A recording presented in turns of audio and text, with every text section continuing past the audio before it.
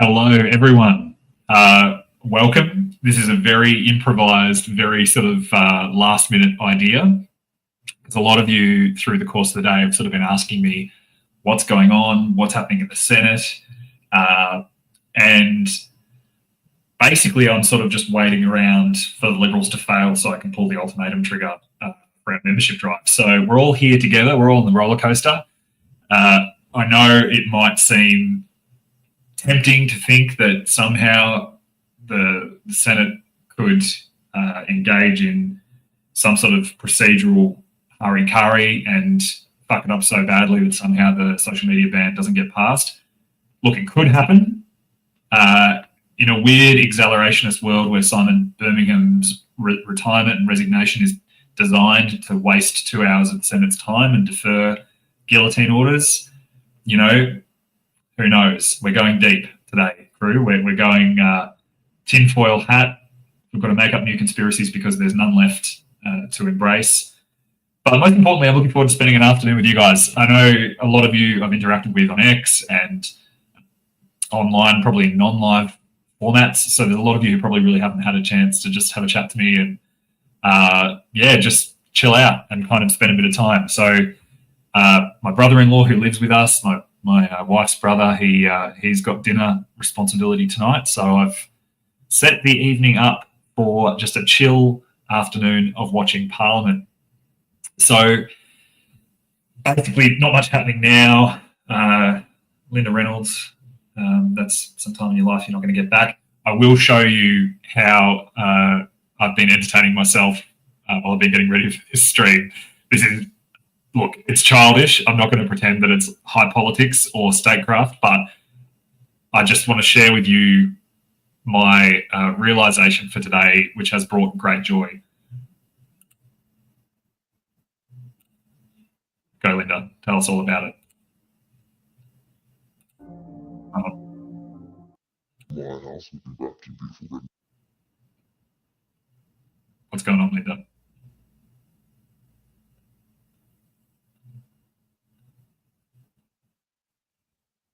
So I don't know why they would include this feature in parlview. I don't know for what possible non-trolling reason this could ever exist.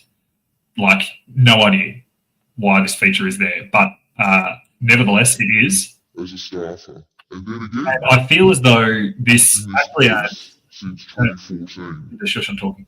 Mostly. I feel as though this actually sort of adds a little bit of a suitable tone. I think that you need a certain degree of ominous. She can just be quiet there.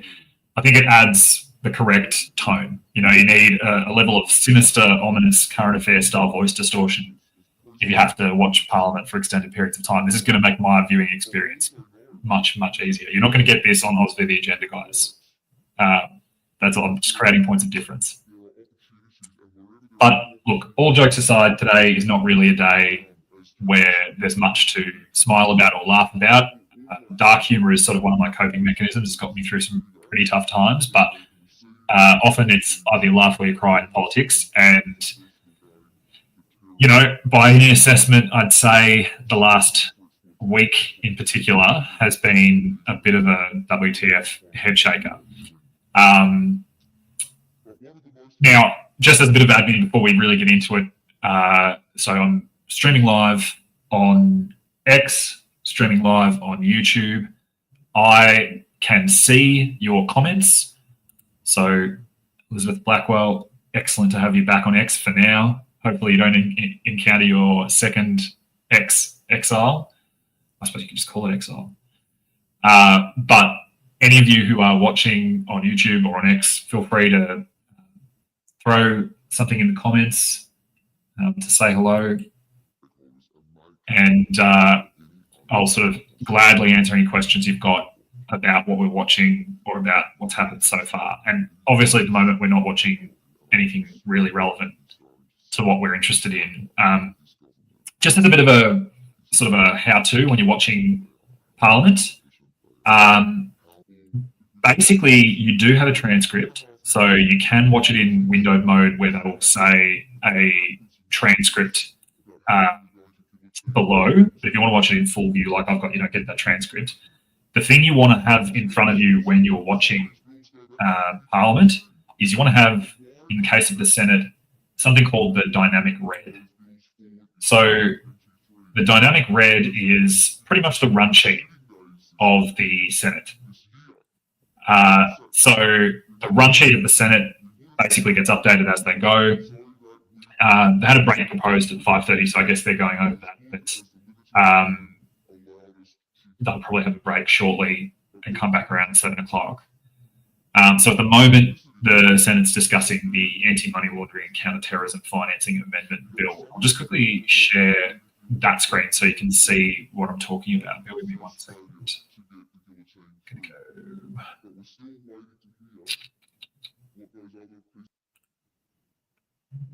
So I'm just going to share. So just so you can see what this looks like. So guys, this is the dynamic red. And if you go to the Parliament website, when you're looking at the Senate, you can actually go to Business of the Senate at the top. So I'll just show you up here. So I'm going to get into this from scratch. Yeah, so you go Senate Live and then Dynamic Red, and that's the online up-to-date version of the red, which is the Senate's run sheet, basically, of what's going on. Dave, hey, how you going, mate? No, I actually didn't. That was while I was still at work. I've just gotten home from work about 20 minutes or so ago before starting this stream. So no, I didn't hear about that. No, that's intriguing. We'll see. We'll see what that's about. We'll go back to the Senate just as a background. Hey, Skylark, how are you, mate? Good to see you. We've got the crew here. Now, once we get a few more people arriving, I'll talk a little bit about what's been happening today and a little bit of, I suppose, behind the scenes of the last week. And also, I'll talk a little bit about my adventures in Canberra the last couple of days. When I got home last night, I did feel like I had to take a shower to wash the Canberra off me, get rid of the swamp. And I hope that I always feel like that. If I'm successful at being elected, I hope that I never get to the point where I'm not feeling that way about Canberra, because it is, as Monty Python would say, it is a silly place. All right, I'm going to change back to Parliament share screen. All right.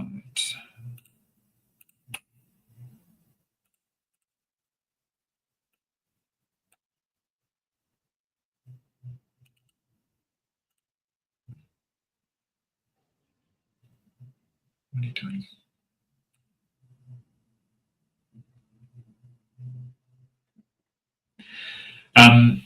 So while Linda's buffering, oh God. Now, to be fair, if there are internet issues streaming Parliament at the same time, that's not going to be the end of the world. The main point of this is to have a live stream with you guys and for us to chat and catch up. If you feel like you want to watch along, have Parliament going in the background yourselves, you can. My brother-in-law streams. Hey, Grim Reaper, how are you, mate? So my brother-in-law streams games. So he does like Diablo 4 live stream. Diablo 4, Diablo 2 live streams. He does a fair bit of Twitch and stuff like that. So we are in regional. We've got NBN fiber to the node.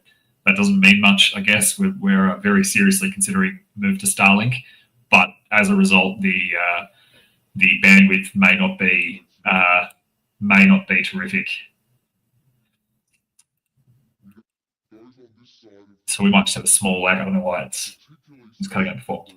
But so if you're new here, as Grim Reaper is, so I'm the lead Senate candidate for the Libertarian Party in Victoria.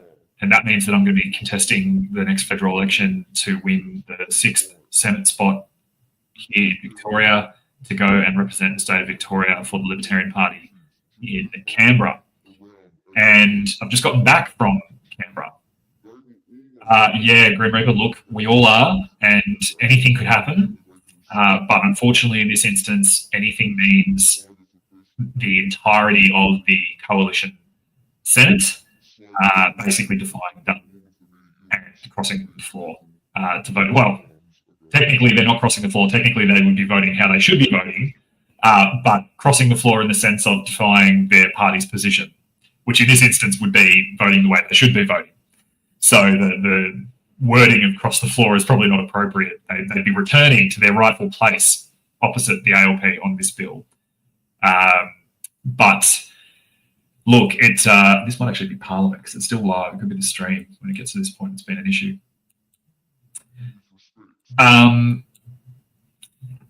But yeah, so look, at this point, short of the world ending or some sort of disaster happening at Parliament House, if that does happen, it wasn't me. I'm related to that. It seems as though the social media ban for kids definitely will pass, which is really, really disappointing for a whole range of reasons. The coalition had ample opportunity. If the coalition party room had, well, I was going to say they had the courage of their convictions, but I think the outcome sort of illustrates that they don't have the convictions in the first place. But if they had, if they were going to be principled, if they were going to do the right thing, then they could have done it. So I'm just going to restart this. I don't know what the...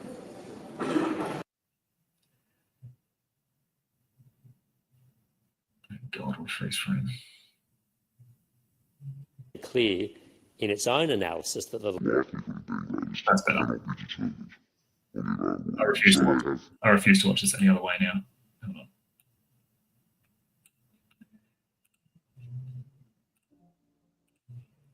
on. Yeah, if the coalition party room had actually done their job and voted in accordance with their principles, then we wouldn't be sitting here having this conversation. Yes, Grim Reaper, they are. Well, yes and no. The LNP and the Liberal Party, National Party, where they are separate. So the LNP is Queensland, where they've actually fused formally. They're actually one party. In other parts of the state, in other parts of the country, other states, they're still two parties under coalition agreement. But the Liberal Party are not solely meant to be a conservative party. The Liberal Party were created by Robert Menzies as a combination of a couple of competing centre-right parties, but importantly, the Liberal Party, as Menzies envisaged it, was the fusion of a strong classical liberal, small L liberal tradition in Australia and conservative tradition. So it was that twin traditions was always what the broad church of the Liberal Party was meant to be. And Howard basically understood that intuitively very well. He successfully catered to both of those twin traditions of the Liberal Party in a way that didn't always leave everyone feeling happy, but left everyone feeling heard and as though they did have a place in the Liberal Party. And unfortunately, that's really long since fallen by the wayside. And I think that where that actually did fall apart first was probably the last term of Howard's tenure. Because in the last term of the Howard government, we basically, Senate YouTube stream, Dave, maybe. I'm just going to stop screen sharing there while I work that out. So in the last term of the Howard government, you actually had John Howard win the lower house and the upper house, the Senate, sort of like what Trump's got going on in America. And what that meant was that essentially Howard didn't have to play the sort of game of compromise and the game of balance that he had before. And I think that was the beginning of the end. for principled coalition government that last term, probably about a year in. I remember at the time, hey, Lucinda, how are you, mate? Look, and Elizabeth was around at that time as well. I'm not dating her or sort of doxing age-wise or whatever, but just from the conversations Elizabeth and I have had, I know she's been around the coalition for a while and probably longer than me, but certainly when I was young and involved in politics, I really clearly remember the tenor of the way Howard governed changing about 12 months into his last term.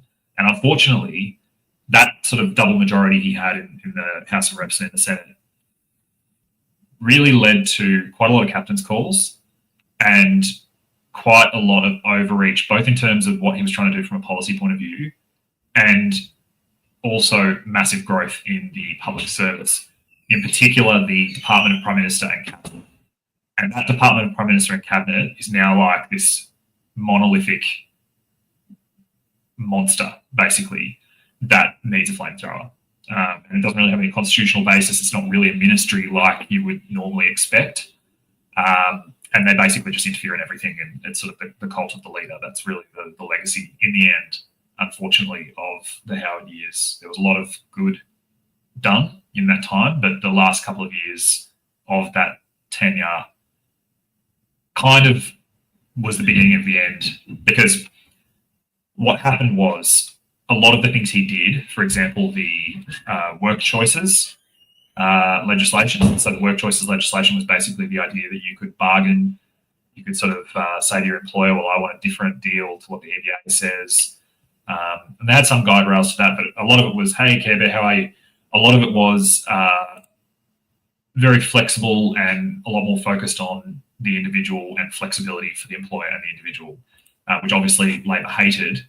But to pass that legislation, so Howard had the double majority, he could put whatever he wanted through the House of Reps and the Senate. But when he set that precedent and he created industrial relations framework for the whole country, where previously it had been sort of state by state, it wasn't a broadly accepted thing that you could have an overarching federal industrial relations platform to the extent that it now exists. When Howard got voted out, the Labor Party, when they came in, did their Fair Work Act and basically repealed work choices and replaced it with something that we're still paying the price for today in terms of productivity and in terms of inflation. So that's not about today, but that's just a bit of a how we got here. And yeah, really, since then, the Liberal Party has been dominated not by conservatives or classical liberals, or there are some libertarians in the Liberal Party as well, but the Liberal Party has been dominated by what are variously called wets or moderates. And I call them populists because they're not really principled. They're not, they don't have an ideological position. They just think that they should do what the focus groups say and or what the WEF says. So that's the modern Liberal Party.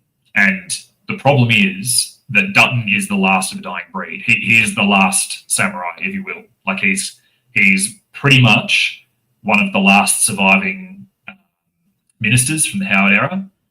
And after him, it's all downhill from there. So, you know, love or hate Dutton, and I am generally critical of him, but have seen glimmers of the leader he could be. I am much more concerned about the state of the Liberal Party room. And we saw that this week on full display, where just because Dutton happened to think something was a good idea, they just all fell in behind the leader. And they will do that regardless of whether or not the person who is the leader has good ideas or good principles or not. And that's the very concerning thing. So I think Dutton has stuck by this and bought into this social media ban for kids, not out of malice, I don't think. And people I've spoken with who know him pretty well have agreed with that they don't think he wants this social media ban for a lot of the reasons we are concerned in terms of the globalist side of things and in terms of the real sinister digital ID elements.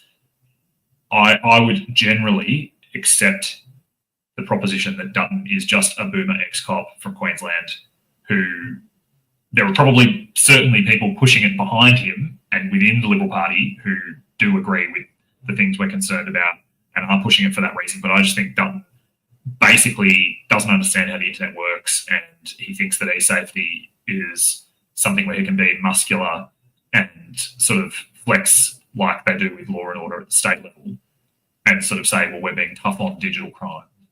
And unfortunately, he doesn't realise the cost that that's going to have to him politically, but to the nation as well. But certainly to his base, Grim Reaper, Joe Dirt, thank you. It's vote one Libertarian. I'm not sure where you're at, brother, whether you're in Victoria or what, but wherever you are, find Libertarian above the line in the Senate and vote one. I think that the High Court side of things, guys, you have to be a bit sceptical about that. So X released a statement saying that they believe the legislation contravenes various treaties and stuff like that that the Australian government signed up to. Unfortunately for X, that's probably not a correct reading of the law. Treaties in Australia are a bit of a one-way street. Treaties allow the government to extend their powers beyond what the Constitution gives them, but they generally won't bind a government of the day if there's an adverse interpretation. Like it would be unusual in the extreme for treaties to serve to limit the lawmaking power of the Commonwealth. They can expand it if they're detailed enough and specific enough and like not a sham treaty, but very, very rarely will an international treaty actually limit the lawmaking power of the Commonwealth. Very rare. So, and I suppose a little bit about me, just you know, you might say, Jordan, who are you to say that? I've read this on X or Signal or Telegram or whatever. You know, who are you to sort of say what the High Court might or might not do? So I'm a law graduate. I finished my law studies last year in November, and I've spent the last 12 months working in a law firm in civil litigation as my supervised legal training component. So you have to do almost like a work-based traineeship after you finish your law degree. And subject to a hearing next week I've got with the Victorian Legal Admissions Board, I will be admitted to legal practice. And I graduated from my law degree with the highest mark in my graduating years. So it's sort of like summa cum laude equivalent, you know, that they have in America. So statutory interpretation and administrative law, so like, you know, the branch of law that serves to define and limit what the government can and can't do, and the grounds you might have for seeking review of government decision-making action. That's kind of my interest. That's one of my sort of passions within law. Obviously, being libertarian and being involved in politics, that's a big reason for that as well. I'm also very interested in international commercial arbitration, which is basically like private commercial courts. So if you ever wonder why you haven't seen Google v. Apple or something in the courts that much, it's because they often deal with their disputes privately through contract, which is a very libertarian idea as well. So yes, so that's me. That's why I am interested in these topics, and generally am able to provide a little bit of clarity around them. So yeah, look, this week not good. Basically, we've seen about 30-something different bills sought to be rammed through the Parliament today. That's done through a process known as guillotining. Australians might say guillotining, but it's guillotine. And basically, where the government has sufficient numbers in the Senate, they can do what's called a guillotine motion, where they basically test the numbers that the motion would have if we put to a vote. The guillotine is like a if I get elected, would I consider it a job or a service? That's a really good question. I think I definitely subscribe to servant leadership. I don't think the politicians deserve any special respect or honour or prestige. I think that they are servants of the people and that they should think of themselves as that, but they should also lead, and they should also seek to educate and explain, rather than, I don't think that Australians want leaders who are them, literally. I don't think that's what representative democracy should mean. I think that Australians want to elect representatives who do what they believe should be done. It's not necessarily them as an avatar in Parliament. Like I don't think people who vote for me come election day want me to stand up and literally do what they would do. I think they want me to represent them and advocate for them. So like I do with my clients at the law firm, I stand up for them and I'm like a champion for their interests in the court and in legal proceedings. So I think that's what a politician should be. They should be representative of the people who voted for them in the sense that they are the people who voted for them's champion and they are their voice in the Senate doing what they know should be done. And sometimes that might mean saying no. Sometimes that might mean that as a politician, you say we shouldn't act in this situation, or that this problem isn't something the government should intervene with. And I think that kind of leadership is something we just don't see. Instead, we get politicians responding to people saying, here's a problem, and politicians go, oh, we're going to do something. And they don't care whether what that thing is will create more problems or what the evidence around that policy is. Like this social media ban for kids, they just say, oh, we hear you parents who are struggling and think there's bad things on social media, which there are. So we're going to pass a bill, and we don't care whether the bill's workable. We don't care whether there's human rights bodies saying we shouldn't do it. We do not care. We are just going to do something so that we can say we did something, and then we're just going to forget all about it and we're going to let it run. That's what politicians at the moment do. So what's so bad then? Actually, I'll answer some of these questions first. So Luciden says the guillotine should only be used in time of national emergency. This kind of use only screams corrupt intent. Yeah, look, I think the government do this. Well, actually, I should say not generally. I won't say generally why the government do this. I'm going to say why I think the government is doing it now, which I think might be more interesting and useful. So basically, the Albanese government has had this huge logjam of legislation that's been stuck in the Senate. The Greens have been a lot more flexing their muscles of late. The Greens, I think, are realising that they can block the ALP agenda, and they will do so opportunistically if they think it will actually advantage them or let them negotiate a better deal for their constituents, or set themselves up for an election strategy where they can claim that they are a better sort of home for a left-wing vote, I suppose. And funnily enough, to do that, the Greens have been cooperating a lot with the coalition. So the Greens and the coalition cooperated, for example, to vote down housing reform previously that Labor had proposed. I think now that Labor reached a deal with the Greens that let them actually pass that this week. And that's what they've been doing. In the last couple of weeks, they've been furiously negotiating, and they've been trying to clear the decks and trying to get support for a whole host of bills. And when you see that list of bills that's on that guillotine list, that list of bills is a list of bills that either through negotiating with the Greens or the coalition or both, or the Greens plus the cross plus enough, or sorry, ALP plus enough of the crossbench to actually get across the line to get their minimums. The government basically has made a list of all those bills where it believes from one source or another it's got the sufficient numbers to pass the Senate. It's put them all in a list and it's gone, we're going forward with that today. We are going to limit or restrict debate to an hour for all these bills together, and then we're just going to vote on the bills. So for those who haven't seen this process before at all and don't watch a lot of Parliament, it is unusual for a guillotine to be used generally for one bill. But what has happened with this government is because they've had such a backlog, kind of a logjam of legislation and the legislative agenda, they are now using this method to try to clear the decks and to try to pass as much of their legislative framework as they've been able to negotiate support for. Now, why would they do that? The real answer, I suspect, after my visit to Canberra this week, that I spent a couple of days there, and from talking to a few people and contacts of mine in Canberra, I think that Albanese is trying to set up a March election. So the Senate and the House of Representatives normally wouldn't come back until February. And basically what I now believe is more likely than not is that rather than Parliament go back for a couple of weeks or a couple of months and then have an election in May. I think Albanese is basically going to drive to the Governor-General's residence in probably mid to late February before Parliament resumes and dissolve Parliament.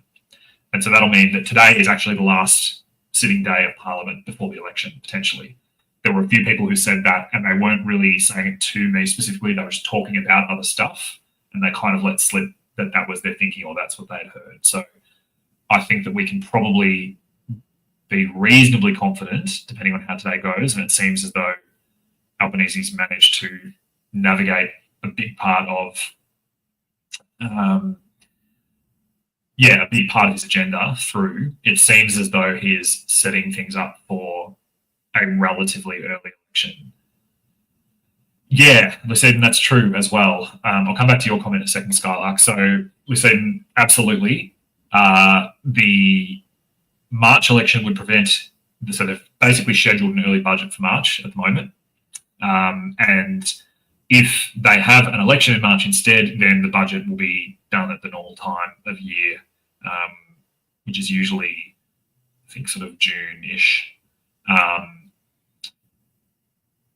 So basically, there's a few advantages to March for the Albanese government. The first is, yes, they won't have to do a budget. They won't have to run in circumstances where the next budget will not be like the last couple have been. They've been able to play around with some things and defer some outgoings. So they've basically been able to fiddle around with the books to make the last couple of budgets have small surpluses because they've deferred a lot of stuff through the forward estimates. This next budget will not be like that. So I actually really liked Carl, what's his name from Sunrise? Carl, his surname escapes me, but Carl Stefanovic. He actually said at the last budget that Jim Chalmers handed down, he said, and this was totally out of the blue, it was like a soft puff piece, breakfast show interview, but Chalmers thought he was just going to be there and have a chill time. The very first question Carl Stefanovic asked him was, he said, "How does it feel to hand down your last budget surplus, Treasurer?" And Jim Chalmers' just face, he just fell. I was watching the interview and he just went white as a ghost. And my theory, my quiet theory that I hold is that Carl Stefanovic is actually brilliant and very interested in politics, but he's just this repressed. He's living the clown life, doing breakfast radio or breakfast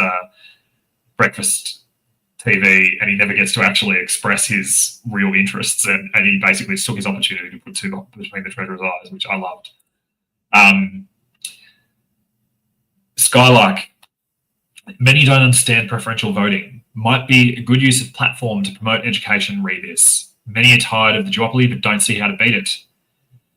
So yeah, look, I totally agree. There are a lot of people who really, I don't think it's that they don't understand it. I think they actually work it out and then the major parties basically con them and convince them out of it. Because especially this election, I think the major parties will both be furiously trying to tell you, don't waste your vote, don't risk another term of Albanese, don't do this, don't do that. The reality is you are in complete control of your vote for federal politics. You really have, you really have complete control over your vote.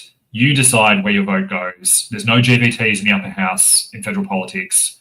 And ultimately you decide where your preferences go. There's no, if you number all the boxes, there's no leakage, there's no throwing away your vote. That is just completely ignorant propaganda, really.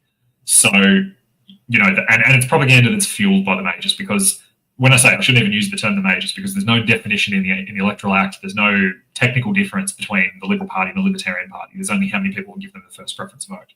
So they're only major to the extent that they're the largest or second largest place where people park their first preference vote. And they know that can change. They know there's no reason why that has to be the case, except that people believe it to be the case. So Topher Field has done a great video. I'm going to put this up because I haven't seen, I'm going to do a bit of shorten here. I haven't followed this link, but I believe what it is that the link that my comrade says the link is going to do. So I'm going to imagine that's the Topher Field Marbles video. Scott, tell me if I'm wrong or right on that. But no, you cannot waste your vote. And Topher Field has done a great video with Marbles. He's actually talking about doing another one to sort of really explain a bit more about the background and really answer. Yes, it is Topher's video. Excellent. Excellent. Scott, my Bill Shorten pitch was safe. So, yeah, Topher's going to do another video on that, but totally agree. We need to tell all of our friends, anyone you know who says, oh, I don't want to waste my vote, just tell them they can do whatever they want with their vote. And if they want to make sure a major party gets it in the lower house, all they have to do is decide which major party they put before the other. They can put both major parties last, unless they're running in a green seat or a TLC. And if they just put Liberal before Labor, so it's 6 people, for Liberal 5, Labor 6, Liberal is going to get your vote when it comes to who's going to win government in the lower house. In the Senate, that is nothing to do with who forms government. And your Senate vote is one of the most important ways you can express your political will, because you can say, look, sure, I accept that one of the major parties is going to win. I'm going to make sure that one of those 2 major parties is high on my ballot so that they will get government. But then when it comes to the Senate, you should be putting your vote in one of the minor parties that best suits your values. And the Libertarian Party, obviously, I'm not going to pretend I don't have a bias or a horse in this game. I'm running for the Senate as a Libertarian candidate. And the reason a Libertarian #1 above the line vote is such a great option for any of you who just want to see change to the way the system works is that we will be extremely skeptical, extremely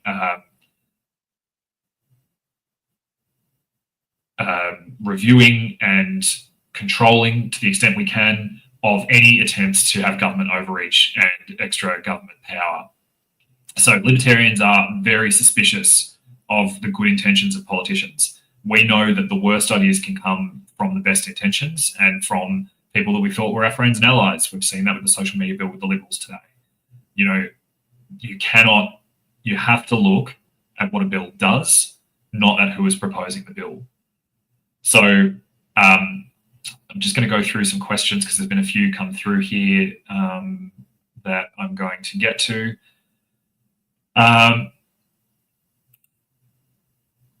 So Grim Reaper says, some food for thought, the social media ban will likely pass and go into effect 12 months later. At that 12-month point, corporations will have access to the digital ID system. Yeah, so these things are happening parallel. And the amendments that the government proposed yesterday, that we saw for the first time through Malcolm Roberts' posts in the Senate, don't do anything to prevent digital ID from being used to verify age under the social media restrictions for kids, sort of age verification bill.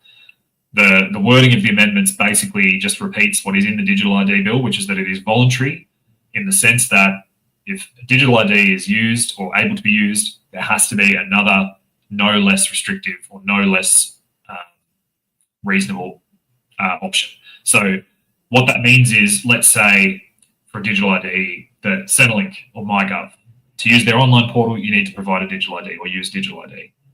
They can do that because they also say, well, it's fine, you can go into a Centrelink office if you like. You don't have to use a digital ID. But how many people will realistically see that as functionally saying we need to use digital ID? You're putting a barrier to access convenience and the internet online format, which is 99% of people's transactions and interactions these days, where there was none before. And the idea that people are just going to change their lifestyle and go back to like a digital Amish realm where they're going to, eschew technology because they don't want to use digital ID, that's not going to happen. Digital ID will be compulsory in the sense that, digital ID will be voluntary in the sense that electricity is voluntary, in the sense that the internet is voluntary. You don't have to use it. Nobody's putting a gun to your head and saying you need to turn the light switch on. You could be building a fire and, doing whatever else you want to do to create warmth. But of course you're using electricity. So the whole argument around the voluntary status of digital ID is a complete joke. And so, yes, if you think about it, anyone here who is on X and has a blue tick, you know what you had to do to get that. You had to provide government-issued ID, take the photo, show them the photo. They'll come back to you in 3 or 4 days and verify. The idea that process will be maintained if age verification and ID verification, instead of being a few people who pay at different times for a blue tick, suddenly becomes the whole country at once and ongoing, you're not going to have that same process. You're going to have a process that allows convenience and allows compliance so that these digital platforms, if they're going to comply, don't get faced with massive fines. So, yes, it is almost like this was planned. They are looking for any way that they can push people onto the TEXA, which is the trust exchange concept that Bill Shorten's just rolled out, or the digital ID. That's not conspiracy theorist, like I've told you. I'm, credentialed lawyer, did well in my grades, etc. I'm not someone who just blindly believes conspiracy theories. That's not a conspiracy theory, that's fact.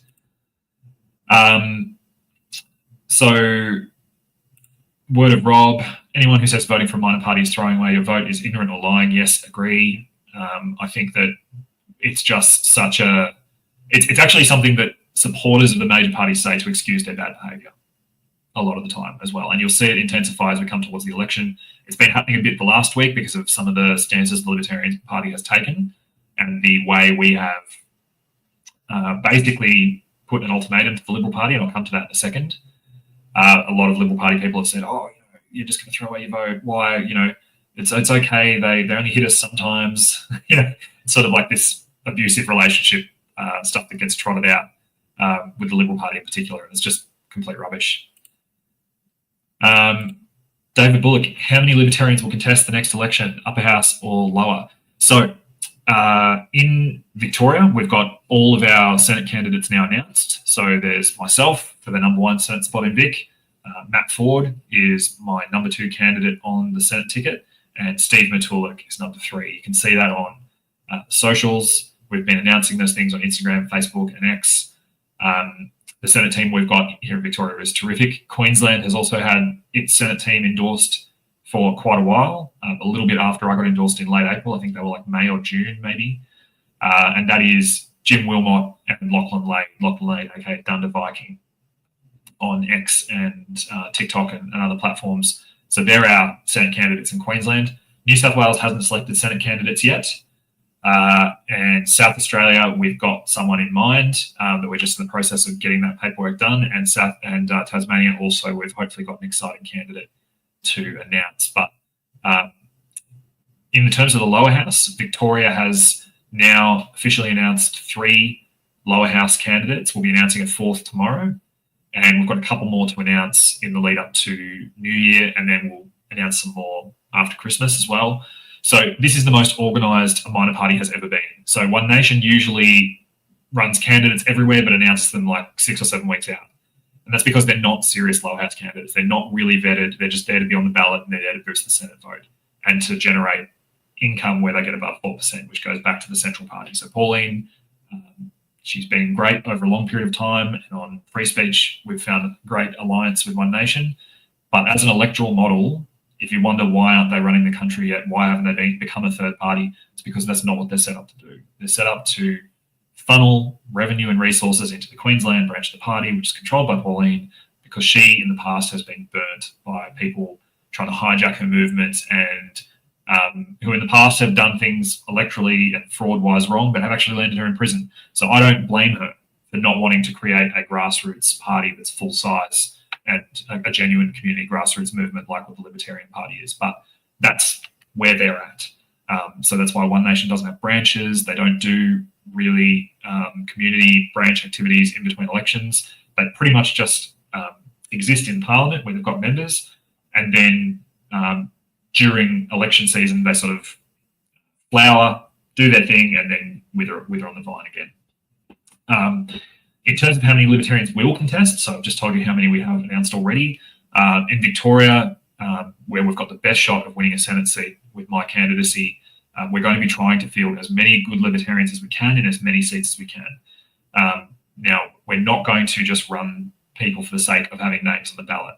We're really big believers in making sure we've got quality over quantity when it comes to candidates, and that everyone we put up, because as the council elections in New South Wales recently showed us, sometimes the Liberal Party just is incompetent and doesn't complete their paperwork, and then suddenly you've got someone on the ballot who might get elected.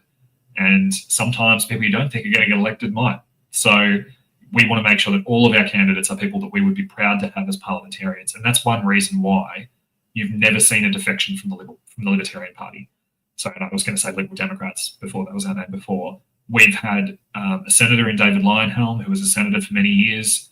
We've had Aaron Stonehouse in WA, who only had one term where he was not elected again for a second term. We've had David Limbrick and Tim Quilty in Victoria, John Ruddock in New South Wales. You know, the Libertarian Party is a bit messy sometimes. Sometimes you see public disagreements and stuff where we, you know, have strong views about what the future should be and how to interpret certain things and visual branding or whatever. But the plus side of that feistiness and vigor and openness is that we all are in it for the long run. We're all sharing the same values and principles, even if we disagree sometimes about how they get applied. And it means that our candidates are committed to the vision and the cause, the libertarian ideas. So touch wood. And so long as we keep putting a lot of effort into making sure we look after our people, develop our branches and select good candidates, I hope that in sort of 20 years, if I've been in the Senate for a couple of terms, we can still look back and say we haven't had any defections or splits within the party, which is really important to me and I think to Australians as well. So what can we do to try and get laws in place to repeal politicians?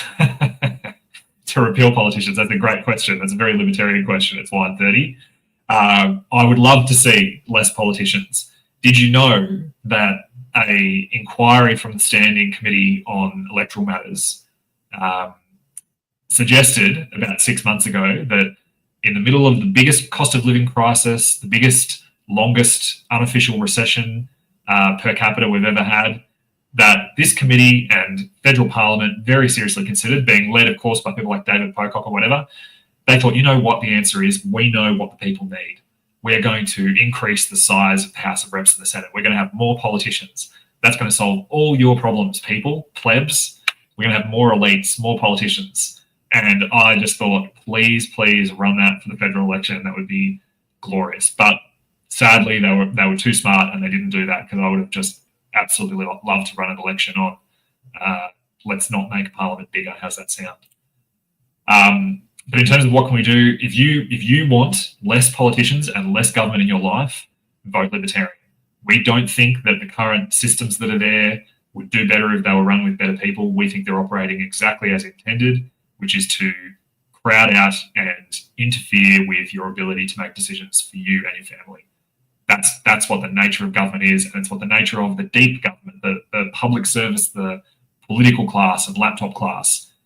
They are entrenched, and it doesn't matter which government is in of the day. They will outlast that government and resist attempts to shrink the size of government.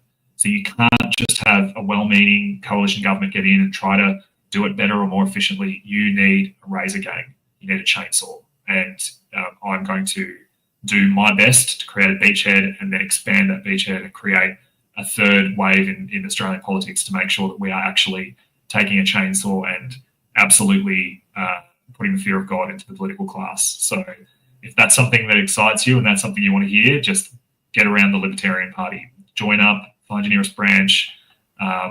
If you feel like you're able to do it, put your hand up and see if you can run as a candidate, because we need good people who have that kind of question on their mind. It's 1:30.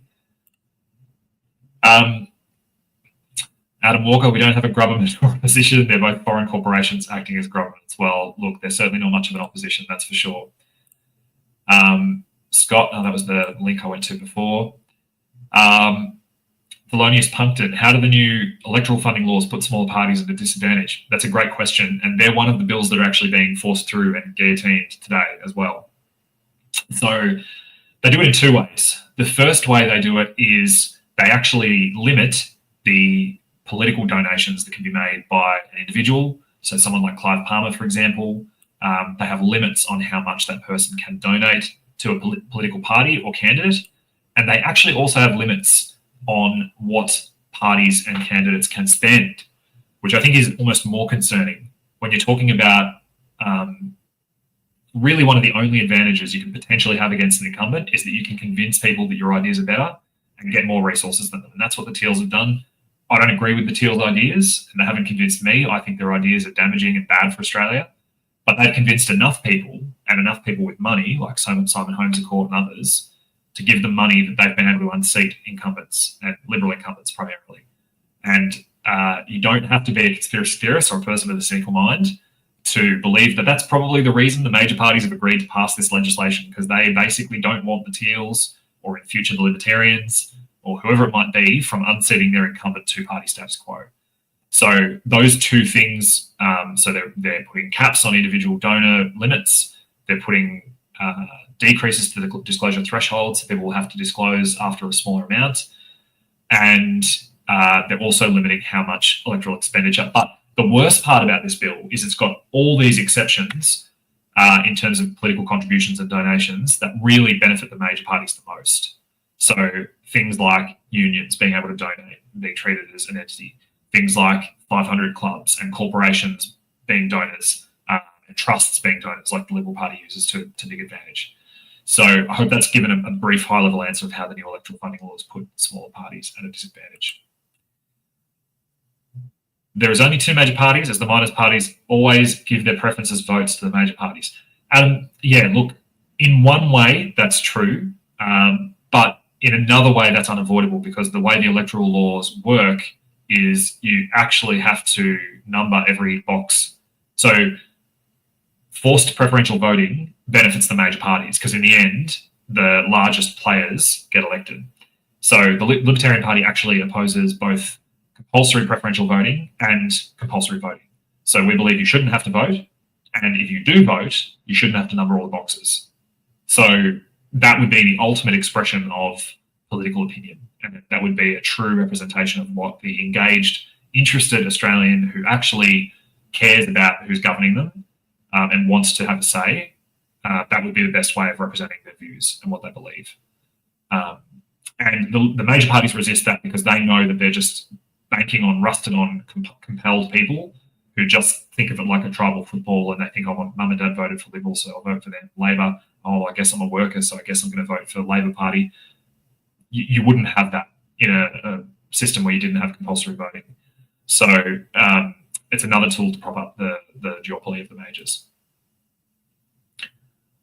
Gaffo, the memes some kids post should be a lifelong bannable offence. Well, I disagree. There's no good memes or bad memes, only memes.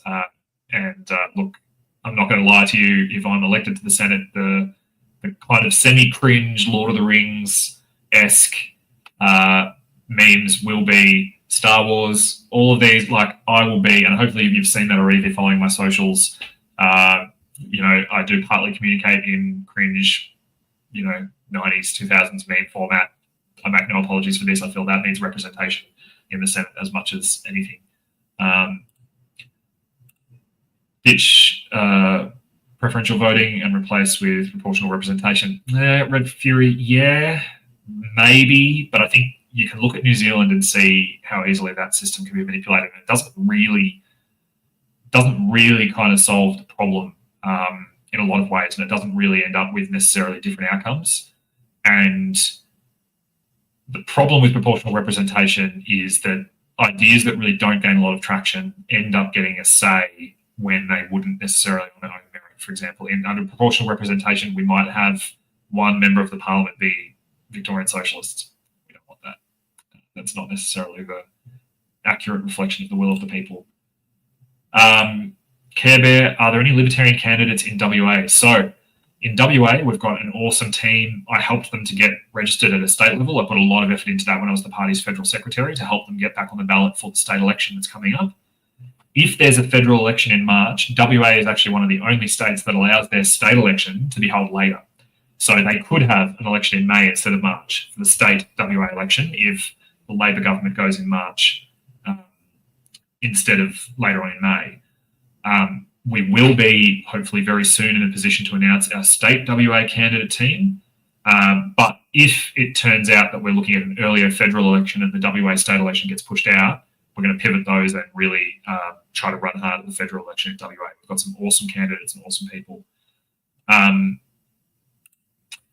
Libertarians believe in smaller government. Absolutely we do. And I think most Australians don't realise how grossly bloated and inflated the government and the public service has become. And people think of the government as the politicians that we elect, the government of the day. I think that your better definition is the government is the politicians plus the political class, the public service. And they're the ones that you could click your fingers and get rid of probably 50% of the federal public service and you would not notice a difference in your life, except that your life might get better. Lucidin, If there is a libertarian in my seat, they'll be my number 2. Yeah, I've seen you express this a bit on X before, Lucinda, and I respect that. I know you almost always say, libertarian number 2, and that's terrific. If you're not going to put us number 1, number 2 is greatly appreciated, because that'll make a big difference. If the libertarians can get above One Nation in the first preference count, then the number 2 preferences from One Nation first preference voters will make sure we get over the Uni Party. So thank you for that. Yeah, look, I broadly actually agree with that. And if you've seen, so you say here, One Nation is my first, only because foreign ownership is my major concern, and that is the largest difference with One Nation and Libertarian. I'd say that there's some other differences, but that approach to tariffs and foreign ownership and sort of, I guess, the Australian economy in the world, that is kind of an area of differentiation between us and FON. And libertarians look at it like this. It's basically a restriction on your ability to sell to who you want to sell to if you have foreign ownership. I'm not saying that there shouldn't be concerns or that there shouldn't be areas where the normal rules of property rights shouldn't apply. And I think that in examples like the port of Darwin, where you had the military base, the port adjacent to the military base being bought by a Chinese firm or the Chinese government, I think that's a good example of where you could have different rules, because you're not dealing with private property rights. You're dealing with a foreign state or a foreign state-owned corporation. And to be fair, I would probably include BlackRock in my definition of a foreign state-owned corporation, because they have a lot of sovereign wealth reserves and things like that. And, the US government is a not uninterested player in some of those, like Halliburton and others as well. So, yeah, so I think that the examples of what you're most worried about are probably areas where libertarians would potentially make exceptions to the normal issues we have with, or the normal principles we apply to foreign ownership. So we believe that foreign private ownership of individuals, if person A in China wants to buy my land or my farm, I should be free as a matter of principle and property rights to sell that to them. But also, I should be free to buy farms in China or land in China, and that's not always true either. So libertarian ideas are always bounded by the principle of reciprocity. We believe that you shouldn't have to be at a disadvantage, and you shouldn't have to offer something that someone doesn't offer you. Sometimes it's an advantage to basically unilaterally say, you know what, we're not going to have a tariff, or we're not going to have a trade barrier, because that can actually be an advantage. You get a lot more benefits flowing your way than negatives.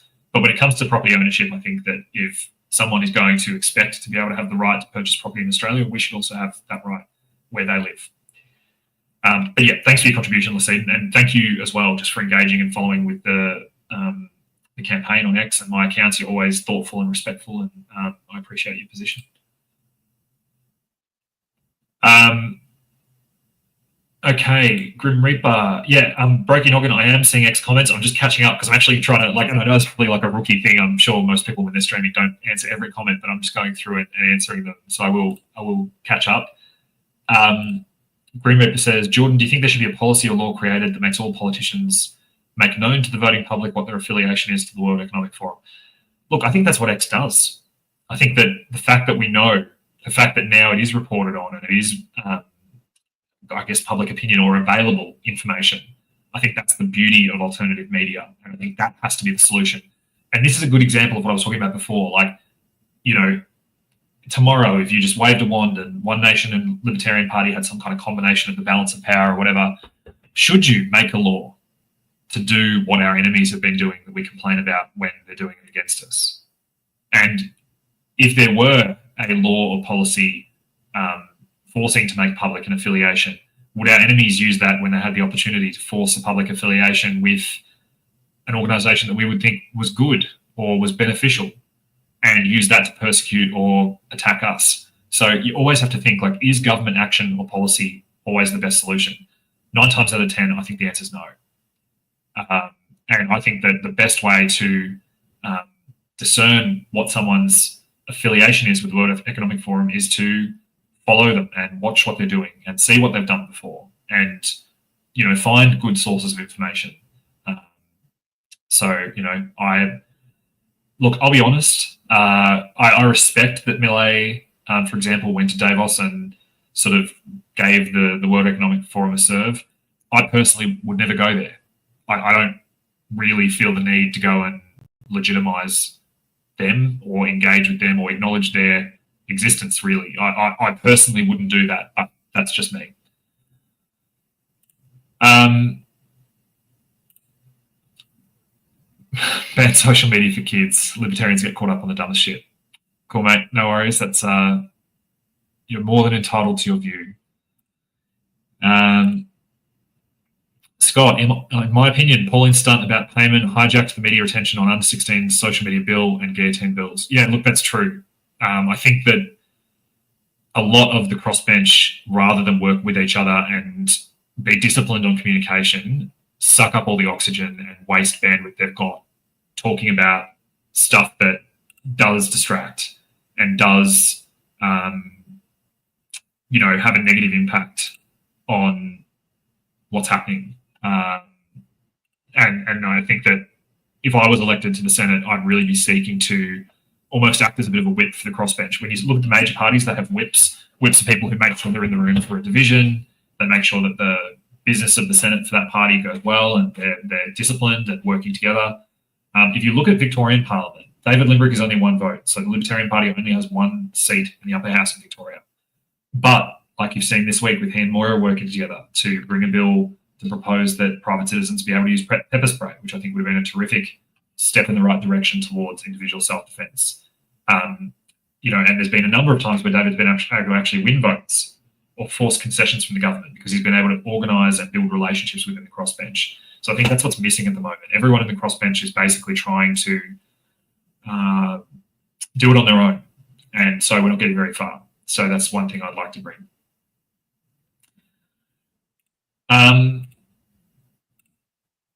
So David says, sounds good. I like that we're serious about actually getting seats. I became a Libertarian member yesterday in New South Wales.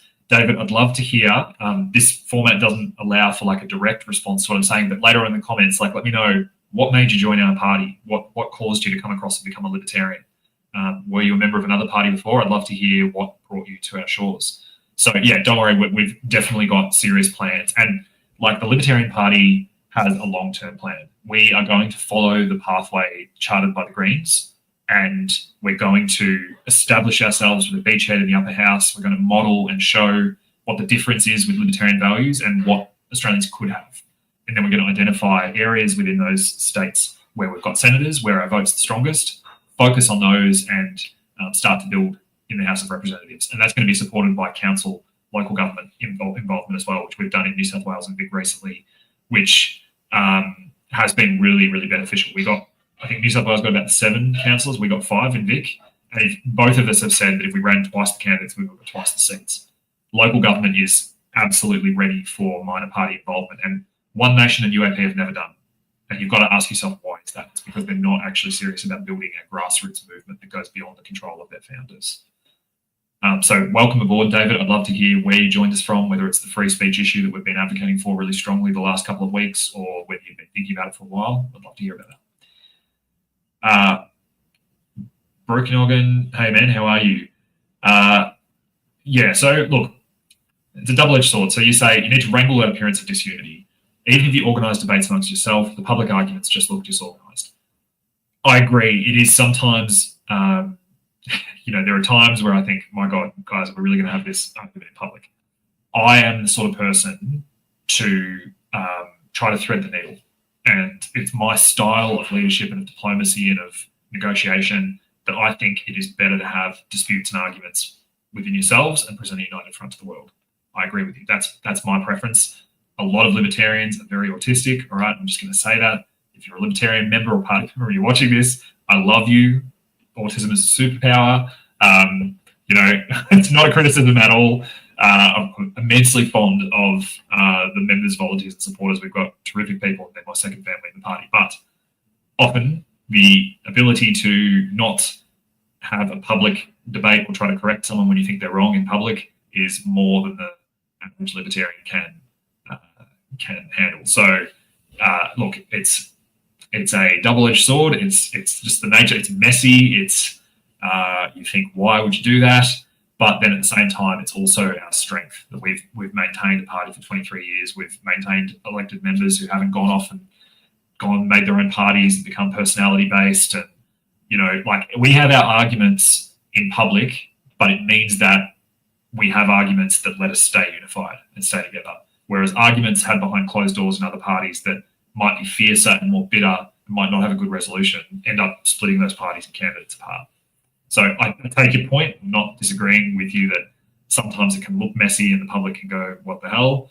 But I would always say to the general member of the public, wouldn't you much rather see the disagreements? Because the Liberal Party, how good would it be if we knew what went on in that coalition party room earlier this week?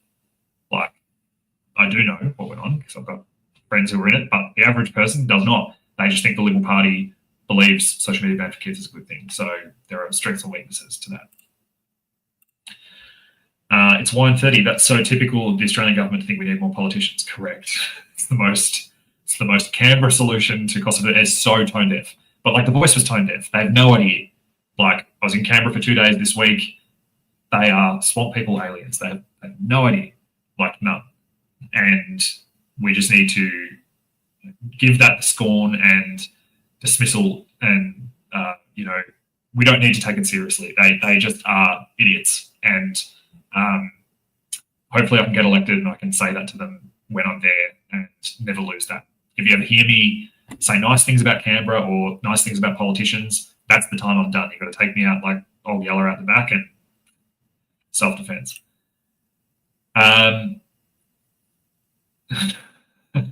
Listen, what happened to the last person who said, let them eat cake, Pocock? Yeah, exactly. We need a Doge-style movement in Australia. Awesome. That is the Libertarian Party. We have been applying those principles. The only thing I would say about the idea of a department to reduce the size of government is that in Australia, the public service would re-employ the people they'd sacked from other departments in the Department of Government Efficiency. The Department of Government Efficiency would become this like ridiculous, thousands of staff or whatever. They'd all re-employ them in the department whose job it was to cut staff and whatever. I just think if we ever had the numbers to do a Doge department in Australia, we should just use those numbers to just cut. Just like, like Ron Swanson, cut. Then we wouldn't waste time setting up a department. We would just cut. They want to see guillotines. We'd do guillotines to just cut departments. Axe it. Yeah, 1:30. I hope I did give some clarity to that. Look, One Nation are with us on the barricades. They're our battle brothers most of the time. We're all pointing our guns in the same direction. But that doesn't mean that we can't point out the differences and that we have to agree about everything all the time, because we don't. Friends don't do that. And if you can't have a disagreement or make a point or have a different view to a friend, then they're not a friend. So, and we're also competitors. So I don't think that it doesn't matter whether you vote for One Nation or Libertarian. If I did think that, I wouldn't be running, and I wouldn't be devoting and dedicating so much of my time and sacrificing time with my wife and my career. Like I'm just at the start of the law career. Really, for me to be running, it's like the worst possible time for me personally, because I've worked hard and fought hard, and we might get into that in my personal story a little bit later on tonight. But I've given up a lot to get to the point I am with the start of my law degree. My wife Georgie and I, we're not far off hopefully starting a family and having kids, and all those things sort of make you think, well, this isn't really the right time for me to put my hand up and run for Parliament. But the problem is, if we go with that thinking, we're left with people we've got now who have no skin in the game and who don't have anything to lose. And I think that's dangerous. I think that's led us to where we are a lot of the time. Matt BLVR. Every year there seems to be a new tax, a new toll, a new license, a new registration, a new rate. All the while taxes, stamp duty rates increase, fines increase. Mate, if that's how you feel and you think that's not right, maybe you're a libertarian. You're not wrong. You are observing correctly. And the consequence of all of those licenses, registrations, taxes, especially excise tax, creates a lot of big problems that the government is pretending don't exist. Like if you are seeing the tobacco wars raging at the moment, it's been especially in Victoria, but it'll spread to Queensland, New South Wales, South Australia, because the organised crime turf wars will expand as those markets saturate. And, it is literally a function of the federal government's vaping and tobacco excise policy that organised crime is deriving profits of potentially $4 billion over the forward estimates. That's how much. I say $4 billion, that might sound like a really specific figure. I estimate that figure because that's the downgrade in future revenue income that the federal government has made on tobacco excise. They're like, oh yeah, we thought we were going to make 14 billion. We've increased the rate of tax, but we're going to downgrade the revenue income that we're expecting by 4 billion. The only explanation for that is that 4 billion they'd predicted, it's not that smoking rates are dropping, because they're not. That 4 billion is going to the black market. And that's going to some very unlovely people, Middle Eastern crime gangs, outlaw motorcycle clubs. And that money is getting used for far, far more concerning things than cigarettes. So, show me a problem and I'll show you a government intervention that most likely has either caused it or made it worse. So I agree with you that the time has come, Matt, to turn the tide. We need to start taking the foot of government off our throat. They talk about cost of living and how much they're going to intervene and give us money back that they've taken from us. Just don't take it in the first place. You want to help us with cost of living, stop taxing us fuel excise. They did that during COVID. You know they can. People are totally unaware of how much of the petrol pump they pay is actually fuel excise. And APCO has been pretty cool. They've actually started doing a bit of a campaign in some of their stores. They've started doing like visual images of a petrol tank, how much of it is excise tax that you're actually paying.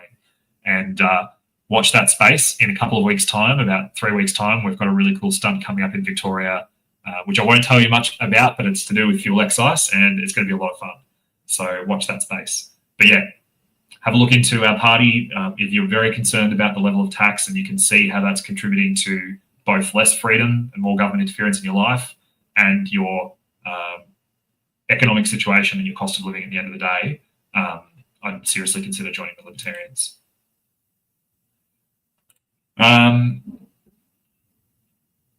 Word of Rob, I'm not really sure what that specifically relates to. I think I understand where Adam's coming from generally.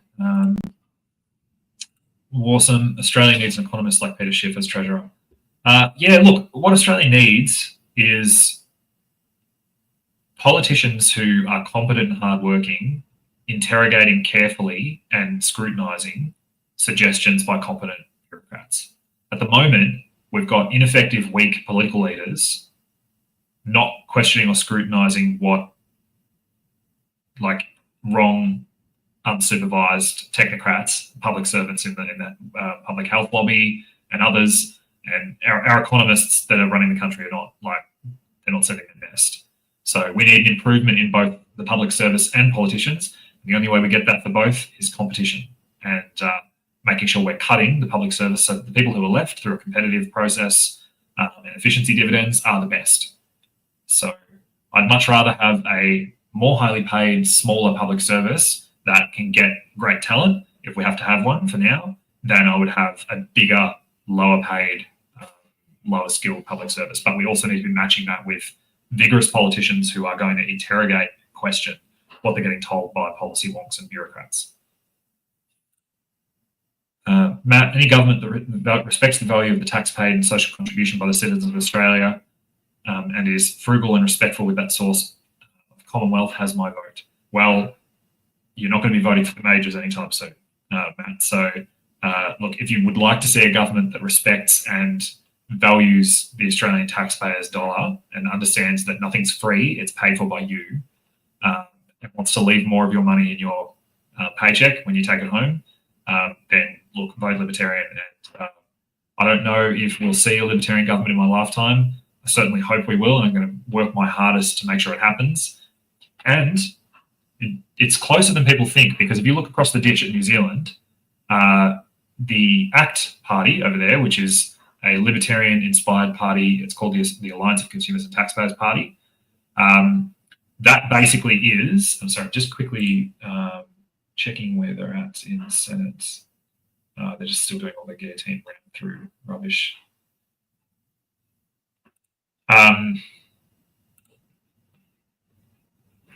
Yeah, they're still doing the money laundering stuff. Aged care. All right. Yeah, so doing a consequential and transitional aged care bill. So the ACT party in New Zealand, they have gotten to the point where they've got about 9 seats now in the New Zealand Parliament, and the Nationals party in New Zealand, which is kind of like our Liberal Party, they're a sort of centre-right conservative party, they have had to rely on the New Zealand ACT party to form government. And suddenly you've seen the age-based ban on smoking drop. So they basically had phased out. They were going to ban smoking for people, as you became a certain age, you wouldn't be able to buy cigarettes anymore in New Zealand. They've gotten rid of that.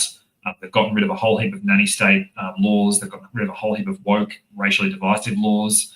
And you might have seen that big display in the New Zealand Parliament where the female New Zealand politicians were doing the haka, the Maori politicians. And the person that was sitting there at the front that they were sort of going up to and trying to intimidate, that's David Seymour. He's the leader of the ACT Party.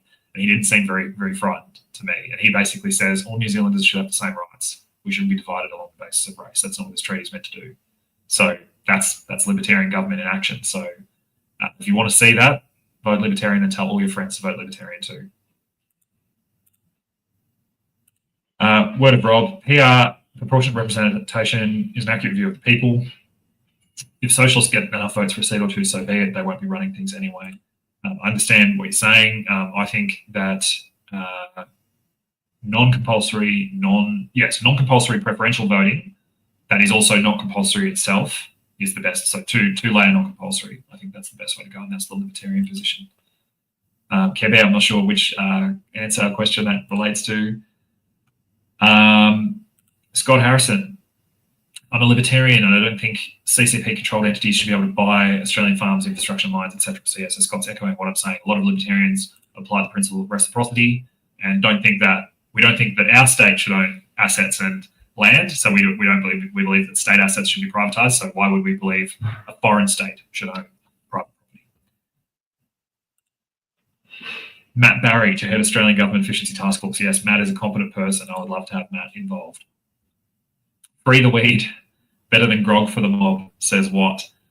So the Libertarian Party do support legalising cannabis. And if you want your weed without woke, vote for us as not the Legalised Cannabis Party. Legalised cannabis basically have a lot of paternalism and a lot of very woke sort of left-wing ideas, at least in Victoria. In other states, actually, legalised cannabis is pretty good. They're often quite civil liberties oriented and almost libertarian, but for some reason Victoria has actual communists. I'm not sure what that's about. Red Fury, maybe you mentioned this, but thoughts on ABC boss smearing Joe Rogan? I hadn't talked about that yet, Red Fury. That I think is pretty embarrassing for Australia on the world stage. The person who's in charge of the ABC and who's meant to be non-biased and oversee ABC's non-biased reporting freely admits that he hasn't watched something. And I think in his mind, he must just assume Joe Rogan is like the Tate brothers or whatever. I don't know. He's obviously just an idiot boomer who has no idea. And look, I think it's kind of funny. I loved that Elon Musk came back and said it was Pravda, like the Russian, Soviet mouthpiece. That made me giggle. I sort of love Elon's take on Australian politics. It's quite funny what the Americans must think looking at them. And look, I'll say what I said to Joe Rogan in response to his comment. I said, look, actually, I'll read you what I said. I said, sir, Australia is an alternate reality timeline of the US 10 years ago. Sorry, I don't know how else to explain it. Good news is we have hope coming down the pipeline. Bad news is that it's going to be a really embarrassing 10 years. Libertarians will defund the ABC. So libertarians believe that the ABC shouldn't exist. If it wants to be privatised and if it can sustain itself on subscriptions or whatever else other media outlets have to do, then I'm confident it will survive in a libertarian world. But they don't seem to be that confident. What? Men help reduce the gender pay gap. Identifies a woman today. Look, the gender pay gap is a function of the fact that many women still choose to take time off to have kids. That's great if that's their decision.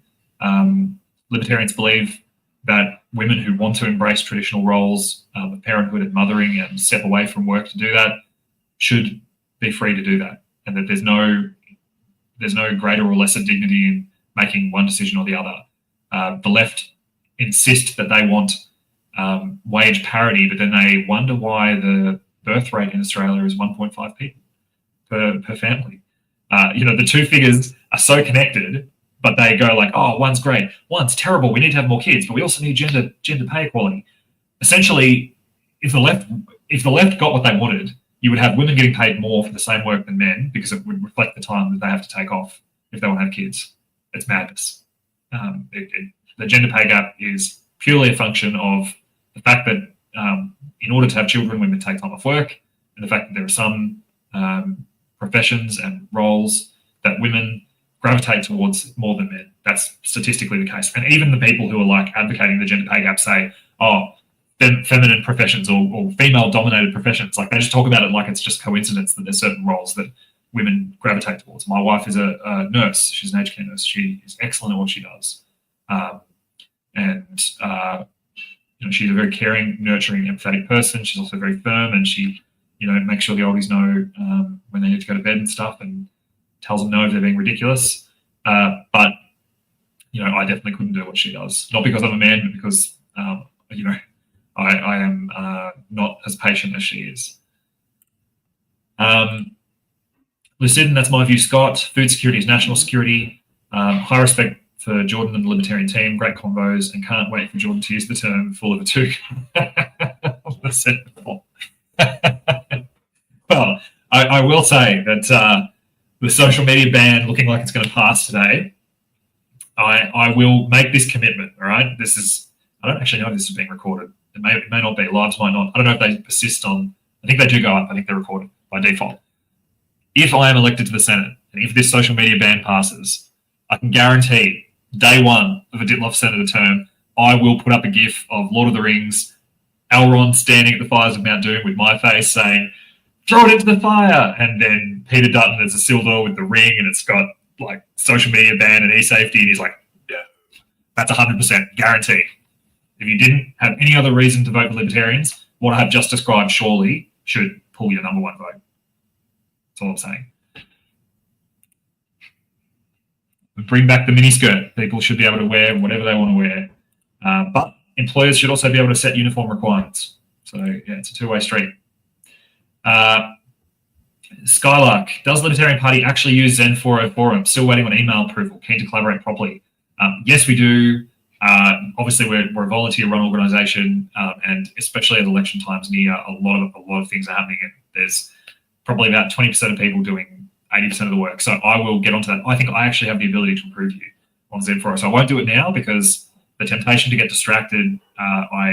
Full disclosure, I'm now medicated. About 2 months into my campaign, I started on ADHD medication. It's guanfacine. It's a non-stimulant medication, which is important because I've had struggles with addiction before. But 2 months into my campaign, I started taking ADHD medication. My campaign team said, they're going to give our Superman kryptonite. They're like, what are you doing? But as it turned out, it's actually been really beneficial because it's meant that I've been able to focus a bit more and engage with things more, and not like we've been going for an hour and 23 minutes. I would have been doing about 5 different tasks at the same time, and I wouldn't have been giving you guys my full attention. So I'm not going to do your approval for Zen4 now, but I will do it after this, and I will remember to do it. So yeah, definitely great to have you aboard, Skylark, and yeah, I've really enjoyed your engagement on X. I'm not going to bring that next comment up. What? Oh, good times. All right. It's 1:30. Would the Libertarian Party advocate for defunding the ABC? I hope I answered that question already. Yes, absolutely. We actually own the rights to defundtheabc.com that a member who joined gave us because they've registered it. So watch this space if I'm elected. Oh God, yes, I'm not quite sure what that relates to.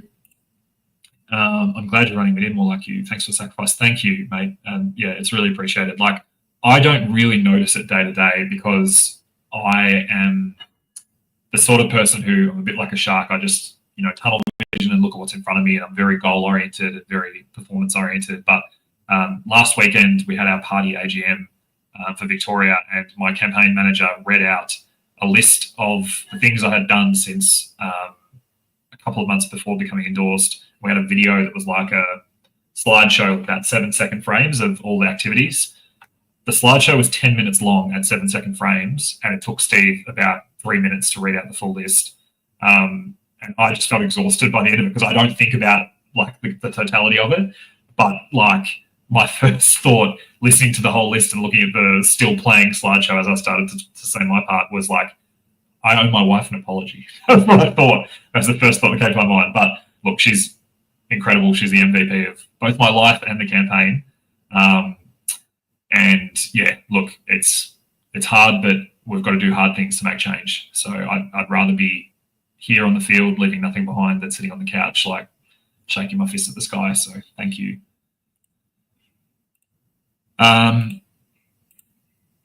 Chop Chop cigarettes, $25 per 100. Look, as a aspiring officer of the Supreme Court, I certainly couldn't tell anyone to break the law and go and buy black market cigarettes, but I can understand your economic argument.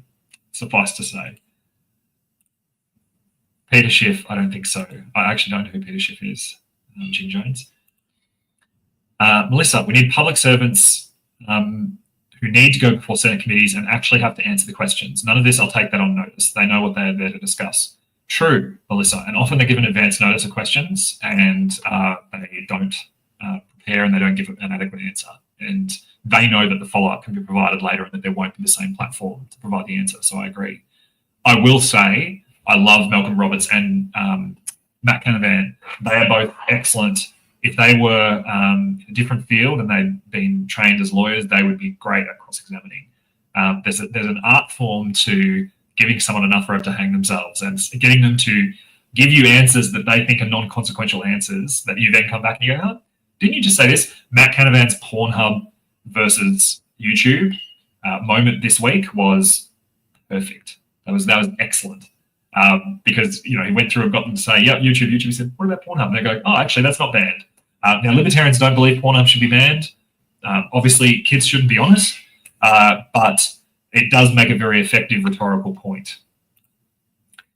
Melissa, yes, that was a double up, I think. Jimmy, how would you promote the Libertarian Party principles at an individual level to try and get people on side, i.e. non-aggression principle, less government? Look, I reckon the way Malay talks about and summarizes libertarianism, because it's probably because he is such a passionate person and he is such a enthusiastic person, I think it's really relatable. I love his phrase that libertarianism is about respect for the life project of others. I love that. Like, that is such a great summary. It's not because it's not about you, the individual. Libertarianism is not about the atomized individual. That is a creation of the state. That's not how humans are designed, and it's not how we exist, and it's not what a more libertarian world would look like. Support for individual rights is the framework on which you build community groups, churches, sporting clubs, charities, all the building blocks and sinew and muscle of a human society that are not to do with the state, that are competitors to the state, which is why they're constantly getting attacked, and it's why the state wants nothing outside the state, everything in the state, nothing against the state. That's the Mussolini saying. And if you apply that to the way the Australian government has grown and tried to crowd out and choke like brambles growing over a fence or other plants in a garden, that is the way the government approaches competitors to its control and identity. And I know that's going a little bit deep, but like, it's true. And I think that saying that Malay has, like, you know, unmitigated respect for the life project of others, I would add to that, so long as they're not hurting anyone else, and there's your sentence. That's your one sentence elevator pitch for libertarianism. People go, yeah, you know what? One of my favorite, it won the internet for me on, I think might have been Tuesday. It was Monday or Tuesday. It might have even been, I think it was Monday, because we did our ultimatum thing, which I'll come back to in a second. I'll tell you about our ultimatum to the Liberal Party. But in the 24 hours after that, someone posted in response to, like, Peter Dutton posted something saying, oh, we're going to look after parents and protect kids or whatever. And this comment that was below Peter Dutton's post on X was just like, get the fuck out of my life, you cockhead. I was like, yes, I can't say that on, like, political platforms or advertising or call flutes or whatever, but if you did have to just do like a cheap and ready libertarian summary for the average man and be like, get the F out of my life, you F-head, perfect. We need less public servants. As much as possible should be private sector. Let the market decide on the best service providers. Jim, you're speaking to the choir. I agree wholeheartedly. Aged care, surprise inspections needed. No 1 week's notice. True. Agree. What? Ben Robson, have you spoken about how Albanese is making housing more unaffordable, making houses more expensive by lowering the level of deposit required down to 2%? Well, that's one problem with that policy. There's a lot of other problems with that policy. And I think that it's going to have, like, he's offering 2% deposits on houses that don't exist. That's the first thing. At the same time as they have centrally planned migration quota-based system that is being abused to try to keep us out of a technical, it's trying to keep us in a technical recession rather than a real recession, and that is our mass migration problem. So that is absolutely a huge problem. He's selling houses that don't yet exist and won't exist. The government basically being an equity partner in your home and covering your deposit. And I actually haven't looked at the details of his housing bill because I've been so busy, but I will look into it presumably after it passes today. I think we're in support. But schemes I've seen where you actually have government equity in your home, that is insane. Like government essentially securing the difference between the deposit the banks would normally take and 2% is effectively the same as government owning a share of your home. It's insanity. It's like, it's inflationary. It's keeping a bubble. I've been, my best friend Scott Harrison's in the chat here. We've talked for 10 years, probably even longer than 10 years, about how the housing bubble in Australia surely has to burst at some point. But every time you think it will, the government basically keeps pumping it up and pumping it up and prolonging it. When these chickens come home to roost, and they will, the pain is going to be so unbelievably bad and so much worse the longer it gets deferred and pushed out. And the reality is that for housing affordability to be solved and for housing crisis to be solved, existing homeowners need to take a hit. Your house now, if you're a homeowner, would need to be worth less than it was before meaningful change is introduced. That's what the burst of the bubble means. And it sucks that somebody's going to have to be holding the bag when the pass the parcel music stops. And it sucks that someone has to get in at the bottom rather than at the top. But that is what we owe to our children to make sure that they can eventually have homes. So home ownership now is, one of my favorite accounts on X Rational Aussie says it all the time. It is a Ponzi scheme. It's a Ponzi scheme, and the politicians are all playing it. So many of them have investment properties. I don't own my own home yet, so I don't have one house, let alone an investment property. I'd love to one day be able to afford my own home. There's a lot of reasons why, like at 36, I haven't been in a position to do that yet. Some of it was to do with my struggles with addiction and drug and alcohol problems in my 20s and associated things that happened to me and debts I'm repaying and stuff. But one day I'd love to have one house. That's where I'm at. But yeah, certainly the government intervention in the housing market is just cooking and cooking and cooking, and eventually it's just going to blow. It's very bad.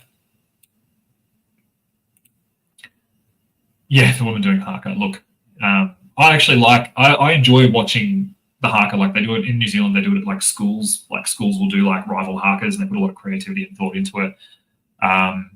But yeah, look, it is obviously a little bit performative and virtue signaling, and it's not necessarily what traditional Maori culture would have been about. I understand what you're saying. God, how far behind am I in the comments?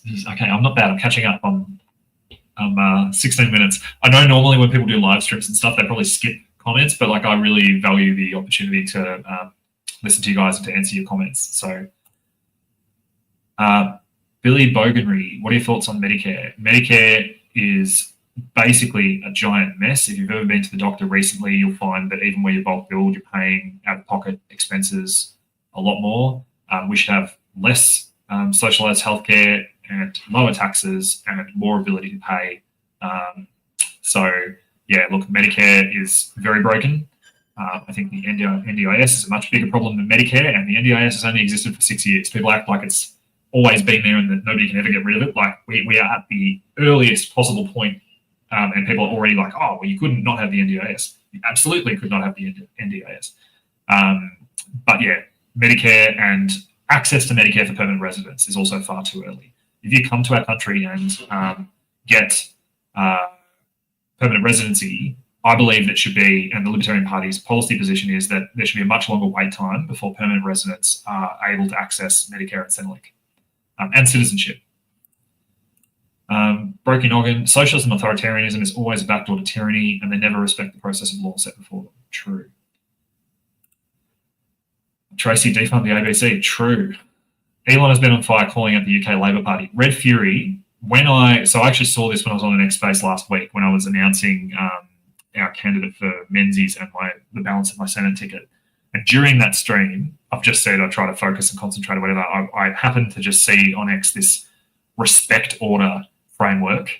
The idea that the government can say you're being disrespectful and antisocial, ban you from certain areas, and then mandate you go to like anger management and drink the Kool-Aid and go to government re-education before you can be a free citizen again. That's outrageous. The fact that the government in the UK is like visiting people because they made social media posts is outrageous. It's just like, if they ever try to do that here, we're going to have a lot to say about it.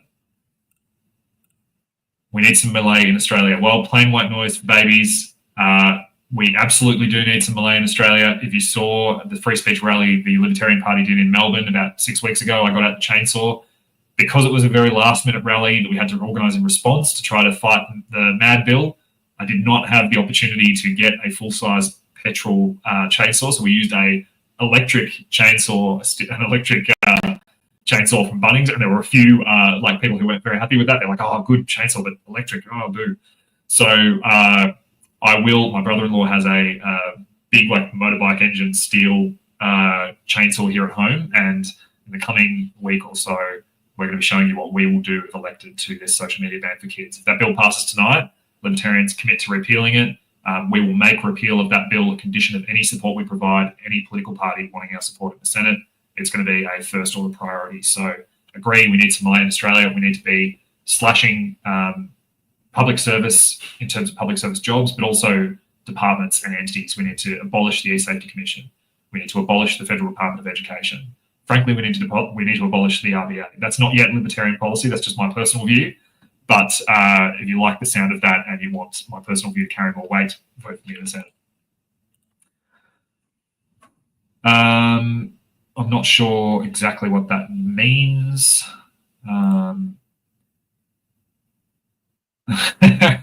So we know who will be the hard-ass parent in the Dittloff household.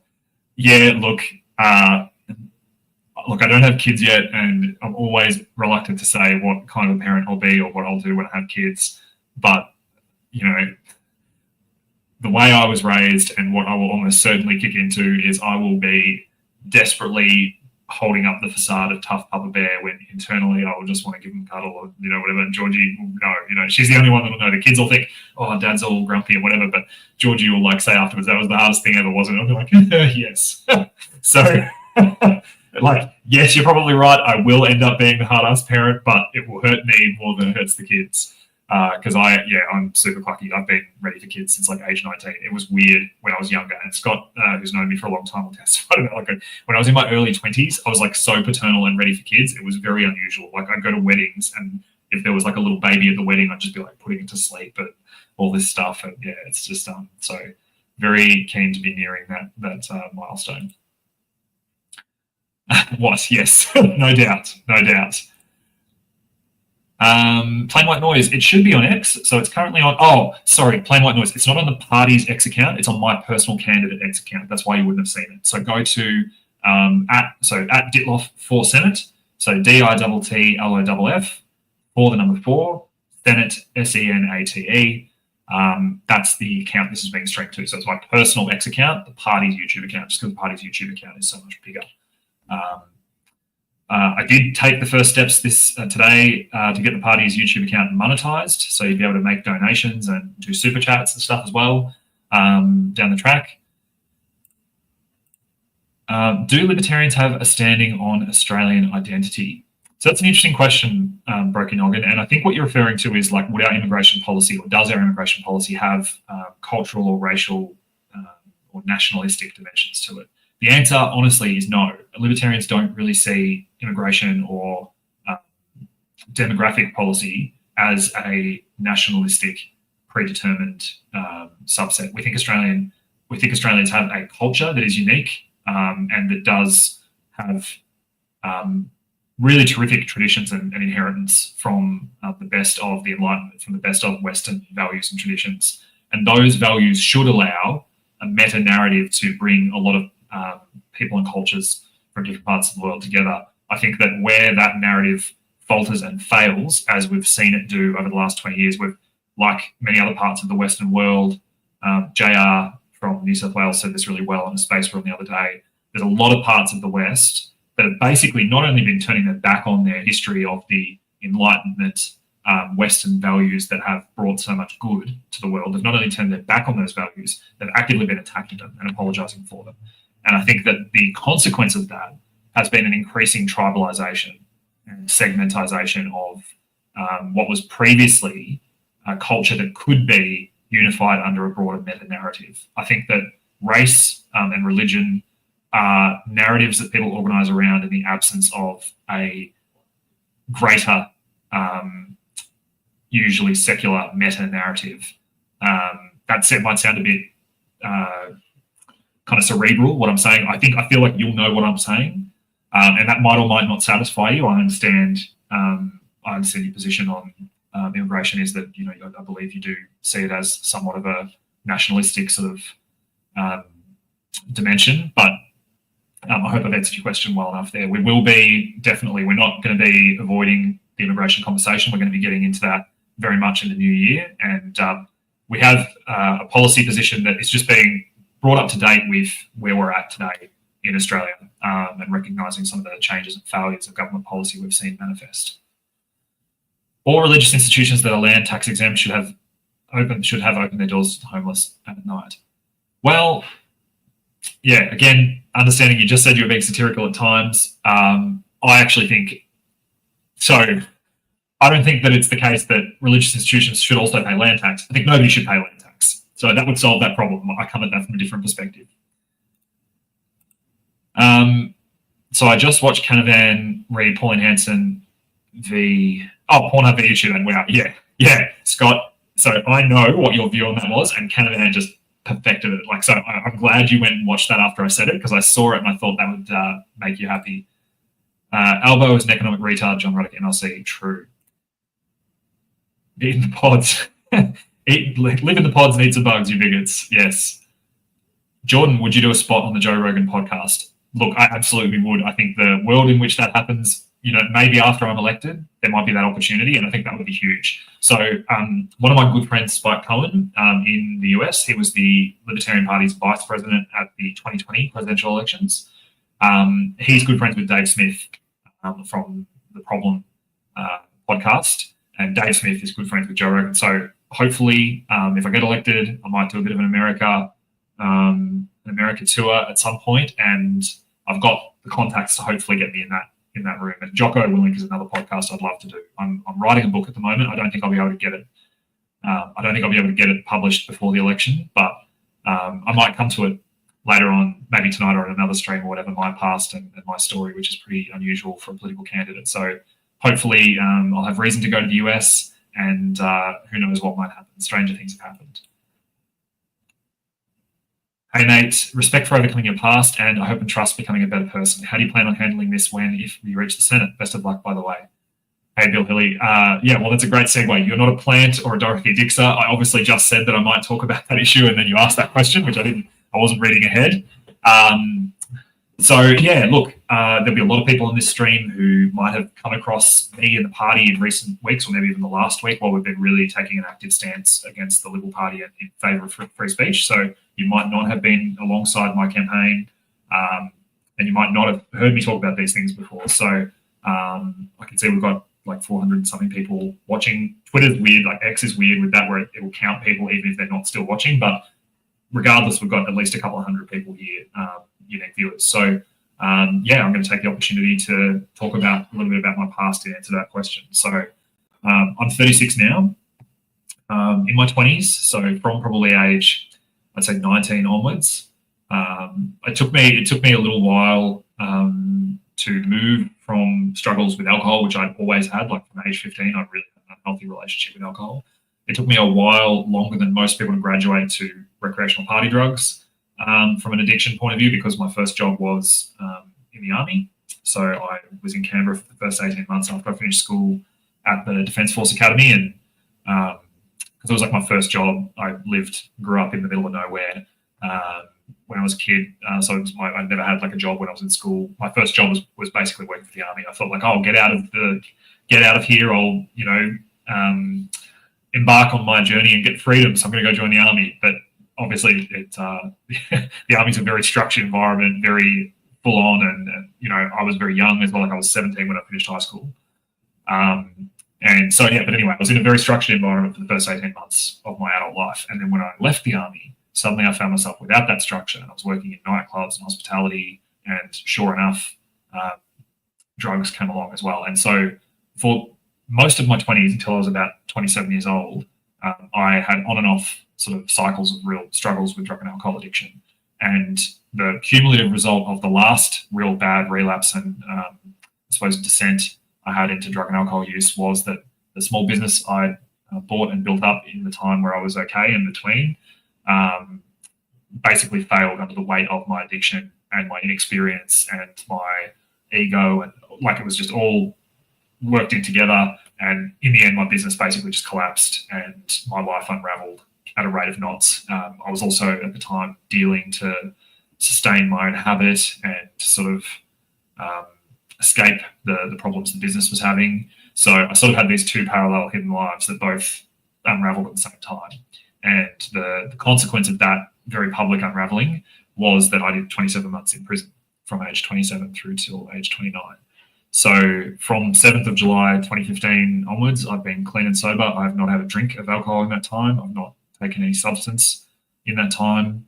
And yeah, basically in the last 10 years, I've done everything I can to turn my life around. I've repaid monies that were owing to people that were harmed by my business collapse. I still owe quite a bit of money on that, but I've repaid about 15%. So it was about 255 grand when my business failed, and I've repaid about 37 grand of that so far. So as my life's become better and my life's improved, I've been in a position to make more repayments. And I've always reasoned that like repaying what I can as I can and improving and increasing that amount as my life's improved is a more sustainable way to help the people I harmed. And I'm kind of making amends by like, because me doing a prison term didn't help anyone that I hurt. You know what I mean? It might have made them feel better for a little bit, but in the end, the libertarian approach to when someone breaches the non-aggression principle or the harm principle is that you have to make amends and you have to actually make your victims whole. So that's the journey I've been engaged on for the last 10 years. And in that time, I also got an undergrad business degree. I got half of that done while I was in prison. So I took the opportunity while I was away to get into the gym, try to do things with the time I had there that I could take with me and help rebuild my life with. So, yes, I finished my business degree while I was on parole. Then while I was managing busy bakery cafes, that was my job before law, I finished my post-grad law degree while I was working full-time as well. So yeah, I'm sort of used to the work rate I'm doing, but in different ways. And so basically, like I said, graduated top of my class. I've now done 12 months in legal practice as a law grad. And next week I've got my hearing in front of the admissions board. So I'm going to have to talk about everything I just talked with you guys about before the admissions board. And I've been vouched for by a lot of people who are very sort of good people with a lot of respect in the profession. And hopefully I've done enough to prove that I'm now a fit and proper person. So, I'll keep you guys updated. I'll let you know next week how I go. But I'm confident that I've done everything anyone in my position could have done to pass that test. And at the end of the day, recovery and becoming a better person, rehabilitating is an ongoing journey. You know, you're never done. And but I think the experiences I've had, and you're right, like the lessons I've learned have made me a better person, and they've made me someone who understands that sometimes bad shit happens to good people, and all of us are only 3 or 4 bad decisions away from rock bottom. So I think I now probably appreciate a lot more that not everyone starts from the same starting point. But the solution to that isn't to like intervene with government and to try to have this false equality. The solution is to try and give people equality of opportunity and model for people that you can take responsibility for your own life. You can't always control the things that happen in your life, but you can always control how you respond to them. So I've sort of adopted that attitude of like extreme ownership of my life and just left no stone unturned trying to turn my life around. And I think like when I got out of prison, I felt like I was making up for lost time because I just felt like I had this, burning desire under my feet. Like I had to take advantage of this second opportunity at life I had. And so, yeah, look, 10 years ago, I was sitting in a prison cell. Today, I'm running for the Senate and on the threshold of legal admission. So it's definitely not your normal candidacy journey, and it's definitely I wear it on my sleeve, and I'm very open and honest about it when questions like this are asked or when I'm talking to people, which I think kind of puts a bit of a stick in the bike wheels of the major parties who would probably otherwise like to really use that against me. They may still try, but it won't work because I've been open and honest, and it's not something they can use to hurt me. So, but in a very real way, my experiences, especially running a failed small business and kind of having my own life unravel, taught me that you can't avoid hard decisions. You can only kick them down the road, and they never get easier. And I see what's happening in our country now and in our economy now. And I see a country that has all the hallmarks of an insolvent business, that's basically borrowing money, that's pushing hard decisions on spending and hard decisions on policy, pushing it down the road, kicking it down the road, making short band-aid solutions to things that really need hard action and hard decisions now. So I think my experiences make me someone who's a real person. I've got baggage and I've had a bit of skin taken off, and I've got a few scars and knocks, but that's life, and that's most people's life. Almost all of us have done things we regret or made mistakes that we wish we could take back and do differently. Whereas a lot of the politicians in Canberra, like I say, this week I was there for 2 days. They're like aliens from a different planet. They're swamp people. They genuinely don't have the same life experiences that a lot of us have. So thanks for your encouraging comments. Thanks for the well wishes. And yeah, in terms of how I plan on handling it when I reach the Senate, I think the other thing this week's visit to Canberra reminded me of is that it's not a great place, both as a workplace in the Senate and Canberra as a place to live. It's a bad place, and it's filled with a lot of unhappy people doing really negative things where they think no one can see them, and it's a bubble. So I need to really make sure I'm still talking with you guys, still keeping connected with my family, still keeping connected with reality. So that's how I hope to handle that. In terms of my actual criminal record, it actually has been a really interesting journey because in federal politics, in the Constitution, Section 44(2) says that you can't run for federal office if you are under sentence, which means if you're serving a prison term or a parole term, or subject to sentence if you're waiting to be sentenced. But once you've actually completed your sentence, you're actually eligible again. So that's a really, that shows how enlightened our founders were and how they were people who believed in rehabilitation. So I think that's pretty awesome. And I think if I'm the first convicted, well, actually, I think some of our initial founding fathers who were here, like First Fleet descendants, or people who'd come here after the Irish potato famines and rebellions and stuff, they might well have had criminal records back in Britain, and that's probably one of the reasons why they crafted the Constitution the way they did. But it'd certainly be restoring a certain sense of the idea that people can turn things around and that nothing is permanent, that there's always hope. So thanks for the question. I hope I answered it to everyone's satisfaction. If you want to find out more about my past, you can go to my website, which is www.jordandittloff.com.au, or you can also have a look at, it's on that website, but also if you go to Discernible, if some of you know Matt Wong and are a fan of his long-form Discernible interviews, I did a really great interview with him a couple of years ago when I was much earlier along in my journey, and ideas of being a politician or a lawyer were both very distant, but I sort of shared a lot of my story with him then. So if you want to find out more, you can. Also, feel free, my DMs are open on X. You can reach out to me there, and if you want to talk about it, I'm happy to talk about it. Ben says, electric chainsaw was at least powered by petrol generator. True. UK currently have a petition going to call another election. They seem to be unhappy about their current Labor government. Does the Libertarian Party still have a policy about recall elections? Yes, we believe we should be able to hold our politicians to account in between elections. So great point, Melissa. We absolutely do still have that policy. What has the pulse of the nation? Very true. Harvey M. What is the Libertarian view on outside influences on Australia's laws, such as the UN? Well, it's a really good question you ask, and we are very close to announcing a foreign policy / defence / foreign aid package of policy ahead of the election. You know what? I'm going to give you a little bit of a spoiler. We believe that Australia should be the Switzerland of the Pacific. We should be withdrawing from the UN. We should be withdrawing from the World Health Organization. We should be pursuing an Australia first self-defense policy that doesn't see our defense force as being a tool of America to go and engage in wars of foreign aggression and, bomb brown people in the Middle East. That is not what Australian taxpayer dollars should be spent doing. So I'm not going to go into more details, but that's the flavour of it, and I'm looking forward to talking to you guys all about it.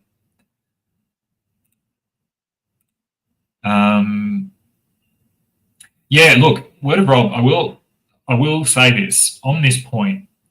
I think one of the best things I saw during the federal election in the US was JD Vance's interview with Joe Rogan, where he said you can't create culture from a top-down legislative approach.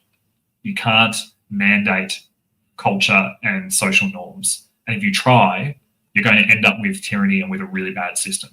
And I think that some advocates of harsher, like net zero migration. So, spoiler alert, the Libertarian Party believe mass migration is a big problem for a whole heap of reasons. And we have a plan to tackle the broken system that's created that and led to it and allows politicians to manipulate migration to create these problems.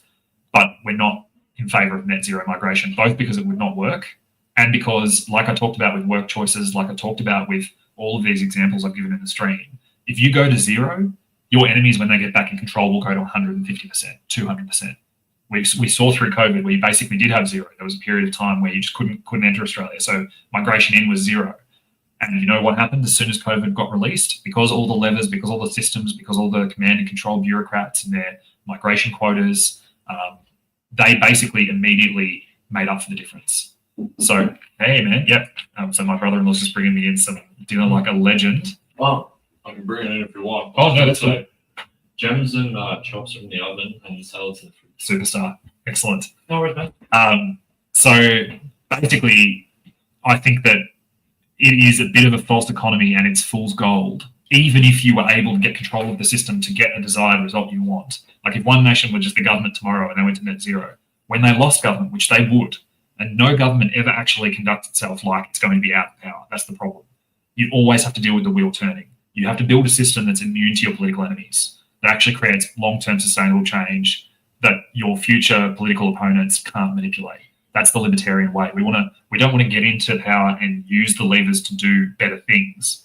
If we can go back to the Lord of the Rings analogy, we don't want to take the ring and go and fucking kill Sauron, right? That's what One Nation is talking about doing with migration. They want to take the One Ring and use it for good, so they say. The problem is that using it for good will often corrupt you and your enemies will take it from you and do terrible things with it. You need to destroy the ring when you get the chance. So I feel like Lord of the Rings could just be a metaphor for, for all policy discussions. But great question, and I agree. So is the bill dead? Which bill, Yaban? Tell me that and I'll come back to it when I get there to the end. Word of Rob, love Jocko. Good. So you're 6 degrees of Kevin Bacon from Joe Rogan. I think I'm actually closer than 6 degrees. I think I'm like 3 or 4. So, and I actually think Joe Rogan would be, so Dave Smith would be more interested in my political journey. I think Joe Rogan would be a lot more interested in my personal journey. Cheers for the honest answer. Us ADHDers always struggle with alcohol. If anyone puts it on you about it, remember that old glass house saying, good on you, mate. Thank you. Steel is made stronger by repeatedly being hit, being forged with a hard hammer. So too is one's character made tougher, stronger, more resilient, more trustworthy by surviving the blows of life. That's true. And look, I don't think Ben will mind me sharing with you that he once said to me that he believed I had a earned wisdom far beyond my years because of the experiences I've had. And I think that is true, that I've had to learn and grow more than many people my age. At 36, I've had to really learn who I am and learn what's important. And I've seen that there's a lot of things in life that aren't that important. There's a lot of people that you think will be with you and around you when you have nothing, but that's not always the case. So you've got to be very discerning, and you've got to look multiple steps ahead and be patient to achieve what you want. Broken Noggin, yes, we're selling the future of our children to satisfy the voters of today. Agree. Peter Layla, hearing leader of the Eureka Stockade and sat in Victoria Parliament. So, Broken Noggin, I don't know if you know this, and guys, I'll tell you this. So, I live in a suburb of Ballarat called Canadian, and that is probably maybe even less than a kilometre away from the Eureka Stockade. So, I go on my morning run. Every morning I walk past the Eureka, I run past the Eureka Stockade site, and they have the flag flying off in there on the corner, which is pretty cool. And I really I don't know if this is possible, but one day I'd love Ballarat to be like the first lower house seat for the Libertarian Party because of that Eureka Stockade and tradition of rebellion against property rights and taxes. And it'd just be so good. So I live in Ballarat, so maybe if I become a senator, I can really build the profile of the party and, have Ballarat be our first lower house seat. But yeah, if that ever happens, we can look at this video and go like, you called it 40 chess. But to word of Rob, they do only insofar as to present a position to be extrapolated upon by the citizens. So you see the government potentially is providing the canvas that citizens and culture and society can be painted on. I understand where you're coming from. Hopefully I've represented your position right when I say that. Dude, love all things Tolkien. Keep those references coming. I'm nearly at the end of the comments. Excellent. I'm smashing through it. Harvey M, what made you determined to rise when you were at rock bottom? Harvey, I think that for the first couple of months, I was just surviving. Like, I felt like at that time that I was just clinging. Like, if I remember back to how I felt at that time, I remember feeling like I was just clinging to like driftwood in an ocean, like just being buffeted by waves and just trying to stay above the surface. Like that, it felt like in the beginning, the first couple of months I was in prison, it felt like, it felt like it was all I could do just to maintain a sense of who I was and to keep going and to get up each day and to put one foot in front of the other. It didn't feel like I could think even a second ahead.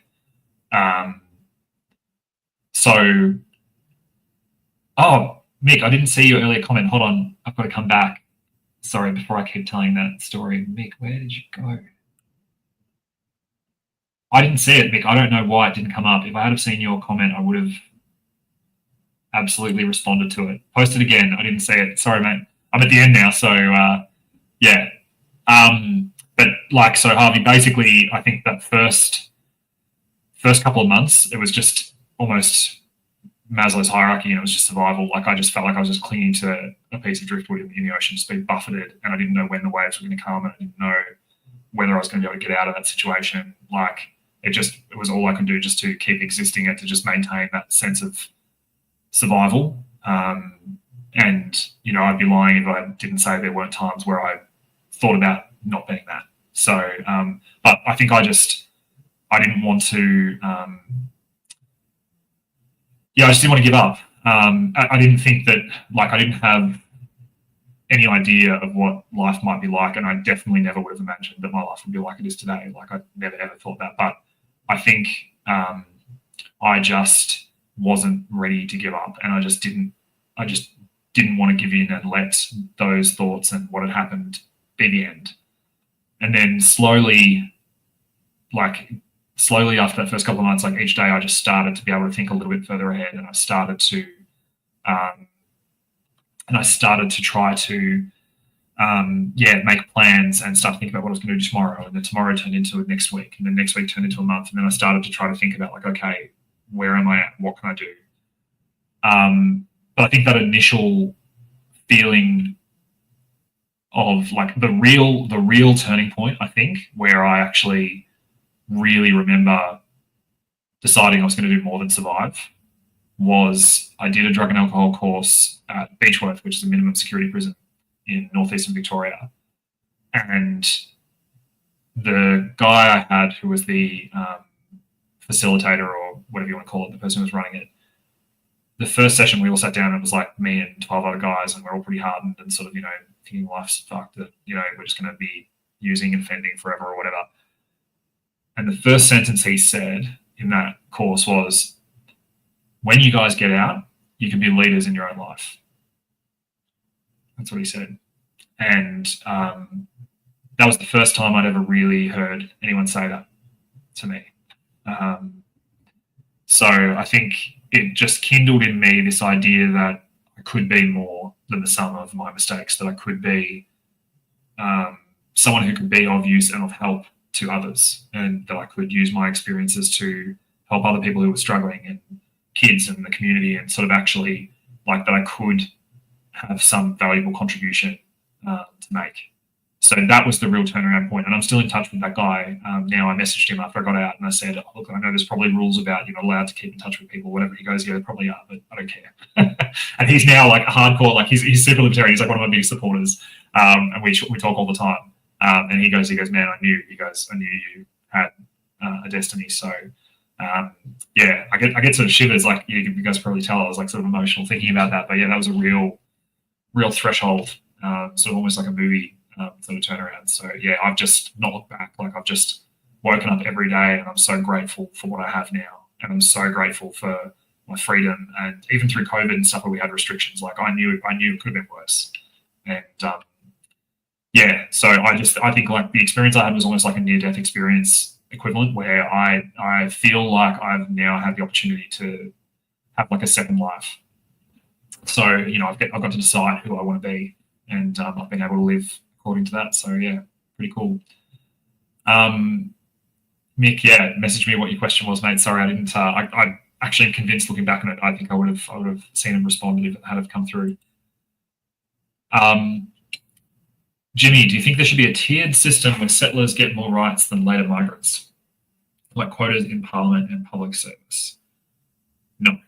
I don't think there should be divisions based on race. I don't think there should be divisions based on class or status. I think the moment you start segregating and dividing society like that, that's the most harmful thing about woke ideology. Is it's creating these divisions and artificial barriers. Like, yeah, no, I don't agree. I like 10 minutes from Greta. I assume you mean I live, and I don't know what Greta's referring to, but you might explain it to me later on. We swear by the Southern Cross to stand truly by each other and fight to defend our rights and liberties. The oath was spoken by Peter Layla. Yeah, there's a hotel here in Ballarat called the Peter Layla Hotel, or it was called that for a long time, and then they tried to change it to some other name. It's like the Highland Hotel or something. And then they ultimately ended up realizing that they couldn't kind of like fight the two traditions, so they called it the pub with two names. But yeah, Peter Layla was a patriot and a legend. So, Shah Masker, I've tried watching the Senate live stream, but it seems a bit too involved for me to really understand what's going on. What's the status of the age verification bill? True. So that's the whole reason I wanted to, like, we've sort of got, because my, for some reason, I don't know whether it's the actual Senate, the Senate stream or my internet or what's going on, but it's not working like I'd hoped, where we could have the Senate live stream on in the background. It's just playing up, but I'm still sort of watching it, and I'm watching the red live thing in the background, so I can keep you guys updated with what's going on. And yeah, the reason that I'm doing this stream is because I know a lot of people are really keen to understand what's going on, but it's very difficult. Like I know, so for example, I know Aussie the Agenda has been streaming today, and his coverage of just the Parliament in general in the last couple of weeks and months has been awesome. Like it's been really cool to have like snippets of what's been going on presented and sort of brought to people's attention. I think what I always think when I'm watching Aussie the Agenda's stuff is because I just know politics and I've been involved in politics for so long. It's like anything, you get better at it as you go along. Like I've been a political activist since I was age 21. And I was involved in the Liberal Party, the Young Liberals. I've like been involved in multiple campaigns. Like I'm a political animal. You know, I just lived and breathed politics my whole life. It's my sport. Like, and that's not to say it's trivial or it doesn't make a big difference to people's lives, but it is my special interest, if you want to say, the autism sort of badge. And well, actually, like I'd say people is probably my special interest, human beings. I'm a big people watcher, and I'm a big, I suppose my, if you have blacksmiths, you have tradies, you have carpenters, all that stuff. Like I'm a people smith. That's my interest and my skill set. And so when I watch some of Aussie Agenda's takes on what he's seeing, I can see his political inexperience because he doesn't quite fully understand the context of what he's looking at. So, for example, someone said to me the other day, Aussie the Agenda said that the Greens were going to be moving amendments that they'd accept the disinformation bill, or that they'd vote in favour of the social media restrictions for kids. And he was basing that off the Insider's interview that Sarah Hanson-Young did on Sunday last week. And I watched that interview before I saw that take from Aussie the Agenda and what he thought it meant. And it was very obvious to me watching that interview that Sarah Hanson-Young was not interested in negotiating with the government about this bill. Like in circumstances where the Liberal Party and the Labor Party agree on something, the Greens have nothing to gain from supporting it. She was saying the things they wanted or the things they disagreed on the bill about, not because she thought that the government could actually answer those concerns, but because she wanted to differentiate herself. So that's what political parties do. But to answer your question, sorry, the status of the age verification bill, unfortunately, I wish I was sitting here telling you something else, is that it will pass tonight, most likely. The Liberal Party have failed on every level. They've failed the test of principle. They have betrayed the Australian people, and they have abandoned their own base. And I will punish them for that. Feels pretty good to say that, like as the candidate, I can influence and have the power to make certain decisions and to, adopt certain strategies. And, it brings me great pleasure to have one of those strategies be to provide a principled alternative to the Liberal Party and to be a source of political refuge and political home for people who used to believe the Liberal Party stood for things it now no longer stands for. And that's a trade-off, right? It's a pro and a con. I will get, I'm saying I will, like I absolutely will. I will get a percentage of Liberal Party voters, probably 1 to 1.5% if I'm successful, who would otherwise have voted for the Liberals in the upper house in the Senate. And I'll get their number one vote because I am representing an idea that they joined the Liberal Party for that it no longer represents. Now, the Liberal Party might repay me for my rampaging through the fields and setting fire to their crops and villages. They might repay me for that with lower preference on the how to vote card. But because the likely outcome here in Victoria is that I'll be up against the number 3 Liberal candidate for the Senate and for the final spot, most likely. That was the case with Ralph Babbitt. He was up against the Liberal number 3. The same will probably be true for us. And in that situation, it does not matter if the Liberal Party put me number 20 on the Senate ballot because it will be me versus them. So the more percentage of their vote I can gain, the less damage their residual quota can do to me if I'm wrong and their votes go to somewhere else, and the more effective and the more likely I'll be to be elected. So it's both principally the right thing to do and pragmatically, politically, the best strategy for me is to hold the Liberal Party to account, as I would if I were elected. I'm not sure what that means. Okay, do you believe it's been primarily as a result of X, the potential growth? In terms of the growth of the minor party vote, I'm going to guess that's what you mean. And I suppose the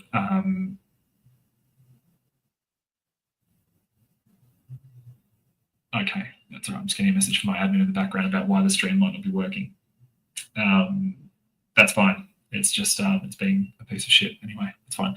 But yeah, look, so X is obviously a game changer. We've been able to mobilise and put a lot of pressure on politicians, and we've been able to really make them hear our voices, which is great. Oh, Liberal Party membership growth. Excellent. Yeah, but look, I will talk briefly about X's influence over the debates in the Senate we've seen recently, where basically we've seen the ability of private citizens to really influence and make their voices heard. So, the MAD legislation was defeated almost certainly played a massive part in the defeat of the misinformation and disinformation bill. We should all be proud of that and own that as citizens. It hasn't taken people in Parliament to do it. It's taken ceaseless calls. I called Senator Payman's office in the weeks leading up to the withdrawal of the MAD bill and her change of position on it. And they said that they supposed they thought that I thought it was very clever, unleashing the flying monkeys of the Wizard of Oz upon their offices, and they had a poor staffer whose sole job it was to filter through all these emails or whatever. And I said, look, firstly, as flattered as I am that you think it's me, this is like, you can't stop the signal. This is everyone. There's like multiple people doing this. This isn't something I could stop if I wanted to. And secondly, good. I'm glad your stupid staffer is spending time listening to people and responding to people's concerns. That is what they should be doing.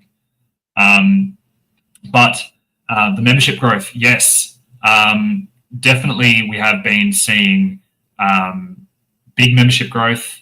I'll talk now in a moment about the ultimatum. So tonight, so basically, very much in keeping with my ADHD ways, I didn't want to be just sitting around watching Parliament, not moving the ball forward in the political sphere while I was waiting for the Liberal Party to finally stumble across the line and do the thing and vote for the bill. And the reason that I'm waiting for that outcome, if some of you haven't seen it, is Broken into its mixed shadow by banned by the intent stuff. But if that hasn't happened yet, it's never going to happen. But some of you might have seen, basically, we've got this ultimatum that we've put to the Liberal Party.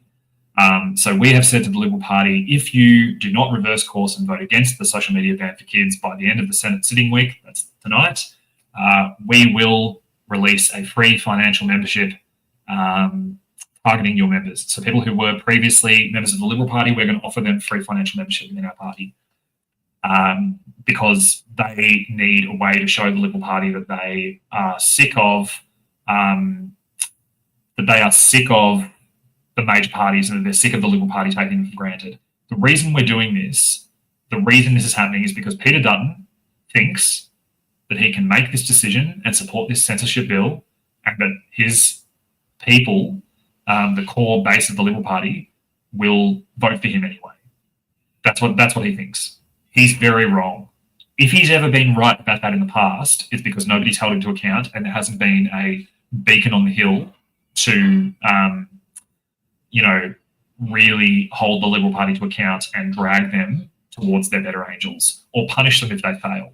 The Liberal Party have never had to deal with somebody who knows them well enough to punish them for these mistakes, and a party that has enough credibility with the Liberal Party. So like the Liberal Party voters and members are not necessarily going to go to like One Nation or UAP, because to them, that's a bridge too far. They don't see that as a viable protest vote because they've been with a major party and they expect, it's just too much of a jump for them. But our party has always been a big threat to the Liberal Party's base because we have the same principles. We basically share the Menzies We Believe statement, but the difference is we do what it says on the packet. We basically will consistently act in accordance with our values, and it doesn't matter if we're the only ones on the side of the chamber, we will vote against this. What I am very interested to see tonight is what Matt Canavan does with respect to this bill. I hope that he crosses the floor. He has sort of said he's not going to vote for the bill. That leaves the option of abstaining or crossing the floor. I would be very disappointed in Matt Canavan if he abstains. I think that it would be a real loss of principle, and I think it would be a real missed opportunity to show what the Liberal Party could be if he didn't do what Alex Antich is doing and cross the floor. You might wonder, why does Alex Antich feel like he can do that? And I'll tell you the behind-the-scenes reason. Alex Antich is a very, very skilled political operator. He has the South Australian Liberal Party branches locked down. So he basically is not worried about what happened to Jared Rennick happening to him. He's not worried about losing his number one Senate spot or his pre-selection because he knows he's got those branches' support. So that's what a good politician does. And that's why Alex Antich can afford to be very strong on principle, because he knows he's got the support of his branches and he knows that he can't be punished by the party machine.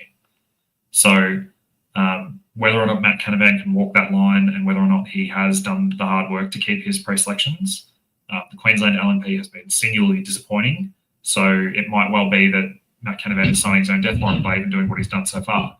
And I would say to him, if they are going to rat fuck you, you might as well give them a reason to rat fuck you that will actually have people support you once you leave. Because Jared Rennick is in a very difficult position. He's left the Liberals, but he really has struggled to get traction and support as an independent because people liked Jared Rennick for what they wanted the Liberal Party to be. So he's struggled to make that transition. Not a question, but an opinion. Social media has become the voice of the people because it has effectively transpired in voting results, meaning that less and less people believe in the duopoly. Look, I agree. I think that X has created this culture of distrust of the major parties that has allowed that to be passed on and maintained.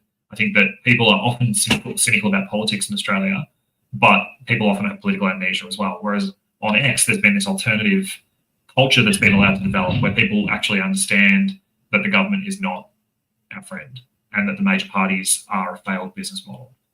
But like any failed business model, they will only fail if they are punished by competition. Now, interestingly, so on Sunday we made this ultimatum.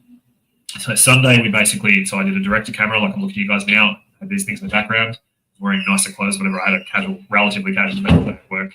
When you have to wear suits all day every day, you just hate suits. But So I looked direct to camera and I basically said, a bit of a ISIS, semi-ISIS demand video where I said, look, if you do not reverse course, change your position on the social media restrictions by Thursday night, so tonight, this is what we will do. So that video got 135,000 likes, 135,000 impressions on X, which was big traction for the sort of video it was.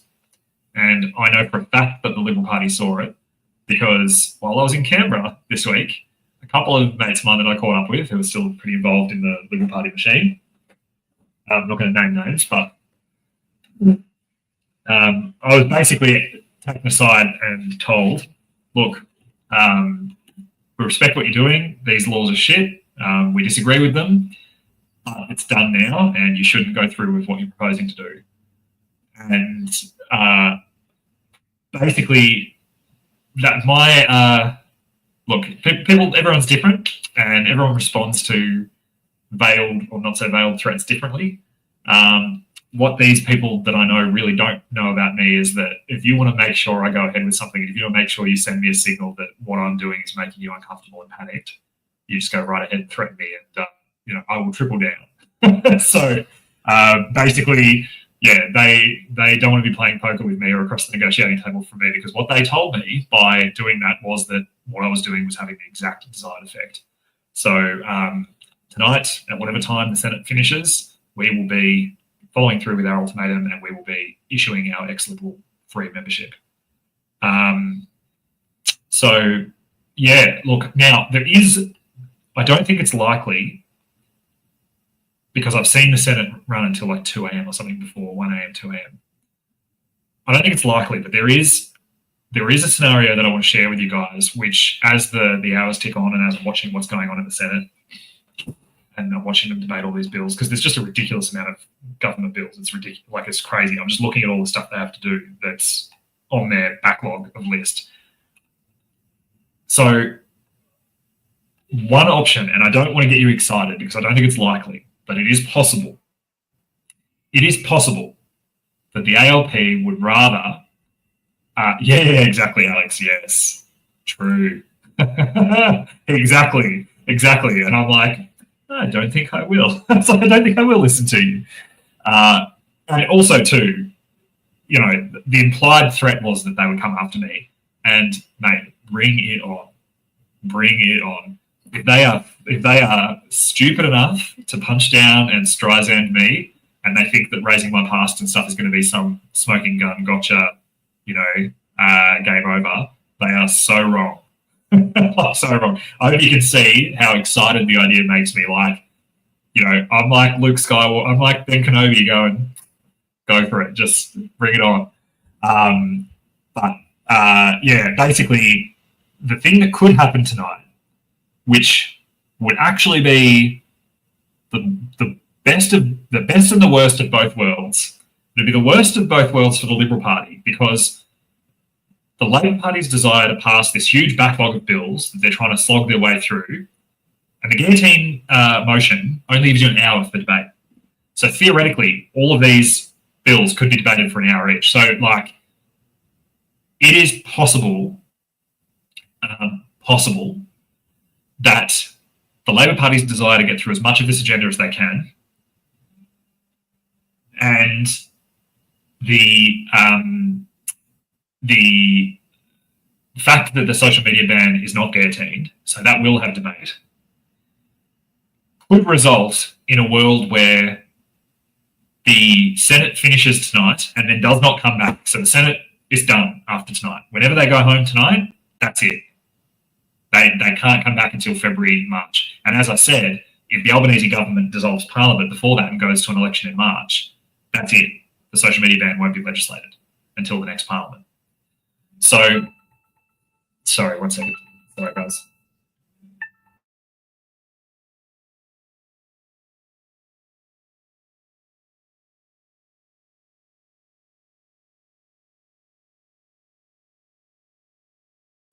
Sorry, someone was very insistently calling me. It was someone who might be telling me about some of this stuff, so I've just said for them to message me. But basically, so what could happen, long story short, is that the ALP trying to pass all these bills might actually just run out of time, and the social media ban might not get voted on. I don't think it's likely, but if it happens, that would be the most amazing outcome, because the Liberal Party have failed the test of principle. They haven't voted against this bill and they haven't reversed their position. They want to support it, but they just ran out of time to do so.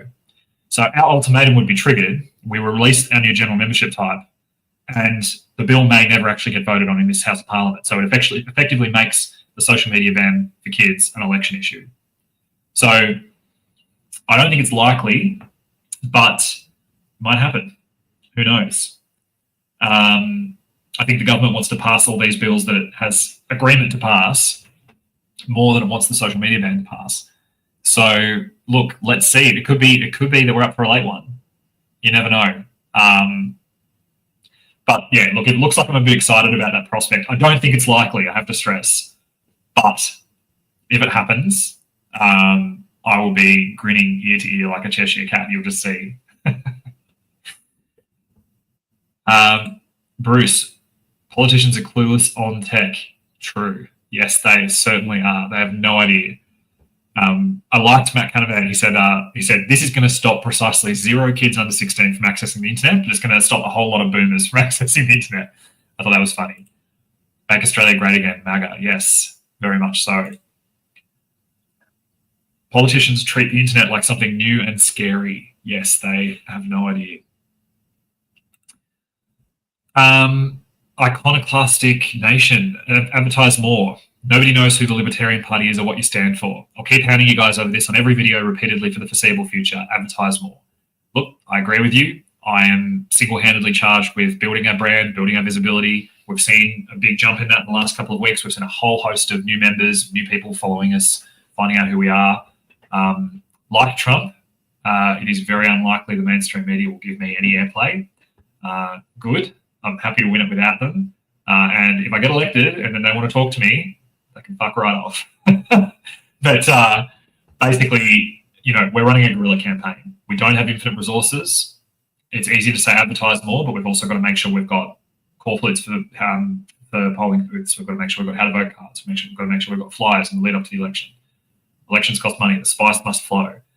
So the reason I was actually in Canberra this week was I spent time at the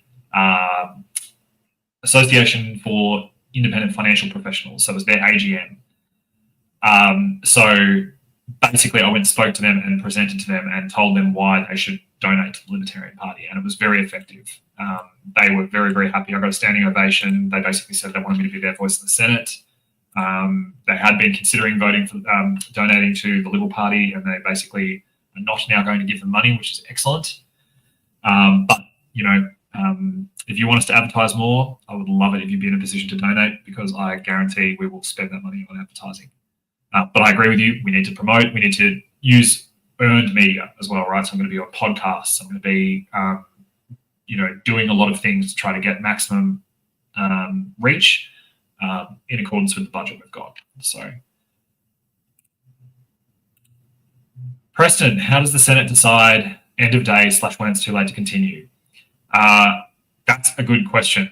It sort of depends on when they all just give up. The latest I've seen the Senate go, and I'm trying to remember which bill this was that I saw this happen with.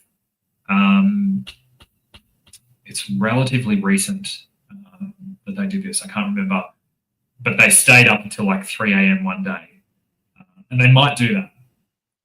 They might do that. It depends on how much they want to go to sleep. Because at the end of the day, this is like their last day of work, right? This is like thank God it's Fridays, except they're like, oh God, we're in for a long haul.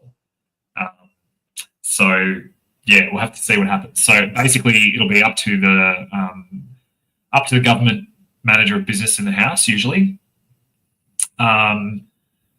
But yeah, it will depend. We'll have to see what happens. Can't trust politicians these days, says Patriot Pearl. I have a feeling it will go through and there's nothing we can do about it, unfortunately. Look, I'm not saying that there's a world where it has the numbers to be defeated, because the Liberal Party, unfortunately, has chosen not to heed our ultimatum. They've decided they will continue to support this bill. If it doesn't pass this term, it's not because it doesn't have the support, it's because it may run out of time. Again, as I say, that's a 5% chance, like super unlikely. But it doesn't mean that it's not possible. And if it doesn't go through this week, and if it's basically a live issue over the Christmas break, I can promise you will be sick of me talking about it, because I will be maximising the pain. I will be such a pain in the ass. The Liberal Party are going to be cursing my name. If this doesn't pass today, you will never have seen a sound and fury propaganda machine like I will pump out against this bill and against the Liberals. And it might even change their mind, because at the moment they're sort of thinking they can call my bluff. Obviously, from this kind of message I was given, they think like, oh, maybe I'm not going to go through with it, whatever. Incorrect. But that's obviously, their thinking at the moment is they can just weather the storm. Well, they haven't faced this storm before. So, yeah, let's see what happens. Melissa, if anything, it will stop grandparents from knowing what is going on in their lives. Yes. And one of the biggest problems with this bill is the idea that suddenly at age 16, kids will basically know how to navigate the internet safely, which of course they won't. Lee, good question. Not quite. I think that might have been relating to when does the Senate decide to... I sort of joked with Lee last night that she sometimes uses me as a political Pokedex, and I'm very happy for that to be the case when I've had good rest, which last night I had not necessarily had. But no, tonight I am on Pokedex duty. That's why I'm here on the live stream. And yeah, look, I'm frankly pretty happy to continue the live stream until we get a result or a decision, depending on how people feel about it. We'll see how big we can get the stream. We might get more people engaged, a lot of people wanting to know what's going on. Helen McLeod, to politicians, the internet is scary. People can access relevant information to things that interest them as opposed to government indoctrination. Yes, true. So I wholeheartedly agree. Basically, this is old man yells at cloud, right? The politicians we have, they don't know a lot about a lot. They're actually pretty stupid. They're very subpar people. They're not the best. And what they especially don't know about is the internet. And I definitely think there's a measure of worried about losing control. So I definitely think that is actually, hold on a sec, what I'm going to do. Sorry, just bear with me a second. I'm just being asked a question about something, and I actually think this is, wait and see if I can do this, because this is really cool. Hold on. Going to answer a question and see if I can do something cool. Hold on.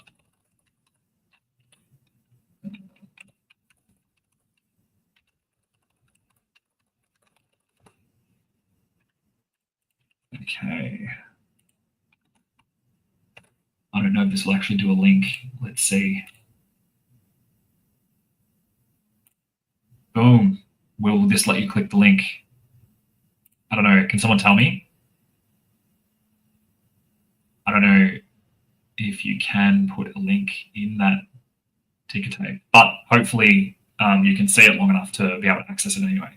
So someone asked in the chat, can we donate to the Libertarian Party? Yes, you absolutely can. So the Libertarian Party, you can donate to us at www.libertarians.org.au/Vic_Senate_donate.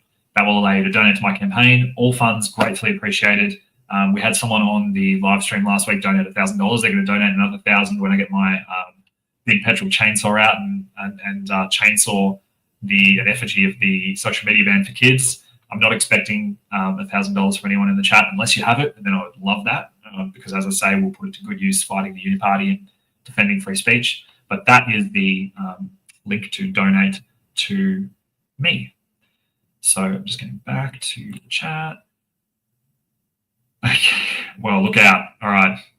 We're serious business here. I know when Scott's had 2 cuppy teas, that is serious business. You're not good. Look, it's just all I'm calling. It's my ADHD rig. I need to be able to see multiple things on the screen.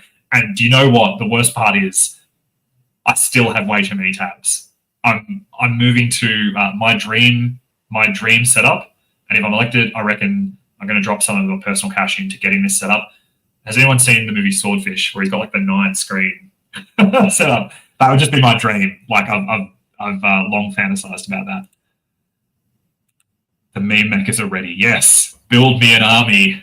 Build me a meme army worthy of Mordor. Memes of modern day resistance. True. Look, I can't rule out a "So It Begins" Theoden meme if when this new membership type for the Libertarian Party launches. I've been told I can't do it from the official Libertarian Party account, but when I requote it onto my account, I can go buck wild with the cringe memes. And NDT, hopefully the blow, the ticker tape. I love Liberation Party. We're the Libertarian Party, but liberation. We could be the Liberation Party. It's 1:30. Thank you for this stream. This is what politics should be. Open, transparent conversations. Really respect your ownership of your past and how far you've come. All the best for the elections. Thanks, 1:30. That's awesome. I appreciate that. Yeah, look, I think it's both. It's both how I am and what I prefer to do and necessary, right? Because if I was trying to hide anything about my past or if I was trying to minimize it or downplay it, it would be my undoing. I'm honest and transparent, and I disclose my past as a shield as well. So thank you. It's just the way I've been living my life for such a long time. Politics was no different. Interestingly, a couple of weeks after I was endorsed back in late April, I actually got a call from Current Affair, which was really weird because when I was, my life sort of unraveled and everything was bad, I was on Current Affair, but it was like the perp walk fraudster bad Current Affair, where it was like, grayscale video, someone walking away from the camera, like it was like all the bad stuff, them following you down the street, whatever. I didn't run because even then I'd seen enough Current Affair to know you don't run. So my previous experiences with Current Affair had been not great, like very negative.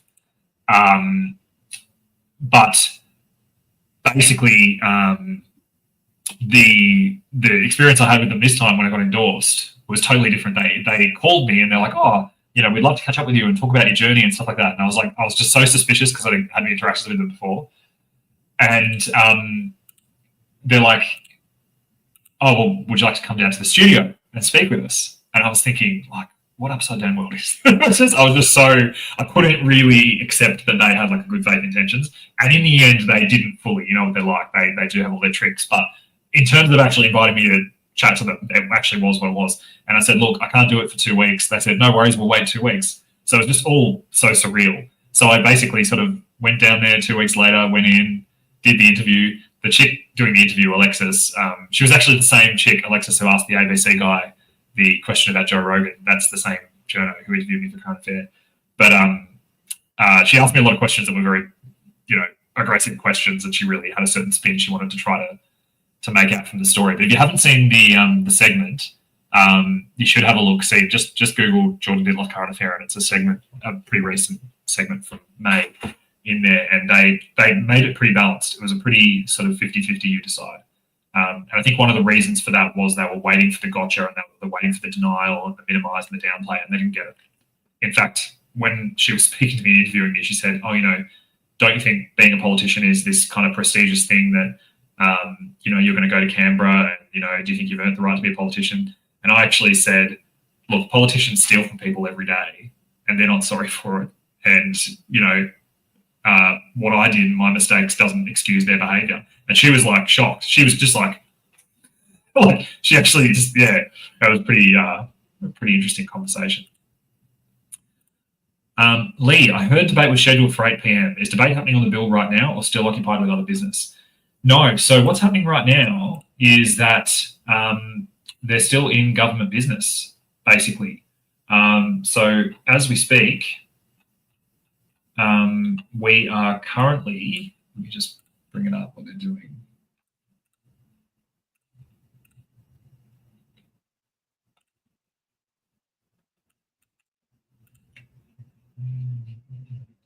Sorry, 1 second. Just having a look at the transcript. So I'm pretty sure they're still in government business at the moment, pumping through all their various ridiculous bills.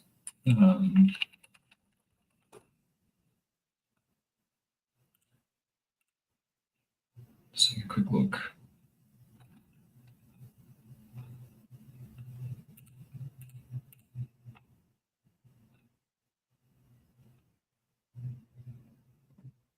Yeah, I'm pretty confident they're still working for government business. The Dynamic Red says they are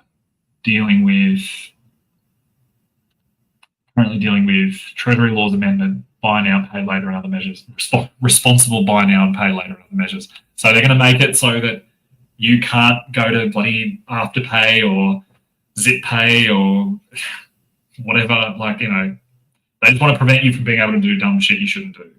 And like, how much smarter is that going to make people? Not. So that's what's currently happening. The government's just passing more ridiculous legislation. So it's all ridiculous. But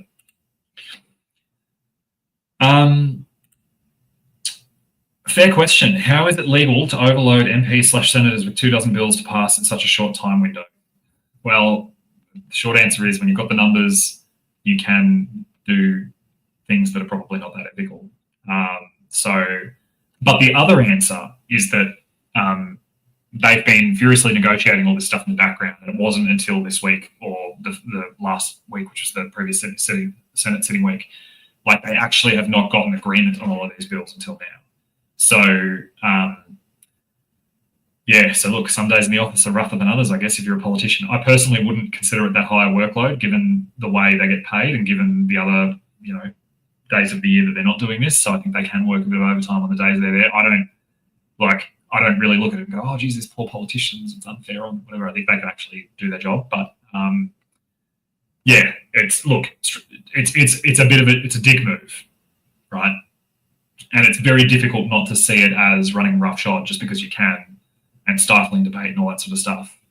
But ultimately, that's why it's so important to have a Senate that isn't controlled by one party or the other, and that has a genuine alternative who will be coherent and who will hold both sides to account.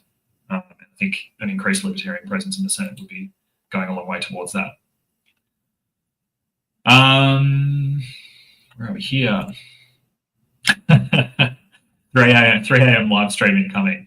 Maybe. And I've just had a message from one of our systems guys who says, if you're going to go for ages, I'll be home soon, and maybe he'll live stream the Parliament for us, and his internet will be better than mine, so maybe we will have the Parliament live stream still to go.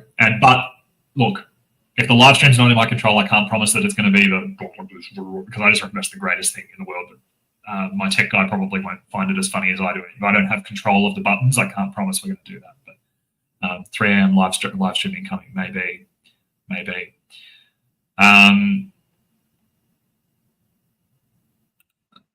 Shorten the domain name. Well, libertarians.org.au, we had to get something, and then the tag. Look, I don't know what to tell you. Sorry, Emily. Hopefully, it didn't cost me a donation, but thank you if you have donated. Are the libertarians trying to run candidates in more electorates for the next federal election? Yeah, look, last election in 2022, we actually did run a lot of candidates. We ran more than we'd ever run before. We'll be trying to run even more than that in Victoria in particular, because I think having strong lower house campaigns is really critical for getting the kind of Senate vote we want. From Casey and St. Josh and St. Menzies and Will and Deakin, I'm pretty sure we will probably have someone for Casey. I can't be confident in that. We're still interviewing a few candidates as well. I've been told we had 117 candidates Australia-wide for the last election, apparently. So that's pretty cool. But absolutely, I will be trying my hardest to find good people to make sure we've got libertarian representatives, and you can vote libertarian on both ballots, not just number one for me on the Senate. I don't trust ACA. After what they've done to Dr. Charlie T, I'm convinced ACA can and will turn and twist everything one says in front of their cameras. Well, look, I knew that coming into it, both because I've had experience of them before and because I did a lot of media training in the lead up to it. So I was lucky enough to have some really good, I did some media shark tanks, I did some practice interviews where people went really hard on me. So I already was pretty good with the media training side of things. I'm a very confident public speaker. I've been debating and public speaking since year 7 in high school. I've refined that through my various sales roles and careers, and I've done a lot of advocacy work while I'm studying law, and it's part of my everyday job as well.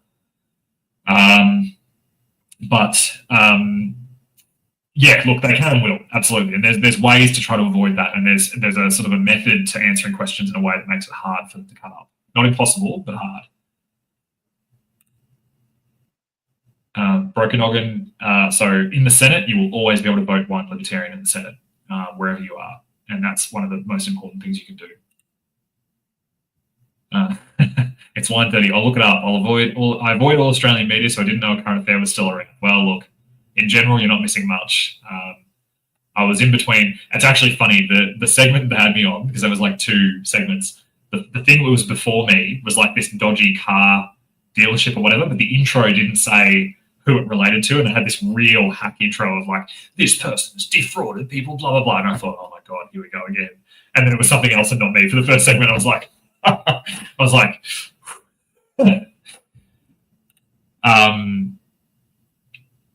Trevor Smith running Casey. Well, Trevor Smith is now our state party president, so I will push him for a Trevor Smith 2025 run. I'll tell him that the people demand a Trevor Smith return in 2025. He was probably hoping to sit it out and be the general behind the battle lines this time, but Kalosh, I will tell him that he now must rejoin the front lines. All people, even generals, must be there for the charge of the trenches. Yeah, definitely agree. Out of suburban seats is where we are going to pick up a lot of votes, especially with the kind of campaign that we're looking to run this time, where we're really targeting that politically homeless, very American politics aware. Under 35, especially under 35 young men, feel like they do not have a political voice, and they're looking for something principled other than the Greens. So agree, and I will make sure that Trevor Smith, if you're watching this, I'm sorry, but not really sorry. And if you're not watching this, then I'll get this clip, whoever's the systems admin that can get this part of the clip. Trevor Smith, Casey 2025. He's going to be cursing one day. Anyway. How hypocritical is it for the government that passed a bill so your work can't contact job trails? 40 bills and MPs so their staff will be up all night. Yeah, well, look, they're interestingly, politicians and their staffers are not covered by normal EBAs. They have a different special political EBA or whatever, so it's probably in there somewhere. On the topic of marketing, would you consider trying to go on some Australian podcasts to chat with them as one of the boys? Seems like it could be a good strategy to humanise politics. It's very interesting you say that. So there's a podcast that David Limbrick went on the other day called the Might Die podcast. I think it's sort of said like Might Die. They do a lot of like biking, and they've got like Goosebumps knockoff brand that's like, I'll just say it on stream. It's like Loose Cunts instead of Goosebumps. It's hilarious. It's like really, really funny. They're really funny guys, and their studio looks awesome. And basically, they've got an awesome studio set up, and David just sat there and chatted with them, and it was really good. So definitely, I've been putting out the word to try and find podcasts that keep going. I'm going on the Club Grubbery podcast very soon. That's in the works. I've gotten confirmation of that today, that Graham and John are going to be having me on. I suppose I will. Actually, I haven't even told my campaign team this yet. So if my campaign team are watching, sorry, don't tear your hair out too much. We've had a good run of me not just booking things without coordinating with you, but it's inevitable. It's just going to happen. 7 p.m. on Thursday, 12 December is the tentative date for me joining the guys at Club Grubbery. So that'll be good. But yeah, definitely, I agree. I'd love to do that anyway. I think just having real conversations with people like this has been awesome. It's really great. Like, and I'm mindful that sometimes when I'm doing like political candidate stuff on social media, and it's all produced and it's all political topical, you guys don't get to actually get an experience of me or really get a sense of me and who I am as a person either. So hopefully tonight you've gotten some indication of that. So yeah. Chris Needham, pretty sure Charlie Tier's father was my doctor once when I was a little tacker. Oh, that's cool. Get that person a Trevor Smith autograph. Yes. Sorry, Iconoclastic Nation. Apologies. Noted. I also went to the C-bomb with their Might Die podcast thing. I'll keep it PG. Also got to practice for when this channel is monetized, because they will drop you if you say things like that. Thank you, Iconoclastic Nation. Good reminder. Disgrace and contempt, please don't enter the chat. And he won't even be the first T. Smith from Casey. You cannot be serious with Sam Newman. Go on that. Do you know, it's funny, Katandra Grand Prix, Sam Newman actually mentioned us because he mentioned the chainsaw with the bill after we did the free speech rally. So someone he was on with, or one of his co-hosts, mentioned the free speech rally and mentioned that I cut the chainsaw in half with the bill. So he has mentioned me before, and we should definitely reach out. I reckon that'd be really good. And Sam's a real colourful character. He wouldn't have too much of an issue chatting to me. I think he'd find a lot of what I've been through pretty interesting as well. Yeah, Enmity saying the same thing. Oh, hi Ethan. Well, you've just doxed yourself. That's cool, or at least reduced your anonymity. It's good to see you. Thanks for the question, and yeah, good point. Surely Andrew Bogut would also welcome you to have a chat. He reposted one of my posts a little while ago, where I unpacked I think it was the predecessor of it was the digital ID bill, where I went into a bit of detail on that. I sort of try to alternate a little bit on social media with some of the posts I do. I try to alternate between like short form and some of the longer explainers, but with some of the legal issues, I find the explainers are really useful because a lot of people really do struggle to kind of understand what's going on with legislation. So it is very beneficial to have to have someone who can actually explain how the politics works and what's going on with that. So interestingly, a lot of politicians don't really understand politics very well. They don't understand laws very well. So a lot of politicians really don't know their job very well. Like that's they'll look at legislation and they'll go, oh yeah, that seems like it does what we're talking about. So yeah, basically, I will try to go on the Rogue Bogues thing. I know it's had Malcolm Roberts on before. So if anyone's got any in on that and they can get me in the door, I'd love to do that. Carrie, hello. How are you, Carrie? You will be excited to know I am going to Bitcoin Alive. So we are confirmed. There will be a libertarian panel at Bitcoin Alive. And depending on the timing of the federal election, if the federal election is in May, we will be announcing our Bitcoin policy at Bitcoin Live if the election is in May. If it's in late March, that's going to make the timing hard. So we might have to announce before that. But nevertheless, regardless of what time the election is, unless the Bitcoin Alive weekend is literally the election weekend, and then I'll have to consider my options. But if it's before the election, I will absolutely be there.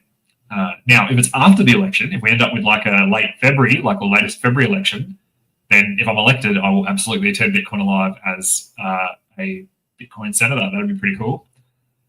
But under 16 bill, basically the Parliament currently is going through government business. Just having a look at the dynamic red now. So they're now looking at, they're still going through capital works, build to rent, misuse tax, a bunch of other stuff and amendments. Because remember that each of these bills, even if there's debate guillotined, they also have to vote on all the amendments. So we are at a point where like political meeting procedure might end up saving the day. So Carrie, I was saying to the guys earlier that we are in a weird place where it is possible, although very unlikely, it's possible that the government's massive raft of legislation that it's trying to pass with the numbers it has on this last Senate sitting day might end up meaning that they go home or fall asleep or just become too tired before they go to the social media ban for kids. I don't think it's likely, but as the night goes on, there is a possibility that procedural shenanigans and just the desire of Labor to try to pass as much of their core platform as possible might actually end up winning the day. And if that happens, we are in the amazing position of the Liberals having failed our ultimatum, so they have not reversed course and voted against this bill by the end of the Senate sitting week. The bill has not actually passed, but we will absolutely continue to launch our campaign and carry through with our ultimatum. So we get the best of both worlds where the bill hasn't been passed, but we still get to smack the Libs for even allowing it to possibly pass. and we have the possibility of putting so much pressure on them that they might reverse course. I will definitely not be getting a Christmas card from Peter Dutton if that happens, but I'm okay with that. So let's see. I think you could handle Q&A panel stacked with statists. Yeah, look, you know, you never know how you're going to go until you're in it. So I wouldn't want to say what I will or won't do, but yeah, I look forward to those kind of opportunities to really, because there's so many times I watch those shows and you're like, don't pander to them. Like, don't try to, these people are not going to vote for you. You're at the ABC, you're on Q&A, you're not talking to the people here, you're not talking to the person asking the question, you're not talking to the host or the fellow panelists, you're talking to all the people who hate watching Q&A because they're hoping to see a sign of life.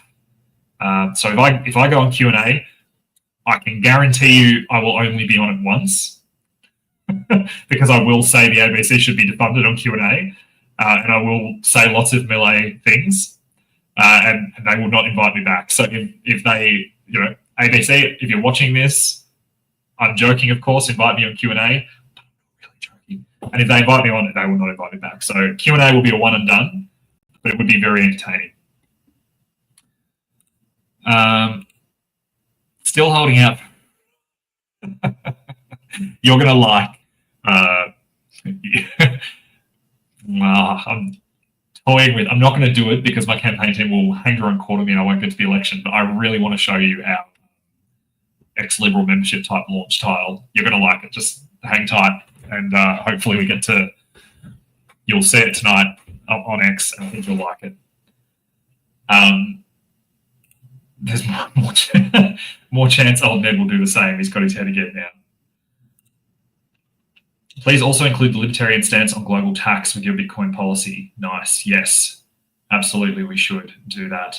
And yeah, just to be clear, so our current Bitcoin policy is that we believe Bitcoin should be treated like a currency and not an asset. So we currently have the policy that Bitcoin should be exempt from capital gains tax and capital gains tax events. But we are going to be wheeling out something much more muscular than that ahead of the election, which is very exciting. A quick, funny Bitcoin-related story is that I've got a campaign vehicle that's a Ford Transit, and when we decided to buy the campaign vehicle, I thought, okay, I'm going to go on carsales.com.au and I'm going to just find the, you know, this is going to be the last flight of the Valkyries. This poor van is going to be the horse that you ride until it's dead, and it's going to last the campaign, and that's probably going to be the lifespan of the van, right? So we've got a van that had about 350,000 K on it or something. And I've called the guy on car sales, and we had a conversation for about 2 minutes, and he goes, oh, so what are you going to be using the van for? And this guy's an artist who had used this van to transport paintings and canvases and stuff, so he's really treated it very well. For its kilometres, it's a very... for the kilometres, it's a very, very well looked after vehicle. And so I said, oh, I'm actually getting it as a campaign vehicle for a political party. And there was this pause. It was like a good 10-second pause, such a long pause. And I'm like, don't worry, we're not the bad guys. I'm with the Libertarian Party. And he goes, do you guys like Bitcoin? And it turned out of all the random people, like I literally just opened to a random page in the telephone book and picked a name, and it was a Bitcoiner who then basically knocked down the price of the van so that they didn't have to pay stamp duty on it. And I sent in messages of the van in different places and tell him how it's going, and he asks how the van's going and how the campaign's going. And yeah, so it was awesome. It was really cool. It was like the first interaction I had after I was endorsed as a candidate. The first random member of the public I bumped into was a libertarian Bitcoiner. So that was very cool. I think you would enjoy a Q&A panel full of statists. Yes, that is correct. I would. Any libertarian gatherings in the near future? Saw the Great Forest National Park one in Kinglake and looked fun. Yeah, that was fun. I was at that gathering. That was actually like both of those. We had Kinglake Save the Great Forest National Park rally, and there was one in Mansfield as well. Both of them were awesome days, and I spoke and went to both of those. And we're actually doing a Christmas party on the 7th of December, so that's next weekend on Saturday. DM me on X, like add me and DM me. It's like for party members. Technically, it's not like a public event, but just grab a free associate membership and send me a DM. I'll tell you where it is. You can meet You can meet the other family, like they say in The Sopranos. You can meet. I will introduce you to Trevor. So that's the deal. Grab an associate membership, which is like a newsletter subscription, basically. DM me, and I'll tell you where it is, and I'll introduce you to Trevor. So, but be careful. They say never meet your heroes. But Trevor's a very cool guy. He's actually a bit of a legend. Is Australia a lost cause? Look, no, it's not. And if I thought it was, I wouldn't be doing what I'm doing. I wouldn't be coming on here doing a live stream with you guys for 3 hours after a 9-hour workday at the law firm. I would not be doing that. I hate my free time, and I'm even medicated. I'm ragingly ADHD, whatever, but I would not be doing this if I didn't think Australia was salvageable. That's the truth. So in the darkest night, the light shines brightest, right? So especially in Victoria here, like if you're still living in Victoria and you're not working for the government or otherwise a raging lefty, you are a special breed, and you basically are here out of spite. And spite is a powerful motivator. It shouldn't be underrated. But Australia is not a lost cause. We are so much closer to a bright future than we think.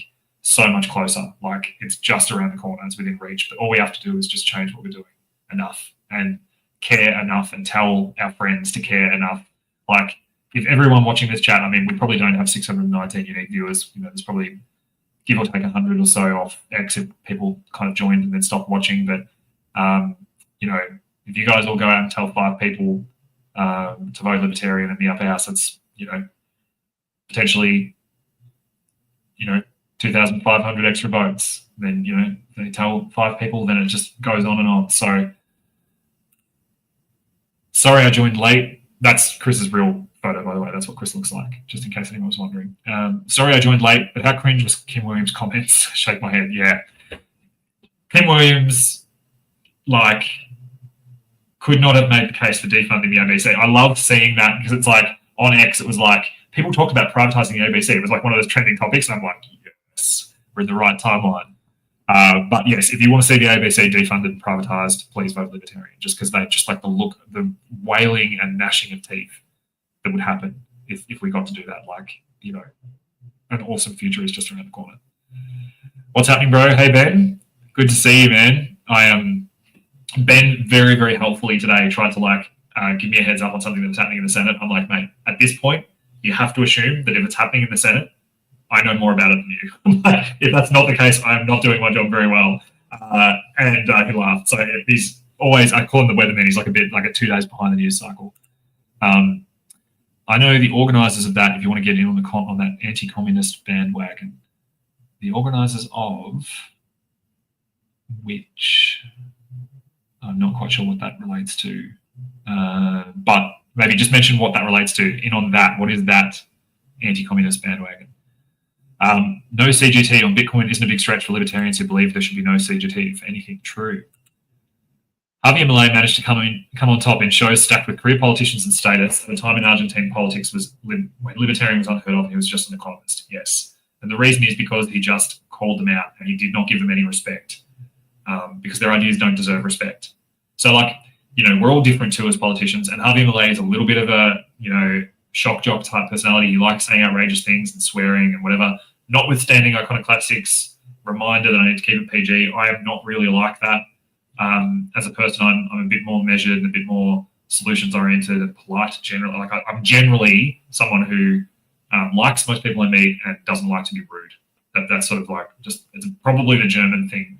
You know, I was raised in a home environment or sort of a growing up family environment where it was like being in Game of Thrones. It was like the court intrigues and, you know, everyone had to be super polite and you had to sort of, you know, read into people's body language. And if someone said a mean word to someone and brought up like 10 years later at family dinners, that's kind of like my family background. So that's why I'm very diplomatic normally. But I think that when it comes to these people, you need to take the platform and use it to try to smash the orthodoxy. So, Trevor, it was pandemic bill. Yeah, no. This I was thinking of federal. There was a federal issue. Pandemic bill they did, but this particular one I was thinking of was a federal issue. Yes, end of year barbecue, December 7th. Right, it's not like an open to the public event, but if you want to come to You know, I remember my first job when I got out of prison at Beechworth Bakery in Ballarat. It was like I got the job the week before the work Christmas party. So it was like I just rocked up, I hadn't done any shifts, so I didn't know anything or anyone, and I just got the Christmas party. So you could do that. Join the Libertarians Christmas party. Angel Slayer, I think Australia is a lost cause and considering moving. Don't move, then they win. And they're everywhere anyway. So you might as well stand your ground and make them move. Kim Williams can't read the damn room about Joe Rogan. True. Okay, how is the Libertarian Party going to deal with the Electoral Legislation Amendment Bill 2024? Well, that's one of the bills that they are trying to grind their way through tonight, Dev Null. So, look, we oppose this bill in principle. Now, this bill is an interesting one because this bill might actually run into some hurdles when it comes to the Constitution. So our Constitution, it's true, does not really have strong protections for free speech. So the highest it has is this implied freedom of political communication, which is not an individual right. It's a implied limit on the lawmaking power of the Commonwealth that the High Court has interpreted into the Constitution. So I'm not going to do like because one of my many side hustles is I'm a law tutor, so I teach law as well to law students, and so I'm not going to give you that explanation for the implied freedom, but suffice to say that basically for the purposes of maintaining a representative democratic system of government, the High Court has said that in circumstances where the Parliament passes a law that limits political communication, and almost anything can be political communication, it can be donating, voting, protesting, whatever, then that limit has to be proportionate and it has to be consistent with the objective of a representative democracy in Australia.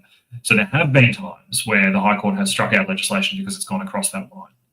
Now, with this bill, particularly where it seeks to limit electoral expenditure and donations, which are both undoubtedly political communication, I believe, and several very good, very freedom-aligned barristers that I know believe, that this law may well be very vulnerable to a challenge by the right plaintiffs. Now, I'm not going to go too much more into that because it's something that if I'm elected, I will actually seek to try to challenge this in the High Court, and I'll try to bring, I'll get a donation of $20,001 or something like that, because the donation cap's $20,000. So I would basically organise with the donor to do a $20,001 donation and basically bring it to the High Court that way, because I actually think I know how to beat it. I think it's possible. So I'm not going to go too much into that because they, don't want to give away the secrets. But suffice to say, so we're going to fight it in the High Court, and that is one bill we would absolutely seek to repeal as well if we were in a position to do it. And that bill won't come into effect until the next election. So this is another reason why this election is super important to get Libertarian candidates in. So the next election, we can basically fight against this and try to get it repealed as well. Yes, Chris, agree. Kalosh would be great. Doom scrolling X can only get so far. Better to get out and about. Yeah, absolutely. And look, the weather's this is one of the few months of the year where you can actually be outside in Victoria and not die.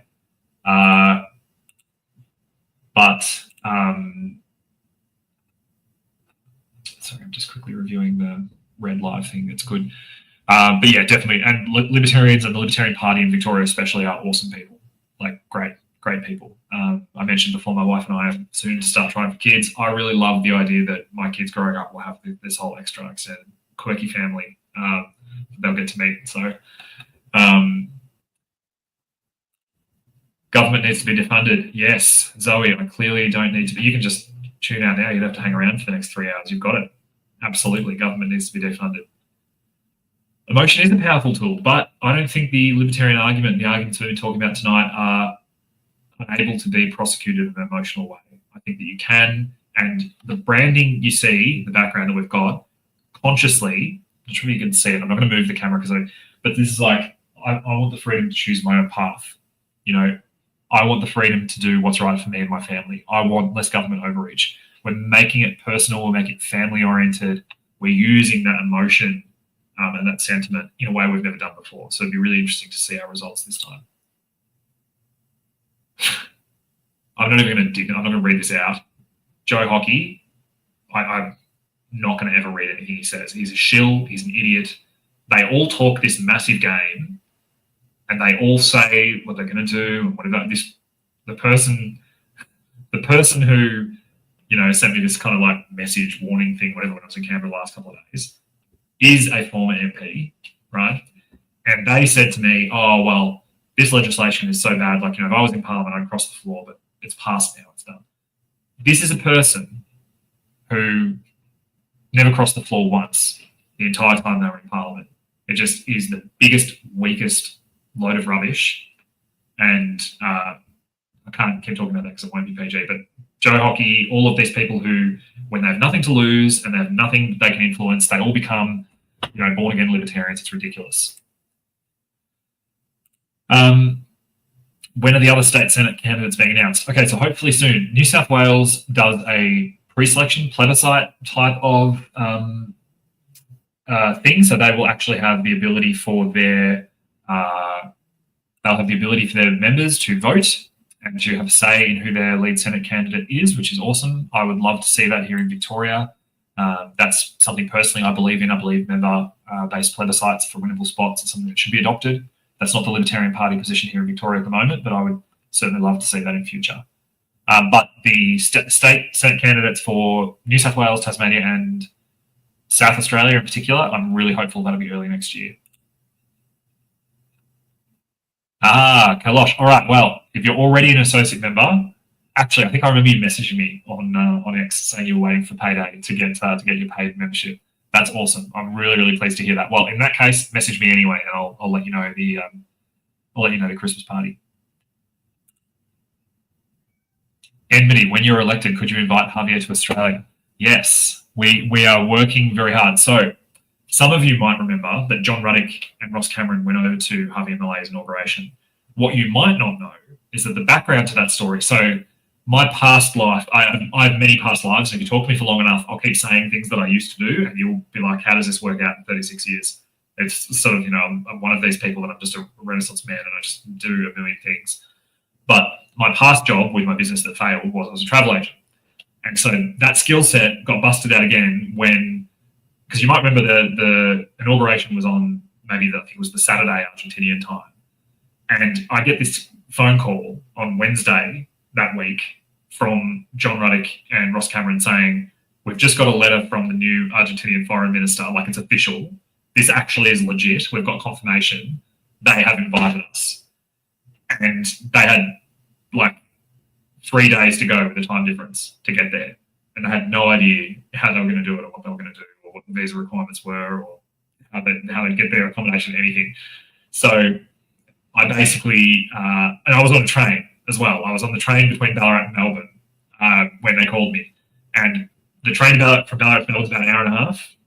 By the time I got into Ballarat, by the time my train pulled in, I had booked return premium economy airfares for John Ruddick and Ross Cameron. I booked their accommodation and booked their travel insurance. I, got everything organised for them and, busted out the old skill set and done it all for a very, very good price. And they funded that themselves, which was great.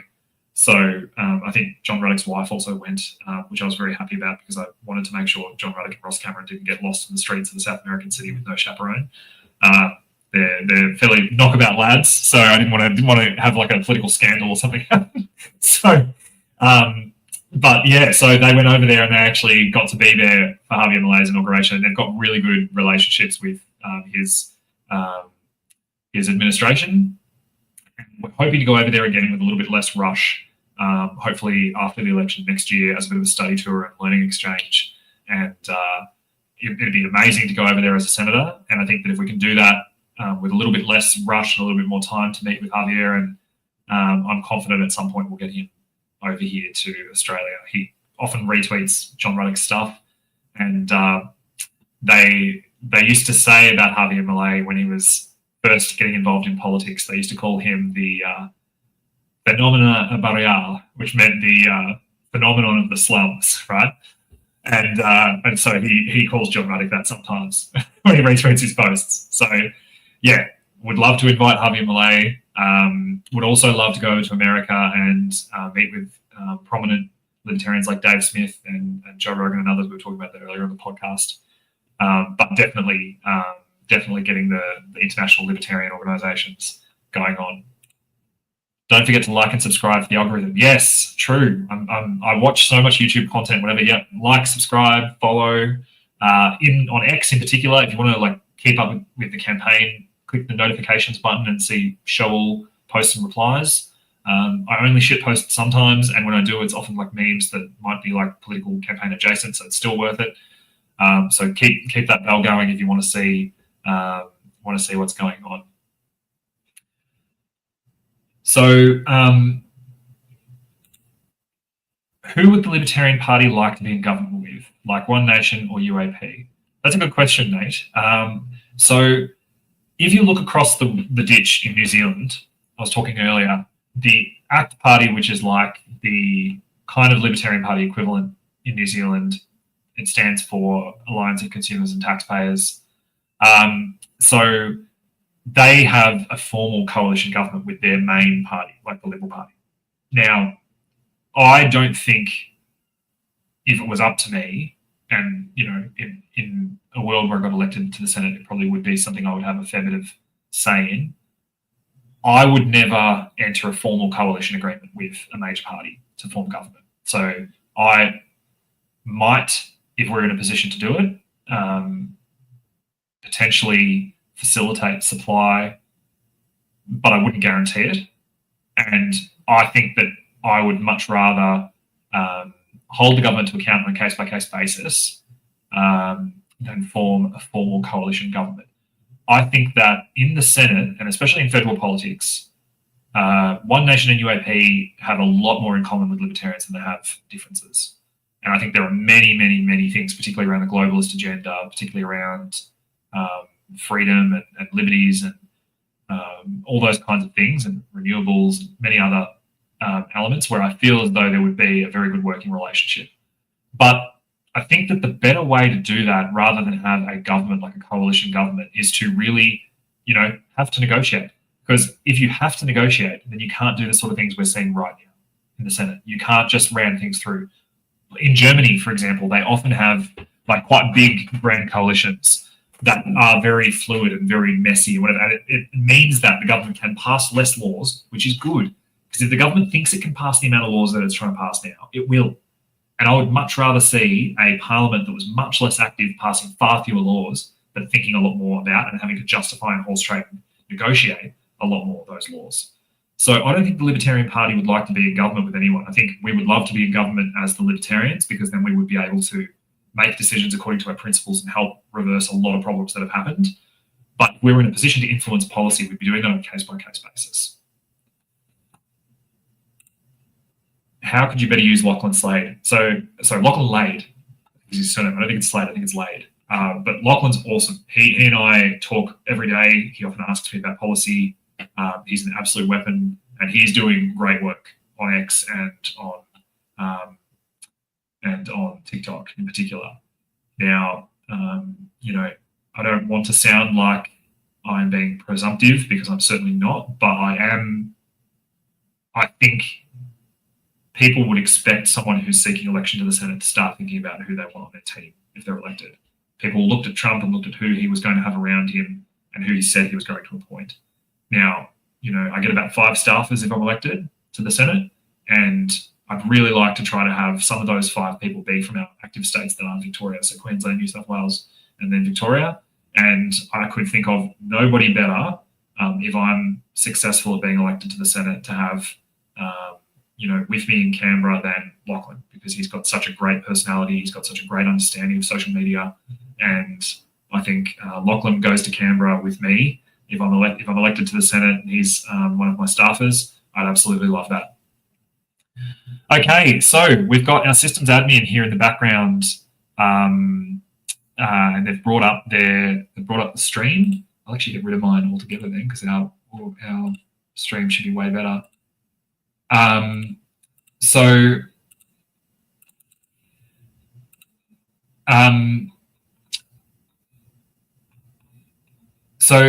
basically, we've got the Senate in the background there now. They are, as far as I understand it, I'm not sure if you can get the captions a little bit higher up there, Rob? Sorry, I'll get rid of that.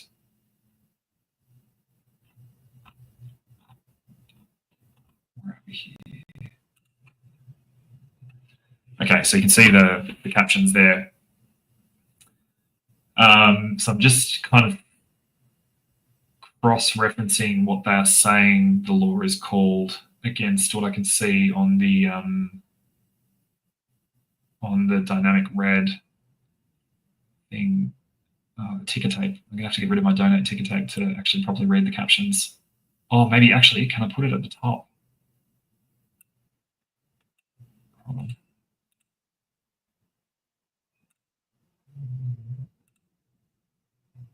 Hold on. I reckon I can do this for doing this. Oh no. Rob, can you put that at the top, please? It's like a Jamie. It's like the Joe Rogan podcast.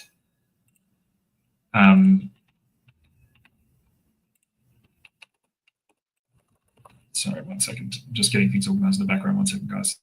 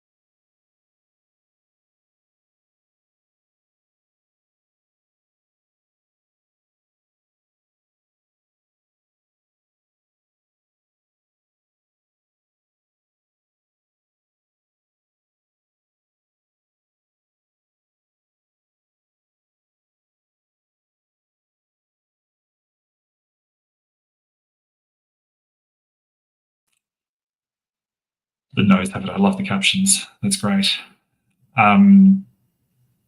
So yeah, so basically, I'm going to make this here.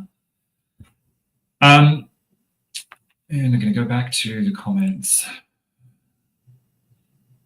So yeah, so look, Lachlan is excellent. I've absolutely loved coming to know him.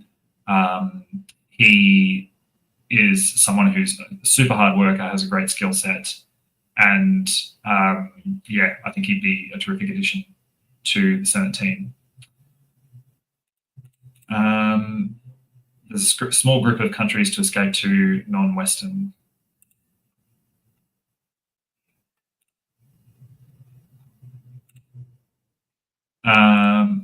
Mainly censorship is.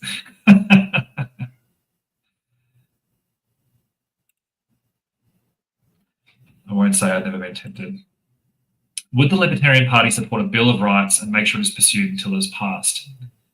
Because without it, we're doomed to become a commie dictatorship tyranny where all rights are removed, including freedom of speech.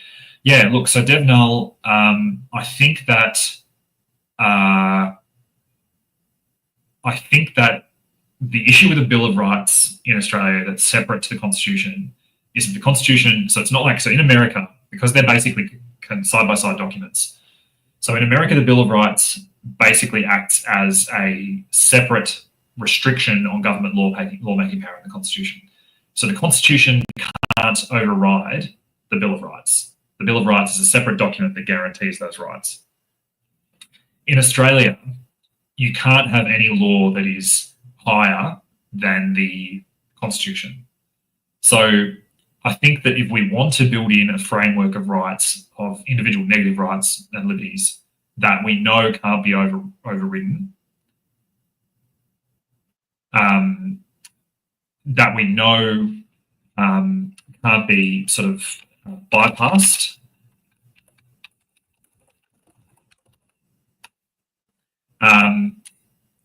And so I think that the best first step we could take is, with the proper consultation, to make sure that it was worded in a way that couldn't be overcome or whatever. I think to come up with almost like a word-for-word equivalent of the American Bill of Rights as a referendum to be inserted into the Australian Constitution. I think that would be the best first step we could do. So I think a Bill of Rights altogether, just as a holus bolus insertion into the Constitution, would probably not pass. There'd be too much in it. There'd be too many people that might disagree with too many things. But I do think that a First Amendment, like a free speech insertion into the Constitution, would be something I would support. Absolutely. I'm generally a federalist and someone who opposes changing the Constitution frivolously. I don't think it should be done to try to enforce policy or to try to do things like that. But for something as crucial as that, I think I would be in support of that.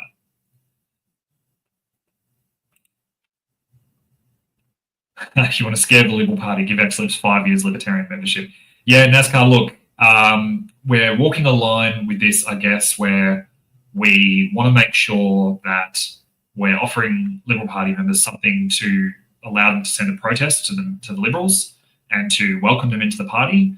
But we also don't want to basically stack ourselves out with Liberal Party people that come in and then have like instant voting rights. So the way we're doing it is, the membership is a free financial membership. We're offering basically financial membership to ex-Liberals that's free for the first 6 months.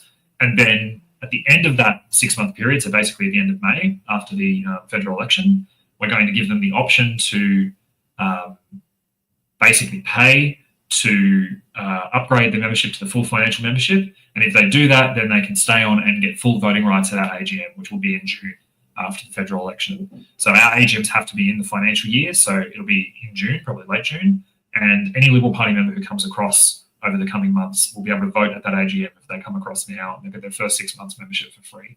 So that's really exciting. So yeah, look, I hear what you're saying, but we obviously want to walk a line as well. And we want to make sure that we're still valuing our members who have paid full price. Looks like I'm muted by X now, lol. Yeah, well, you're doing something right, mate. Politicians should wear badges of all large donors. Well, yeah, look, I mean, and then that would also give an incentive to get donations from awesome sources, so that you could basically have like cred. In the interest of full disclosure, I always like to tell people when we talk about donations that the Libertarian Party, Liberal Democrats, then received about 30 grand from Philip Morris before the last federal election. And to be frank, if they wanted to offer money like that again before this federal election, I would very gladly accept that. And the reason I have no moral qualms or no issues disclosing that or being transparent about that is, if you look at what has happened in the last 3 years in the smoking policy space, it has been an abject failure. And instead of seeing regulated, taxed, legal tobacco, you now have organised crime regulating tobacco in Victoria in particular and in Australia.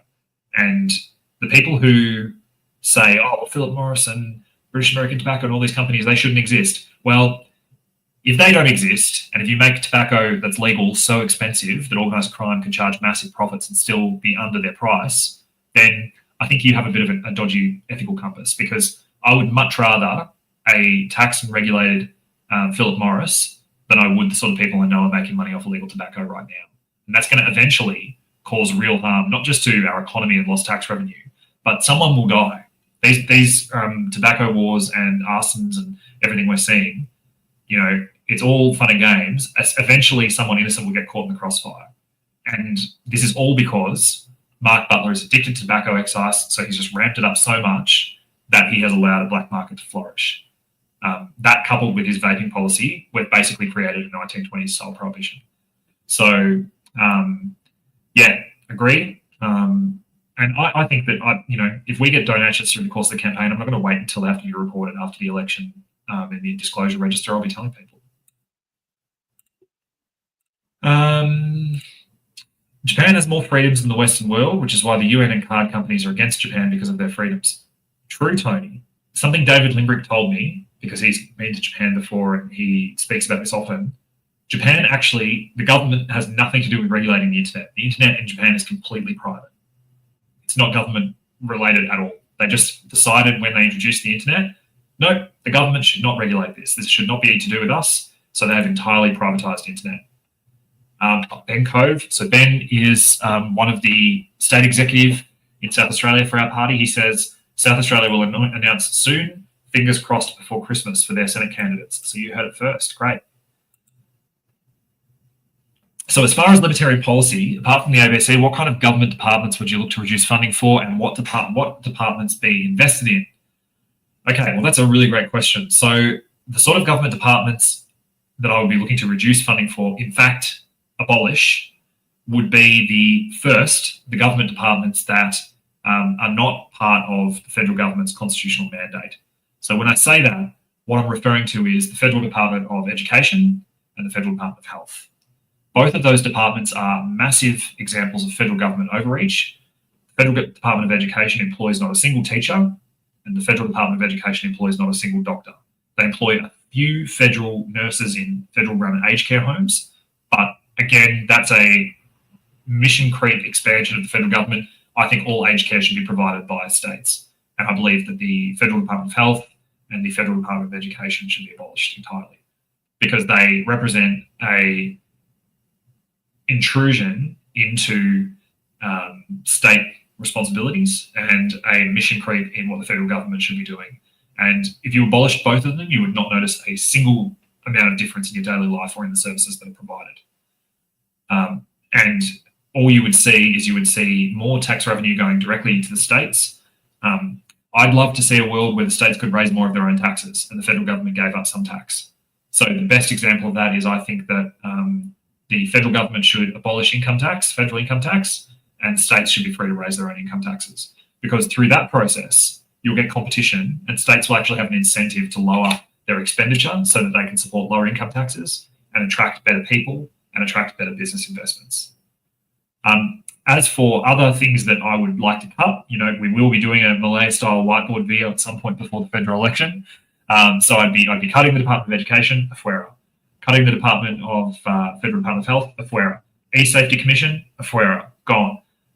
There's a whole bunch of regulatory bodies and sort of pseudo-government institutions that exist that can just be axed. In terms of reducing government footprint, I think that an efficiency dividend, which is another way of saying redundancies and cuts, would be basically putting on each department saying, okay, you've got to find a 10% saving, and that saving can't come from frontline service provision. It's got to come from middle management. See how they find the 10%. Not my problem.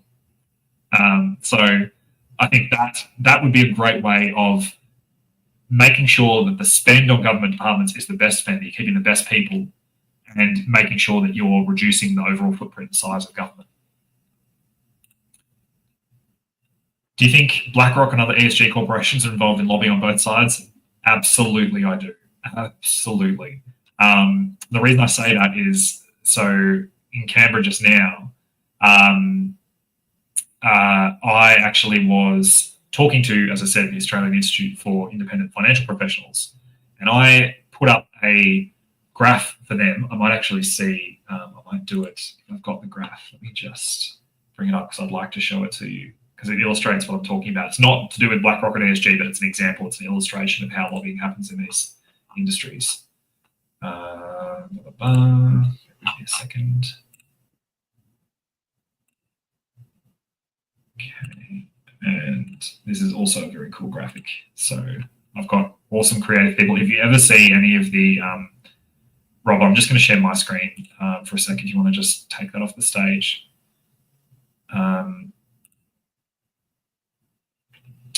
So hold on.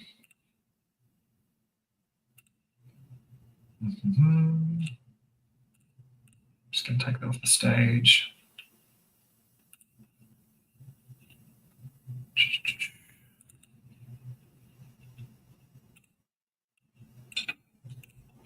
Okay, so now present and share screen.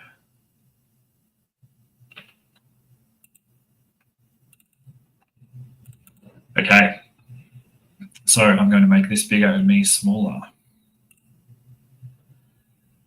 So this graph is a graph of disclosed financial donations above the cap by the big four banks to both major parties over the last 6 years. So you have a situation where, I'm just going to, make it a bit bigger. And can I drag that? Yeah. So you have a situation where all of the big four banks have donated to both major parties every year. The blue part of the graph is the Liberal Party, the red part is the Labor Party. So for example, in 2018, the ANZ Bank donated 150k to both Liberal and Labor. And then in that same year, CommBank donated about half that to both.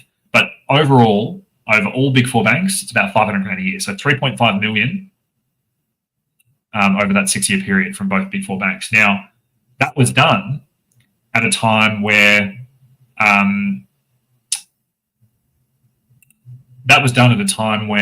the banking sector and the financial services sector was going through a royal commission. So, I don't use the word corruption lightly, and I think that it should be the right of any company or person to donate as they please and to whoever they please. I believe that's an important part of political expression. But if you've got a government of the day receiving donations from the banks that have committed the scandals that have led to the rise of a royal commission, and you are making decisions about the recommendations you're going to adopt from the Hayne Royal Commission, and you're deciding when they're going to be adopted, that's a big problem, the graph we just saw. And in fact, it transpires the NAB did lobby the government extensively to stop them from introducing certain recommendations that were against NAB's business interests through the COVID period. So short answer is, yes, I have no doubt that ESG, yes, but also like the climate change lobby, you got to remember, a lot of the alternatives and renewables in Australia, if you drill down far enough, it's like Rio Tinto, BHP, Acciona, all of these companies are fossil fuel companies originally. So they're all getting in on the gravy train. And it's the same people who we were previously saying are all horrible ethically or whatever that are benefiting from the government largesse. So the Libertarian Party rebrand has been great, in my opinion. Just before I was able to vote for the first time, I was turned off with the Lib Dems, with blue/red, just representing Uniparty mediocrity. Thank you, Kolosh. With this rebrand, it hasn't been easy. It wasn't necessarily, unanimous, and there were people who didn't think it was a good idea. But now we can see it in context, and we can see the heavy lifting it's doing, and how great it looks, and how much people are responding to it. I agree with you. I think it's the right decision. So, and it is unique to us. And I feel like it's actually like a protective, like that burgundy deep red. It's like wise, protective, warm. I really like it. X limited my comments. No. Easier probably to say which ones would stay. Yes. Shorter list. Would love to see more of the yellow background with burgundy text emphasized. Feel that it'd stand well against all the parties. Cool. Good point. We'll see how that works. That might be well for polling booths. Might go well then. Howard Hughes bought both sides of the government. Perhaps so. Yeah, okay. I sort of think I see the thrust of what you're saying there. Yeah, woke should not be in government. How can you hold the government accountable if the departmental officers won't answer a question at the Senate estimates? So, look, that's a good point, and they do weasel out of it. I think that I would love it personally sometimes if Malcolm Roberts, for example, because he does a great job, and so does Matt Canavan. As I said, I really like the way they kind of cross-examine them and ask them these questions. I think a really effective follow-up to that, because they do eventually provide the answer, right? So what we see seems frustrating and seems like they don't answer the question. And they do ultimately often answer the question just at a time that's not on the public record, in terms of not in the public view. So they'll often, because all these inquiries are televised and they know that they're being watched, so they won't necessarily give the answer. They often will give the answer later. And I think that a really effective method of making the point and really punishing them for that delay would be to actually publish those follow-up responses in a way that I feel like Canavan and FOD don't really do. So I think that would be a good follow-up to that. I also think, actually, I'll just say on this, that outside of the Senate estimates and Senate inquiries, I just think more education and more use of that platform the Senate seat brings to just explain the deep state and the actual, because I feel like, again, this isn't, I'm not attacking, I'm just making an observation of what I feel like I'm left wanting more of with FON. It's like they get so close, and then it feels like there's just like, it feels like they just miss the mark. You know what I mean? It feels like they just don't go for the kill because they're so focused on the other politicians, be it the Greens, be it the Liberal Party, Labor Party, whatever. They're sort of so focused on the politics of it that they miss the systemic nature of it. They miss the fact that there is this uni party. There is this uni party that's supported by a uni bureaucracy. And that's the hidden thing behind the scenes. Like, the bureaucracy is what we should be attacking and shining a spotlight on, because that's really where the worst of it is. And it doesn't matter which government's in power. And it's just the pure, unbridled waste and growth. And I think that libertarians are just better equipped to call out the system in Canberra. The problem is law has no end date, so they pile on until everything is legal. Absolutely. Yeah, that's right. The beautiful thing about Westminster, about common law, is it's legal until it's not. If someone comes up with a new product, it's legal until they're banned. And technology and the internet kind of keeps ahead of politicians a lot of the time. They're always playing catch up. So it's a problem, but it's also an advantage. But I think that politicians should be repealing laws. We never ever hear of laws getting axed. So, yeah. MLM is fraud. Not sure what MLM means. Or is it mainstream legacy media? Maybe that's what it means. It was News Corp who came up with this idea. They lobbied the LNP first, then Labor, both pathetically caved in. Yeah, well, look, I will say that News Corp and the mainstream media definitely stand to benefit from this social media ban because they want kids to have to get their news sources and media through them. I do think that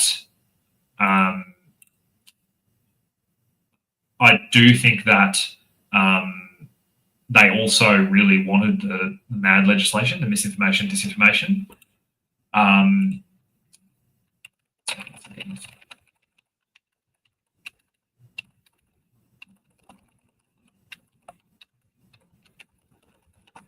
So I think that the misinformation, disinformation bill seemed like censorship, but it was also protection.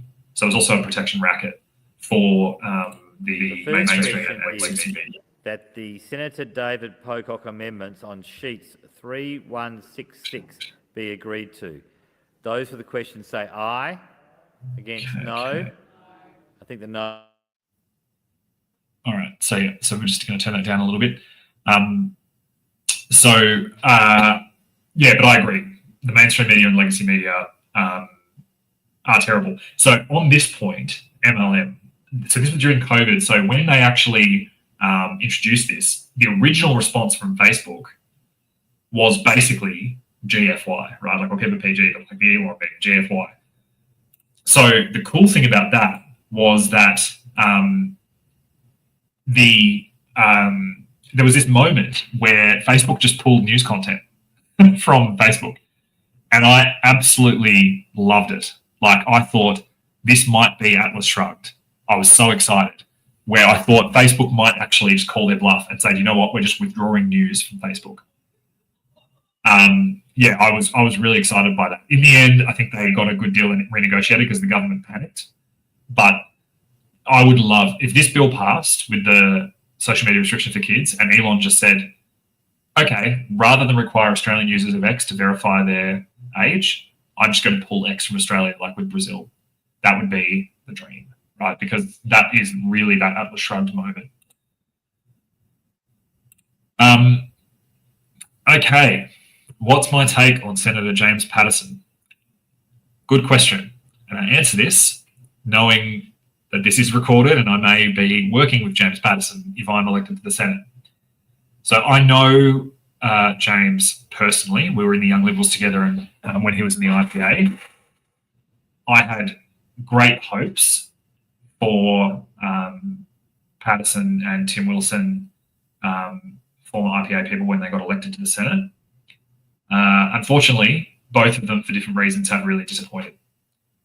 Now, with James, it is less that he doesn't have good opinions and wouldn't have good takes, and it is more that what they have done with him, and this is what they do, is they have given him a role. So his role in the Senate Intelligence Committee means that he has to maintain a top secret clearance. It means that he has to be very, very careful what he says about other topics, and he's basically muzzled. So enmity, that is the reality. I think that James Patterson, if he was a backbencher like Canavan or whatever, he would be great, but at that point he wouldn't. So this is what the major parties do. They take strong performers who have a track record of really vocal views that are rights-based and are good, and they shackle them. They give them like a golden muzzle. And that is the difference of what I would be able to bring to the crossbench as a Libertarian senator, is I would be able to advocate in a way that they really don't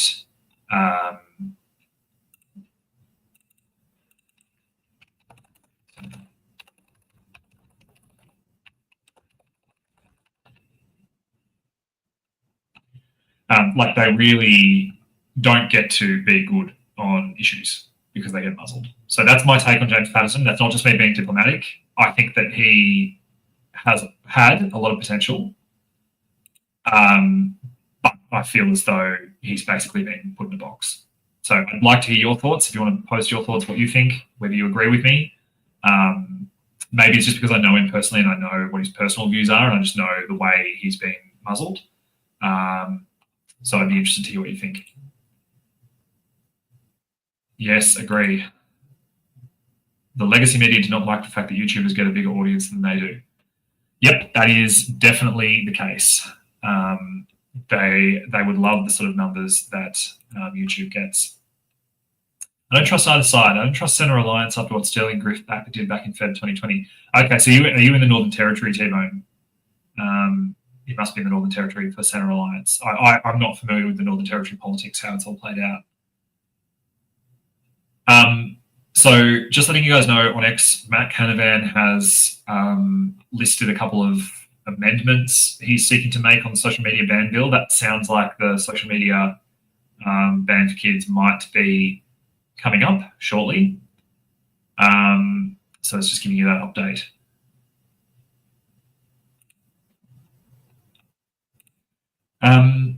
Ever wonder why every sitting there is a different chair? I'm not sure that there is. The Speaker of the Senate is usually the same person, unless they're on leave.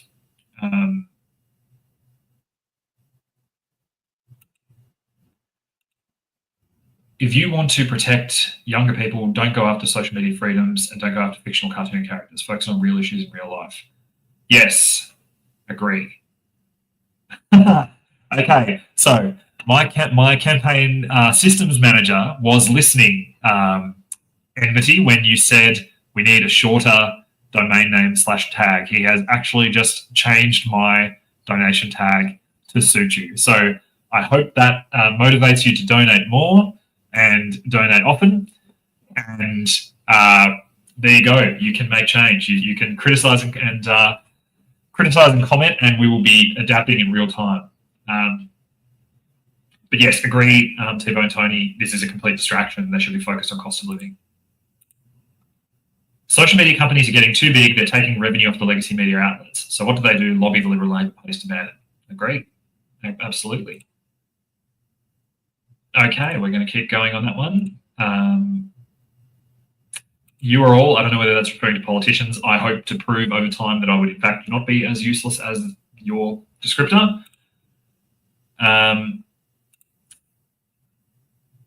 Okay, Broken Organ commenting to us through YouTube in the midst of a sort of soft X-ban, it sounds like. What says, young minds are more easily moldable, no doubt. Parents should be informed about the free filters, trackers, and blockers for their kids' smartphones. Yeah, absolutely. The fact is that there's so many tools that parents can use. And there really are so many, so many ways that parents can actually exercise responsibility over this issue. And this is a good example where broken clocks ride twice a day. And sometimes you basically can have someone you very much disagree with, who you ordinarily would never side with, might support you on a particular issue. So the Greens are like that for me. On this issue, the social media ban for kids, their original position was that they said education was better, that parents should be educated rather than have the ban. And I agree with that. They changed their position a little bit later when they were then talking about like preventing algorithm scraping and data scraping, all that sort of stuff for kids. But their original argument that education was the right way to go, I found that very persuasive. Let's have proportional representation in the lower house. Tom, I addressed that before, and I don't think that's the panacea people think it is, but I take your point. It's interesting that all Liberal politicians close the comments on their YouTube channels. All Labor MPs do the same. That is interestingly done, and it's not uncommon. And I think that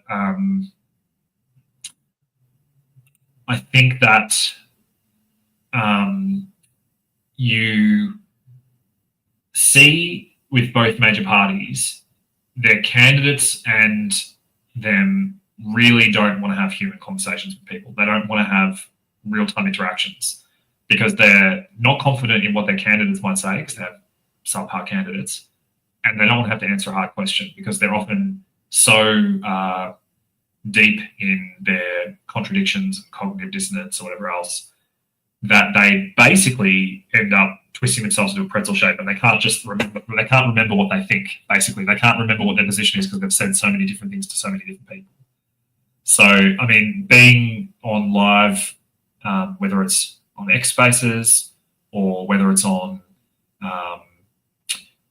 whether it's on X Spaces or whether it's on like lives or even in-person conversations, I don't find it hard to answer questions because I don't have to remember all the lies I've told or all the contradictions I've been or who I've told what. You know, I just know what I believe and what our party's positions are, and like life's pretty easy when you're interacting with people. And I think that politicians should be accountable to the average person. If I'm elected, I'd love to keep doing streams like this and X Spaces and be basically kind of having these with you guys from Canberra. Potentially even from the Senate chamber, maybe when the other senators are up there. I don't know if you're allowed to stream and stuff like that from there when it's not being used as a workspace. I don't know. I think that'd be pretty cool. Jeremy Bentham and what the farmers believed. No natural laws. Oh, framers believed. Sorry, I missed that. I thought I read farmers.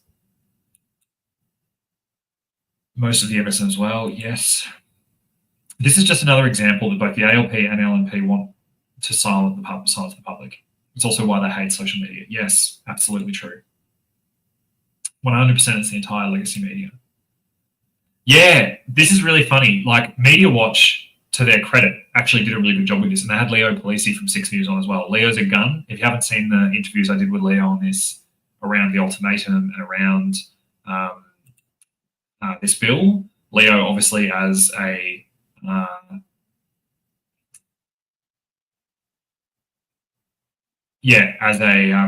as a young person, he was fucking 14 when he started his own news channel, and he would never have been able to do that under these laws.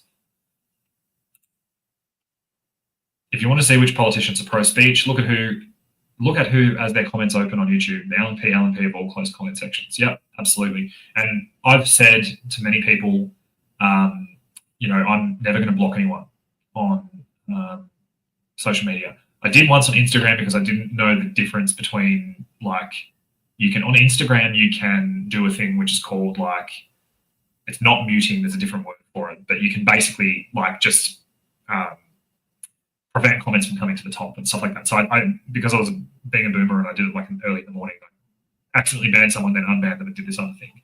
But basically I believe you should be seeing criticism of yourself, you should be allowing people to express themselves, because if you don't allow them to do that, then that's not really free speech. Now, it shouldn't have to be allowed to disrupt people. Like, we've had streams where the party's done streaming on stuff and there's just been somebody constantly spamming comments and arguing with people in the chat or whatever. You know, if we're running a space or if we've got rules or things we say that are housekeeping, we should be free to enforce that as well and exclude people. One Nation has their comments open, and as much as I dislike them, credit where credit is due, the Greens always have their comments open as well. Yeah, absolutely. Because our currency has to be talking to the people. Linda, spot on with this one, like Jackie Laramie today, of all people. Yeah, that's exactly right. Look, like I say, a broken clock's right twice a day. And the reason that I left the Liberals was because I didn't want to be in a party that was blue team good, red team bad. I got sick of that because that's not intellectually honest. Why not a Second Amendment as well? I totally agree. I believe that should ultimately be enshrined. I think that the First Amendment would have to be the first thing we put in the Constitution, but I do also agree. Bill Hilly Boganry. Yeah, okay. So again, I understand obviously the nature of this is that people will talk about how they feel about other politicians. And look, I agree with you. I think if I were a shooter, I would also be disappointed with shooters and fishers. I think that they are sometimes good on gun laws, not always, and they're pretty terrible on everything else. They often vote with Labor. That's the reality. On things that are outside their very narrow remit, they often make very bad decisions. So, yeah, libertarians absolutely are strong supporters of lawful firearm use. Like I said, I've been in the drug world. I've been in black markets. I understand that there's nobody in Australia right now who wants a gun that doesn't have one because it's illegal. No criminal doesn't have a gun because... So, okay, actually, we might just take a little bit of a pause doing comments. I believe that we are coming up to... So I think the Senate is now looking at the under 16s ban. I'm just going to bring this up a touch more. And I'm going to just have a little listen. Oh, system admin, you actually do need to unmute it. I can't unmute your screen.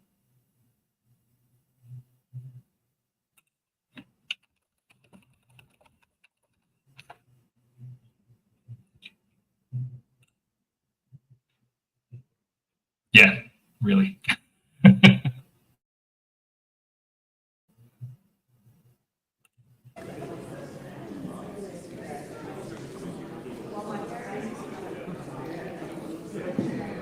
Okay, so I missed the divisions. Soldiers.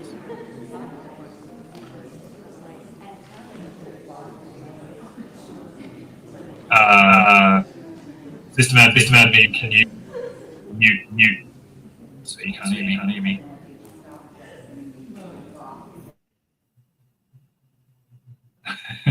Sorry, we're just working it out, guys. We won't be far off. I'm sure we can do this.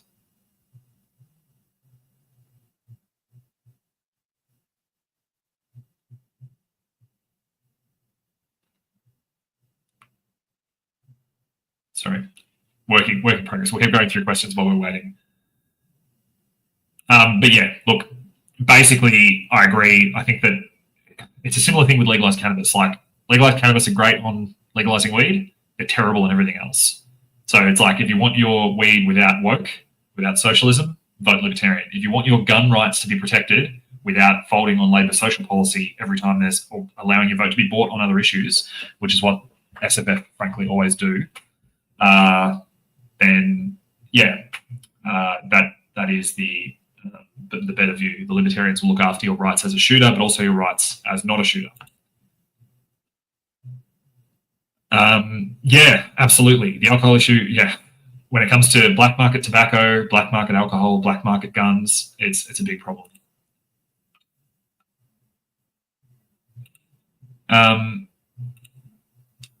The fines for growing our own tobacco are higher than growing our own weed. Have to have a referendum to change the constitution. That's true, Imogen. We do. And constitutional change in Australia and anywhere has historically been very difficult. But I do think that something like the First Amendment probably would get a fair bit of support. Okay, now I'm having supporters of the party in one of my party supporter chats making fun of me because I thought MLM might have meant mainstream legacy media. I was just guessing acronyms. Multi-level marketing. Okay, I stand corrected. I like to say that the beautiful thing about having libertarian friends is you can never be wrong for very long. So you're always learning, and you're always learning what's wrong. I've also been corrected on how to pronounce nuclear, because I used to say nuclear, but now I say nuclear. So I've been educated. So I will strive to continue improving. Although there is no pleasing, as in Austin Powers Gold member, well, there is no pleasing you. Some libertarians cannot be pleased. All amendments to the Bill of Rights in the US are constitutional amendments. Will, we're screwed, aren't we? On this bill, on the social media ban, yeah, we are. So, regrettably, it's probably going to pass. We are, if we keep voting for the Libs and Labor. True. Define free speech as separate to misinformation and disinformation. Well, Imogen, we believe that actually there is no difference. We believe that people should be free to be misinformed.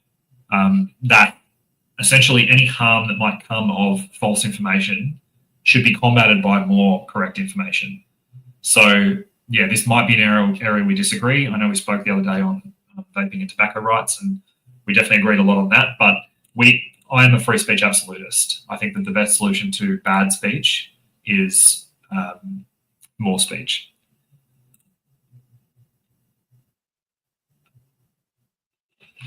Yeah, maybe iconoclastic nation. I mean, I think that's why I mentioned the First Amendment right, because I think a lot of Australians already believe we have more free speech rights than we do. So that's why I suggested the First Amendment might be a good start. Do you guys take donations off MLMs? Well, Port Adelaide Power, given that I didn't know what an MLM was, and I'm copying flack in my party chats for my faux pas of thinking it was mainstream legacy media, I think that probably tells you everything you need to know. I had no idea what an MLM even was. So, yeah, if you can give me an example of what an MLM is, I can tell you whether or not we would take donations off them. But we have never before. I disclosed earlier, I'm not sure if you're on the chat, we've had a donation before, 30 grand from Philip Morris. But I think that, the recent developments in taxation policy. A bill for an act to amend the Online Safety Act 2021 and for related. That's right. Just unmute that and just see if the echo is still happening.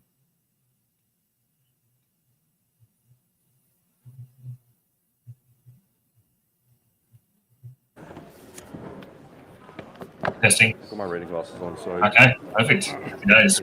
Oh, take your time. All right, excellent. We have the technology. Well done. They're all Mickey. So, federal tobacco is In the nicest example possible of way, black- if senators could leave the chamber. Is it possible if for you they're to turn it down? participating Like, you should be able to in adjust the volume, debates. right?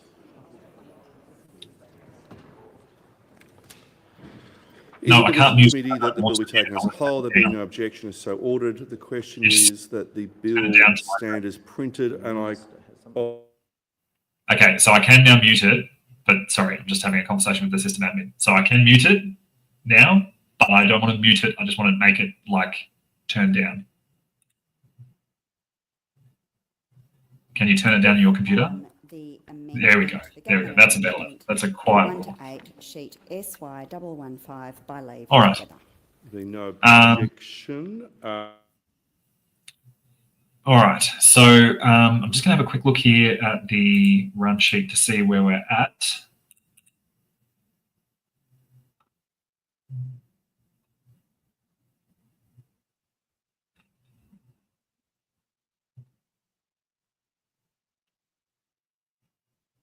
Yeah, okay, yeah. All right, so we're on social media. All right, we might actually have a bit of a listen to this, guys. Enhancing measures in part 4A. So we'll just watch for a little bit and I'll see if there's opportunities for me to explain what's going on. Online Safety Act. Now, in practical terms, these amendments mean that no Australian will be forced to use government identification, including digital ID. Sorry, Carly, for we've never received a donation from Amway. You can go and have a look at the disclosure. So we've got the federal disclosure register. You can see the transparency register for the AAC. On their personal information. If other It does parties this take through money from Amway, supplementary that's great for them. amendments. They've never The offered us first money. is a new section 63DA. This provides for the Minister for Communications to make legislative rules to exclude certain types of information being collected and used by platforms for the purposes of the minimum age obligation. A breach of this provision gives rise to significant penalties. The rule-making power enhances the privacy of users and their information. It gives the Minister the discretion to prohibit the collection of specified kinds of information subject to advice from both the E-Safety Commissioner and Information Commissioner. This is an important change and will ensure the legislation continues to meet community expectations as technology evolves. Now, this is complemented by a new section 63DB. This new section provides that platforms must not collect identification issued by government or require the use of an accredited service within the meaning of Section 9 of the Digital ID Act 2024 as the only means of age assurance to comply with the minimum age obligation. To promote user choice and an inclusive set of assurance options, age-restricted social media platforms will only be able to use government-issued identification or accredited services under the Digital ID Act 2024 information or material if other alternative age assurance methods have been provided to users. Additionally, the bill expands on Australia's privacy framework by giving the Information Commissioner oversight over the privacy-related aspects of the minimum age obligation. The Office of the Australian Information Commissioner is best placed to ensure that privacy provisions are administered consistently and robustly. Finally, any breaches of these proposed amendments give rise to significant penalties. A maximum of 30,000 civil penalty units, currently equivalent to $9.9 million, or 150,000 penalty units, currently equivalent to $49.5 million if the provider is a body corporate. The penalty amounts are intentionally large. This reflects the important privacy implications of the provisions. It also sends a strong signal to social media platforms: treat Australians' privacy seriously. Now, Australia has consistently paved the way in global online safety. These supplementary amendments will strengthen the already robust and strong privacy arrangements included in the original bill. Thank you, Minister. Senator Henderson. Thank you very much, Chair. The Coalition supports these amendments.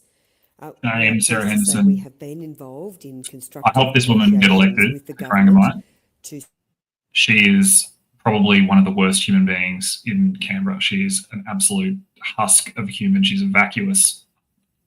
Yeah, I'm not going to say what I think. Anyway, she's a disgrace. and we provided the proposed changes to the government, which of course have now been incorporated into this amendment. We are very pleased that the government has accepted our changes, which, as I say, are reflected in the government's amendments.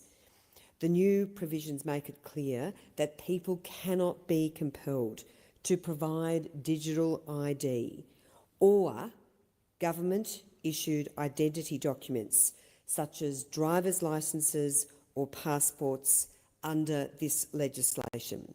This has now, due to the hard work of the Coalition... All right, I'm going to explain this a little bit, right? So this is the amendments that you saw the other day on Malcolm Roberts' X feed, and I pointed out then, as I'll explain to you now, it is absolutely a ridiculous statement to say. So you notice her language. She said, will not compel, right? So she's saying it's not compulsory. It certainly doesn't ban the use of it. It certainly doesn't mean that that won't happen. It means that it's going to be permissible as long as another option is actually permitted, all right? So if you offer digital ID and then also some other method that's super slow and way less convenient, then you're going to be free to offer digital ID, all right? So it's just absolute rubbish. When she uses this language, you won't be compelled. Total rubbish. These are both very significant changes which materially strengthen the bill.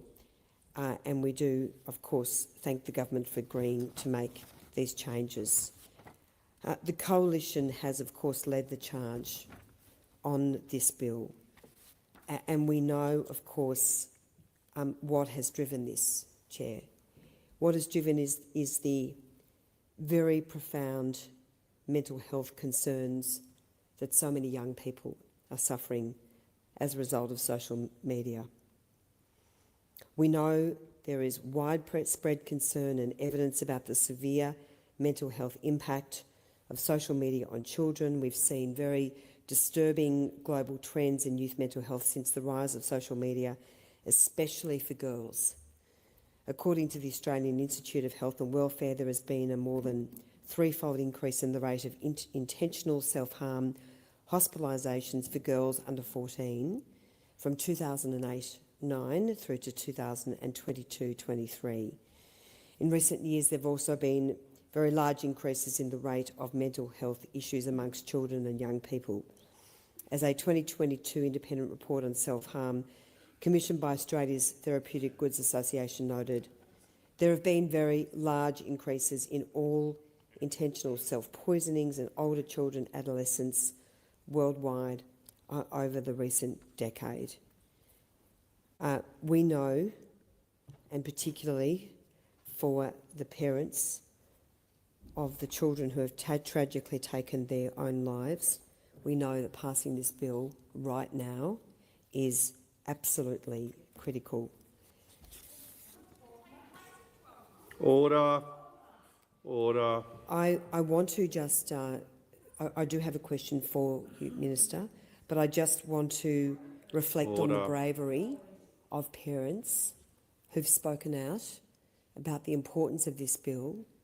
Parents like Matt and Kelly Howard, the parents of Charlotte O'Brien, with whom I met a couple of weeks ago. When I met with them, She's going to do this bullshit crocodile tears thing she always does. She's just the worst example of a politician and the worst example of a human being fused into one. She is, and, I'm saying this live on a public recorded thing. Sarah Henderson, if you want to sue me for defamation, Truth Defence will prove that you are in fact a vacuous human being. that she wanted them to raise awareness about what she had endured, and she wanted to see change. And I cannot tell you how humbling it is to meet with parents like Matt and Kelly and listen to their story. True, Care Bear. Anthony, how'd that go? As I say, you would have got this preachy thing if they responded at all. She's just...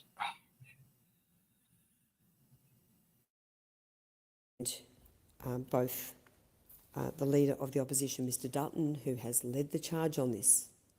I'm pleased that the government has caught up, but Mr Dutton and the Shadow Minister for Communication...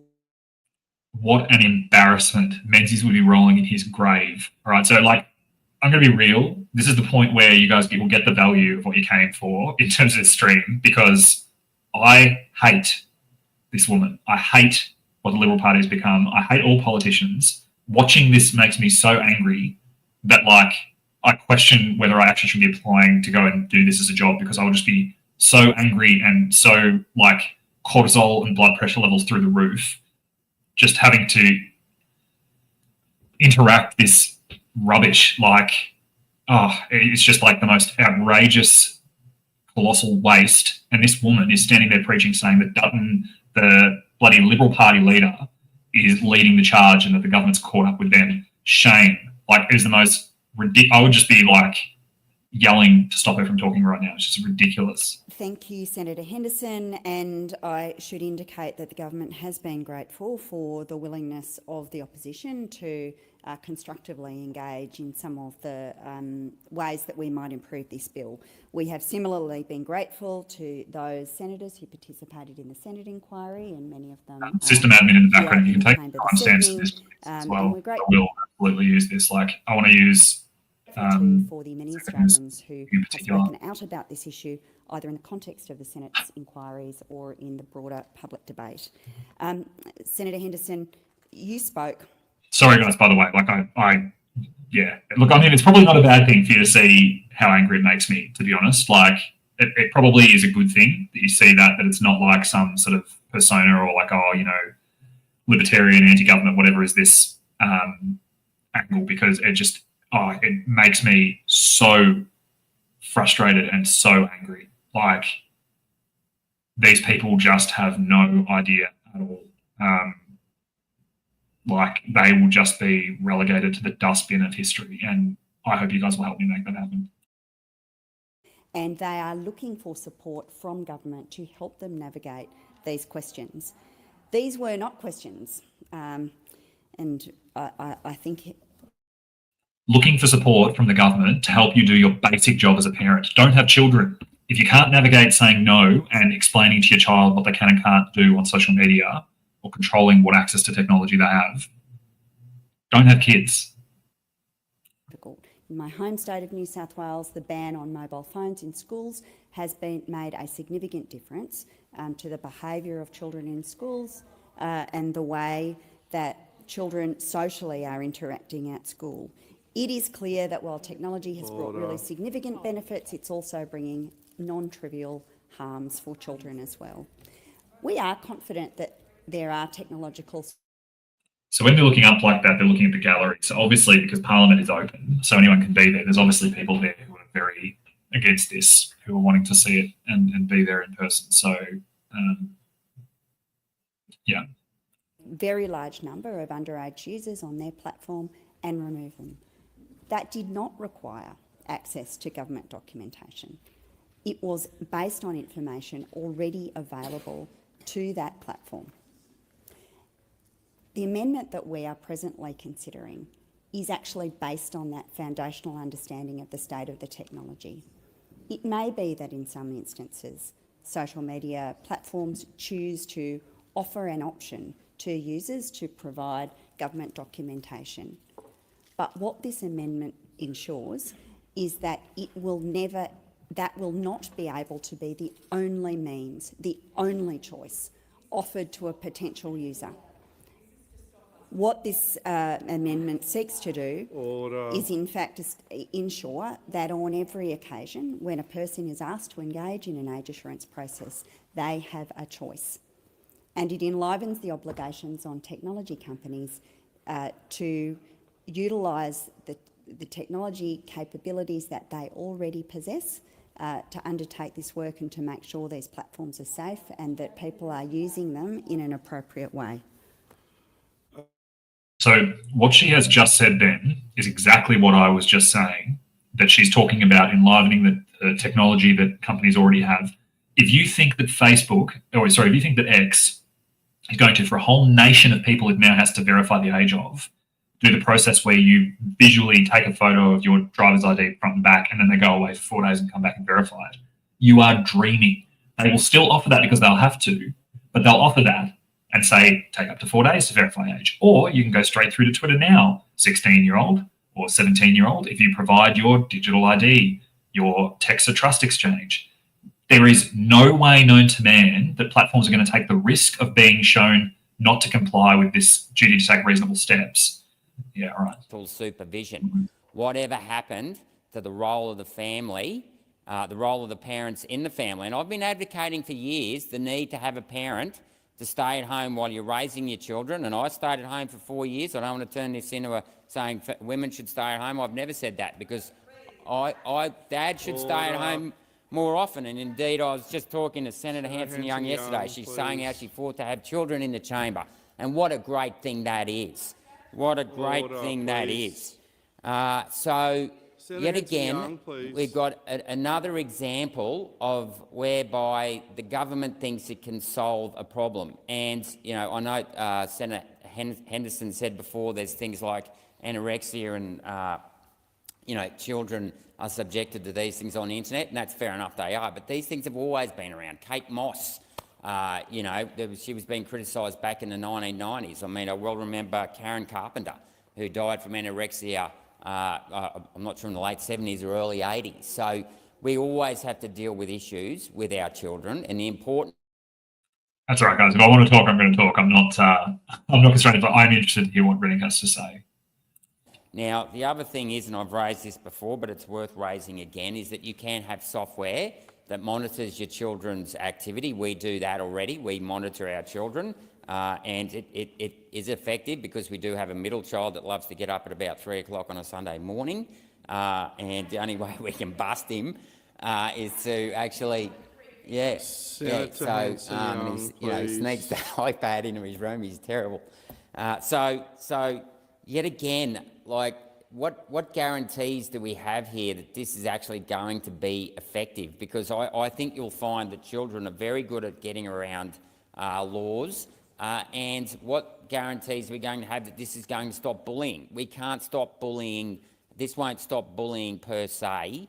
What will stop bullying per se is, again, having a parent keeping a close eye on the children while they're growing up, and being in touch with your children, so if they are being bullied, you're aware of it. And I'll note the question, a question raised the other day about VPNs. 33% of people in this country use VPNs, and I suspect most of that 33% are probably under 40, because most people over 40 probably wouldn't even know what a VPN is.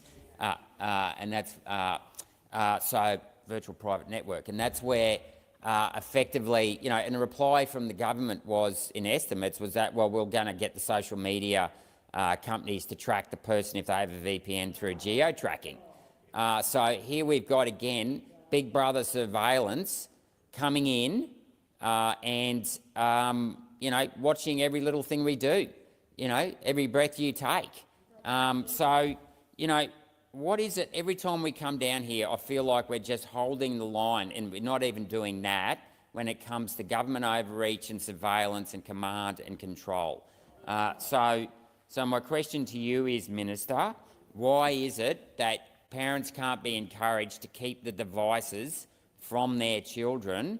You've just quoted an example of taking mobile phones off children in the schools, which is a good idea.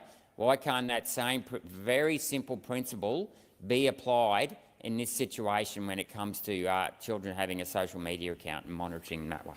Minister. Thanks very much, Chair, and thanks for the question, Senator Rennick.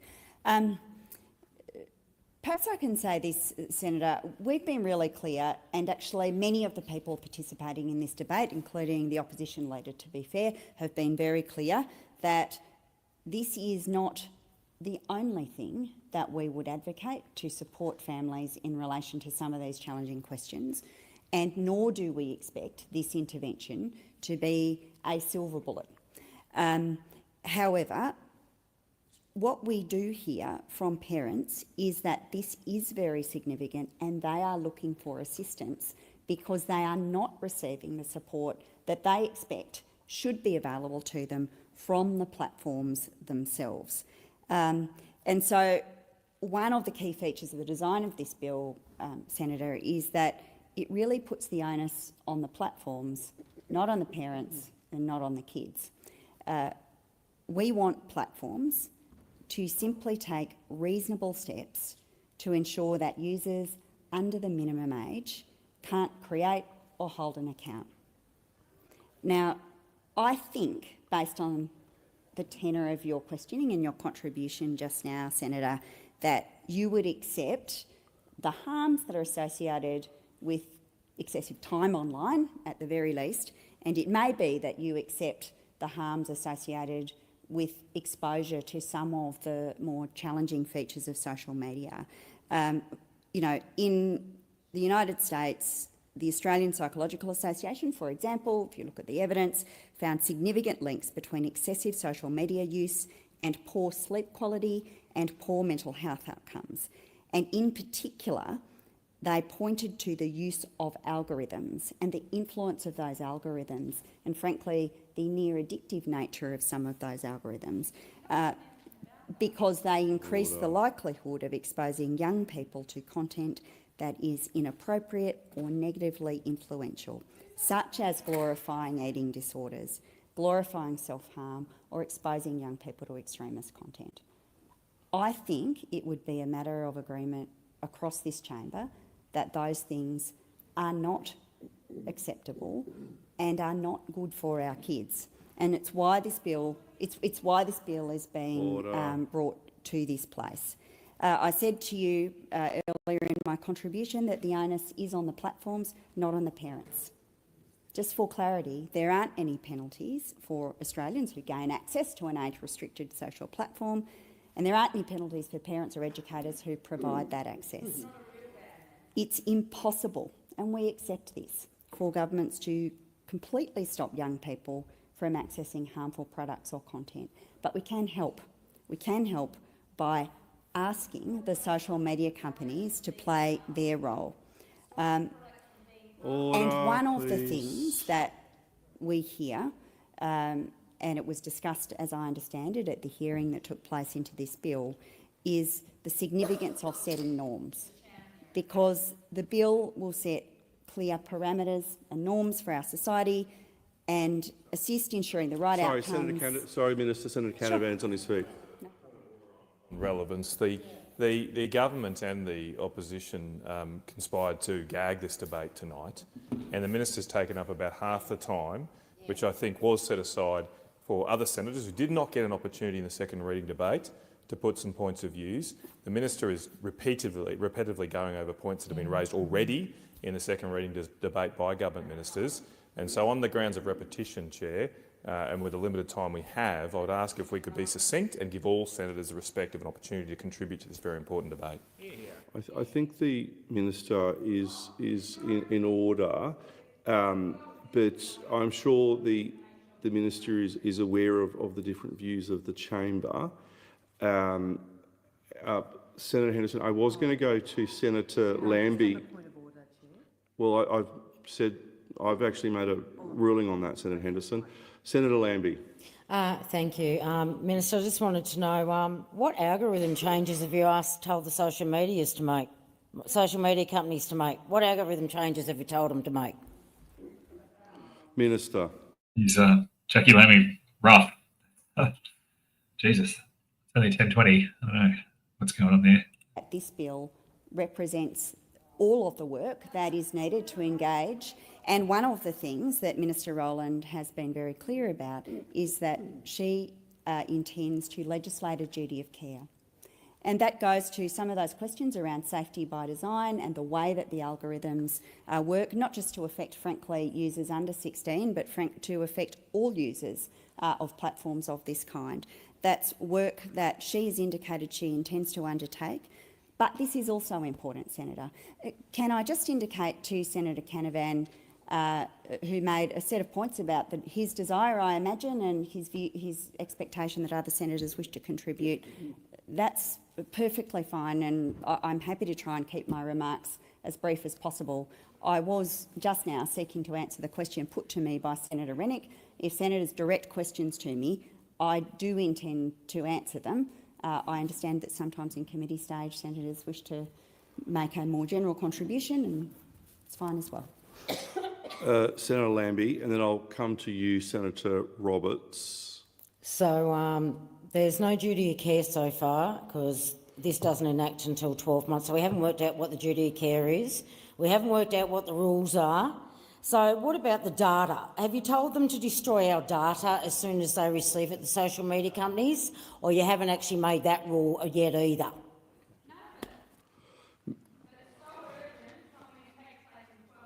I was going to call the minister, Senator Canavan, or do you want a minute? Sorry. Well, would you prefer that I don't answer the questions? I mean, it's challenging, Senator. I've been asked a question. Minister.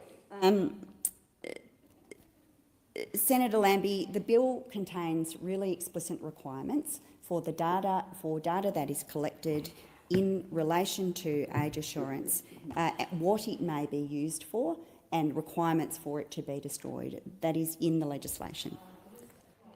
Senator Lambie, yes. Order. All I asked was, are the social media companies destroying that data when they have finished with it? It's simple, yes or no. I can't direct the minister. Senator Hanson, please. I can't direct the minister as to how they can answer the question. I'll make sure the minister is aware of the question. I call the minister. Senator Lambie, until the legislation passes, the privacy arrangements that are in the ledge are not in place. Social media companies are subject to some of Australia's privacy provisions, but the legislation actually establishes a higher standard in relation to the uses that may be used of information that is provided to these companies as part of meeting the requirements in this bill, and it also requires for the destruction of such data. Senator Cameron, so I was going to go to Senator Roberts, and then I will go to Senator Canavan, who I did say some time ago I would go to. So Senator Roberts, then Senator Canavan. Senator Hanson-Young, I'm just trying to make sure that it gets around the chamber. Are you seeking the call at all in relation to these amendments, or can I come to you after these other two senators? Well, this is a time-limited debate. I know, so I'm just trying to spread the time. I will want some time, yes. Senator Roberts. Thank you. My remarks are directed to the Minister, but also to people listening at home and to the Senate, and also to researchers and historians who will look back on this vote today in an attempt to understand what the hell the Senate was thinking. The amendment the government circulated, no doubt with the approval of the Liberal Party, answers that question. The Online Safety Amendment, Social Media Minimum Age Bill 2024, can act to force every Australian to be the subject of a digital ID in the name of keeping the children safe. And that's what my question is about, Minister. The committee accepted widespread public concern the bill was designed to force everyone to get a digital ID and promised to include an amendment to specifically rule that out. This government amendment, SY 115, that you've moved, new provision 63DB1, excludes the use of government-issued identification or use of a digital ID. Great. Except 63DB2 provides that if social media platforms can come up with an alternative means of assessing age that does not involve digital ID or government documents, then they can, wait for it, accept a digital ID identification. In effect, this amendment specifies a social media platform cannot use digital ID by itself, but it can use digital ID as part of a more comprehensive verification. There's no need to guess what that could be. This bill contains the answer: age assurance software. The company which has been awarded the tender for the age assurance trial is a British company called Age Check Certification Scheme, whose main business is the provision of digital IDs backed by age assurance software. TikTok has used age assurance software to remove 1 million underage accounts from TikTok in Australia. The software can tell if a person is, for instance, under 12. That's useful. The smaller the gap between the user and the target age, 16 in this case, the less accurate it is. This software can't tell age within 6 months, and there's no way of knowing the person turned 16 on the day of their application. You just can't tell that from a face scan. Accessing social media on your 16th birthday, and most likely for months afterwards, will require a second identifier containing that child's facial scan and their date of birth, which is a digital ID, which this company specialises in. You're setting them up. I've criticised this bill as an opportunistic attempt to capitalise on the public desire for better regulation of social media to force all Australians to get a digital ID. I'll say that again. I've criticised this bill repeatedly, as have others, as an opportunistic attempt to capitalise on the public desire for better regulation of social media to force all Australians to get a digital ID. This amendment requires a change in my language, which is now: this bill is an opportunistic attempt to require every child, once they turn 16, to get a digital ID if they want to access social media. What age does the government's digital ID start from? 16. What a coincidence. This wasn't the intention all along. That's misinformation. This amendment actually exposes the original intention of the bill. Your amendment exposes the original intention of the bill, which was hidden in what looked like a poorly drafted bill. It wasn't poorly drafted. It was deliberately dishonest, and the short committee referral, which the government fought against, has exposed the deceit. The truth is now out there, and the decision before the Senate is a simple one. A vote for this bill is a vote to require every child to get a digital ID on their 16th birthday. Compulsory digital IDs aside, there are many other reasons to not pass this bill. I will now share with the Senate and with posterity the words of Australia's Human Rights Commission on the bill. One Nation fully supports the Commission's position, which deserves to be included in the Hansard record of the debate. I'll quote: "Social media is a vital platform for young people to share their ideas and opinions, engage in dialogue and participate in social and cultural activities. It can be a valuable educational tool by providing access to diverse perspectives, new and learning opportunities, as well as vital information about health, well-being and safety. A blanket ban risks unjustly curtailing these freedoms. Social media is integral to modern communication and socialisation. Excluding young people from these platforms may isolate them from their peers and limit their ability to access much-needed information and support. This is particularly important for young people from marginalised, vulnerable or remote communities. The social media ban will rely on effective age assurance processes. This is their words, Human Rights Commission. The social media ban will rely on effective age assurance processes being adopted, which means that all Australians may be required to prove their identity in order to access social media. This may potentially require all Australians to provide social media companies, all Australians, to provide social media companies with sensitive identity information which poses a risk to our privacy rights in light of recent examples of data breaches and personal information being stolen. Technical workarounds, such as VPNs and false age declarations, may undermine the effectiveness of the ban. Additionally, a ban will not address the root cause of online risk or make the platform safer for everyone. End of quote. The workarounds to this measure have not received enough debate. The bill carves out gaming sites, many of which have a chat feature. Children will move over to chat rooms and gaming sites which are not supervised. TOR, and more accurately onion routing, will provide another avenue for communication which is designed to make supervision exponentially harder than mainstream social media platforms. I have advice from a leading internet security company that peer-to-peer social media is making a comeback, which again is harder for parents to supervise than current social media platforms. As a result of this legislation, children will be exposed to more harm, not less. I had a call from a constituent. It's not often Senator Hanson-Young tells me I'm right.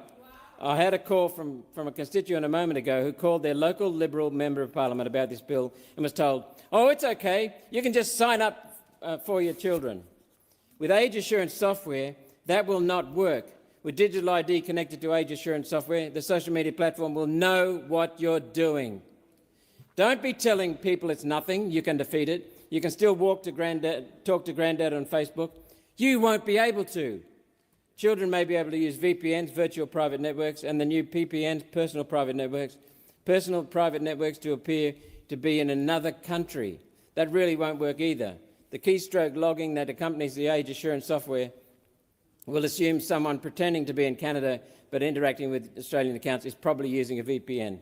Minister, why did you say that this won't lead to digital ID, but your amendment says exactly that? Minister. Thanks, Chair. I appreciate the many pieces of advice I've had about how I might answer questions, but I'll answer the questions in the way that I think is most appropriate to give Australians the information that I think is necessary in relation to the bill. So thanks for all of the free advice, but I'll just answer the questions. Senator Roberts, I think, foundationally misunderstands the amendment that's before him. The amendment specifically seeks to set up the circumstances where a platform may not require a person to provide a government form of identification, including identification within the meaning of Section 9 of the Digital ID Act, as the only means of assuring age. The platforms must provide another opportunity, and it's to deal with the concern you raise and others have raised, Senator, which is that you do not believe that it ought to be compulsory for such material to be provided for the purposes of age assurance. That is precisely what the amendment before you seeks to do. Senator Canavan. I think from the debate it's very clear that we are not sure yet whether this hasty, blunt attempt will do anything to reduce the social harms to children of social media. But what we do know for sure is that we have successfully disillusioned a whole generation of Australians with Australian politics. A whole generation of Australians have watched this saga, this sordid saga over the past week play out, and be completely disillusioned with their democratic process that they should have an involvement in, that we've completely denied them their voice. I mean, maybe we've scheduled the debate for 10:30 p.m.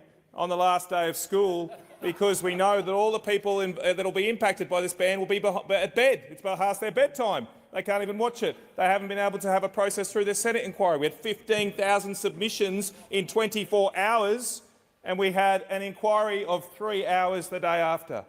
And nobody, of course, could do anything but a fraction of those submissions. Only less than 1% of them were published on the website before the report. This is an absolute outrage and a stitch-up of grand proportions.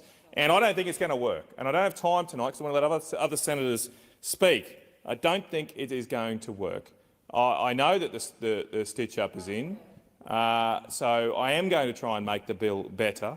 I am going to try and fix the issue that Senator Roberts logically pointed out there. Why are we letting digital ID be a means of identification at all? It's not used at the moment at all, really. It's not in widespread use. So why don't we just rule that out right now? If it's something that comes into use in years to come, we can always change the law. There's a review built into this law in 2 years' time. We can do it then. If we were serious about responding to the concerns about digital ID, let's just get rid of it. And my amendment would do that. I've also think I'm going to leave this on, and once he's finished talking, I'm going to talk about seeks to, we say, the minister says, to help parents, and the word parent is not mentioned at all in the bill. There's not a single mention of the word parent in this bill. Why? Why? Why aren't we helping parents rather than try to replace them?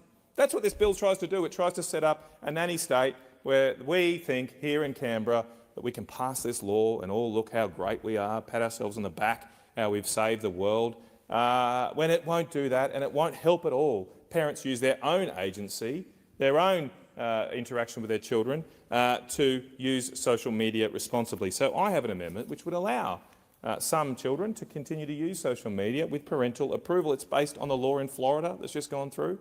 Our inquiry barely looked at that law. It went through after an actual process. It got vetoed by the governor in the first instance. It went back to the Congress in Florida, and they've improved it. That's the way a democracy should work. But we've just completely rode roughshod over that through this hasty process, truncated process this week. I have another amendment that would seek to narrow the definition here. There's a ridiculous definition in this bill which captures basically any app that enables interaction between two or more people, which is basically everything you do on the internet. It's going to cover apps like Strava.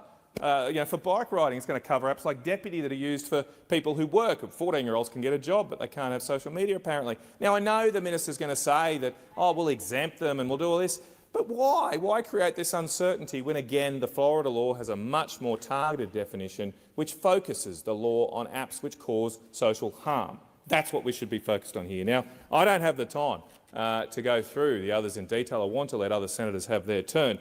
But I do come back to the point that a whole generation has been activated by this process. There is a silver lining here, perhaps. Right now, a guy called Mr. Anthony Kaloof is running a live stream of our broadcast here. He has 38,000 people watching. The official YouTube channel of Parliament has 800. He's got 30. Because Canavan boosted him because he doesn't want to boost me. He knows what I'm going to say as soon as this is passed. I'll make that point. Grow up, and they're going to keep voting. And I think there's going to be a lot of change coming to our Parliament in years to come if we keep ignoring those people like we are tonight.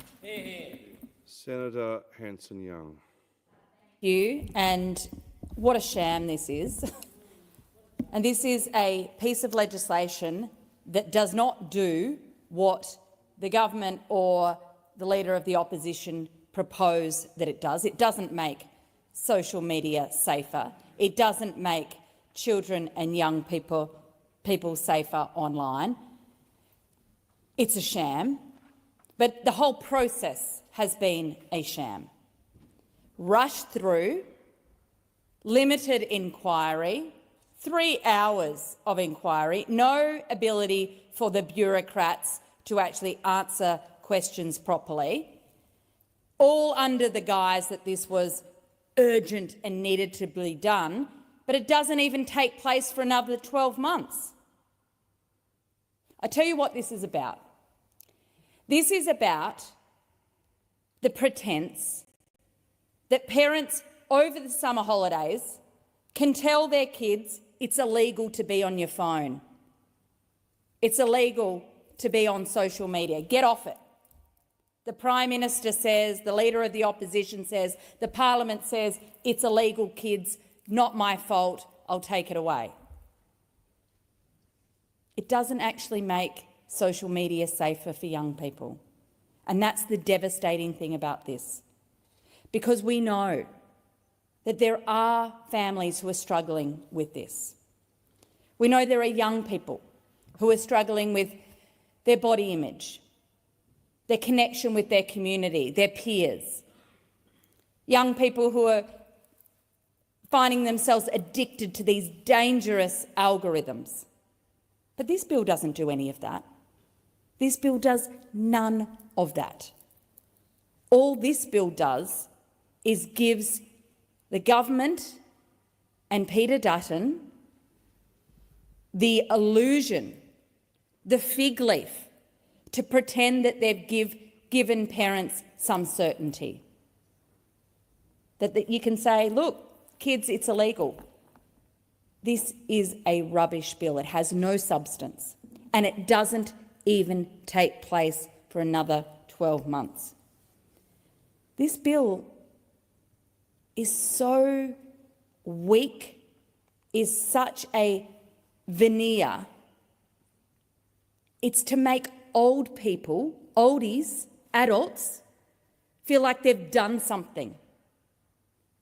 It's a false sense of security. It's also obvious that the people who have drafted and fought for the particular elements of this bill actually have no idea how young people engage with the internet. Absolutely no idea. I mean, it's almost embarrassing. I mean, this is boomers trying to tell young people how the internet should work. That's what this bill is. Boomers trying to tell teenagers and young people how the internet should work, to make themselves feel better.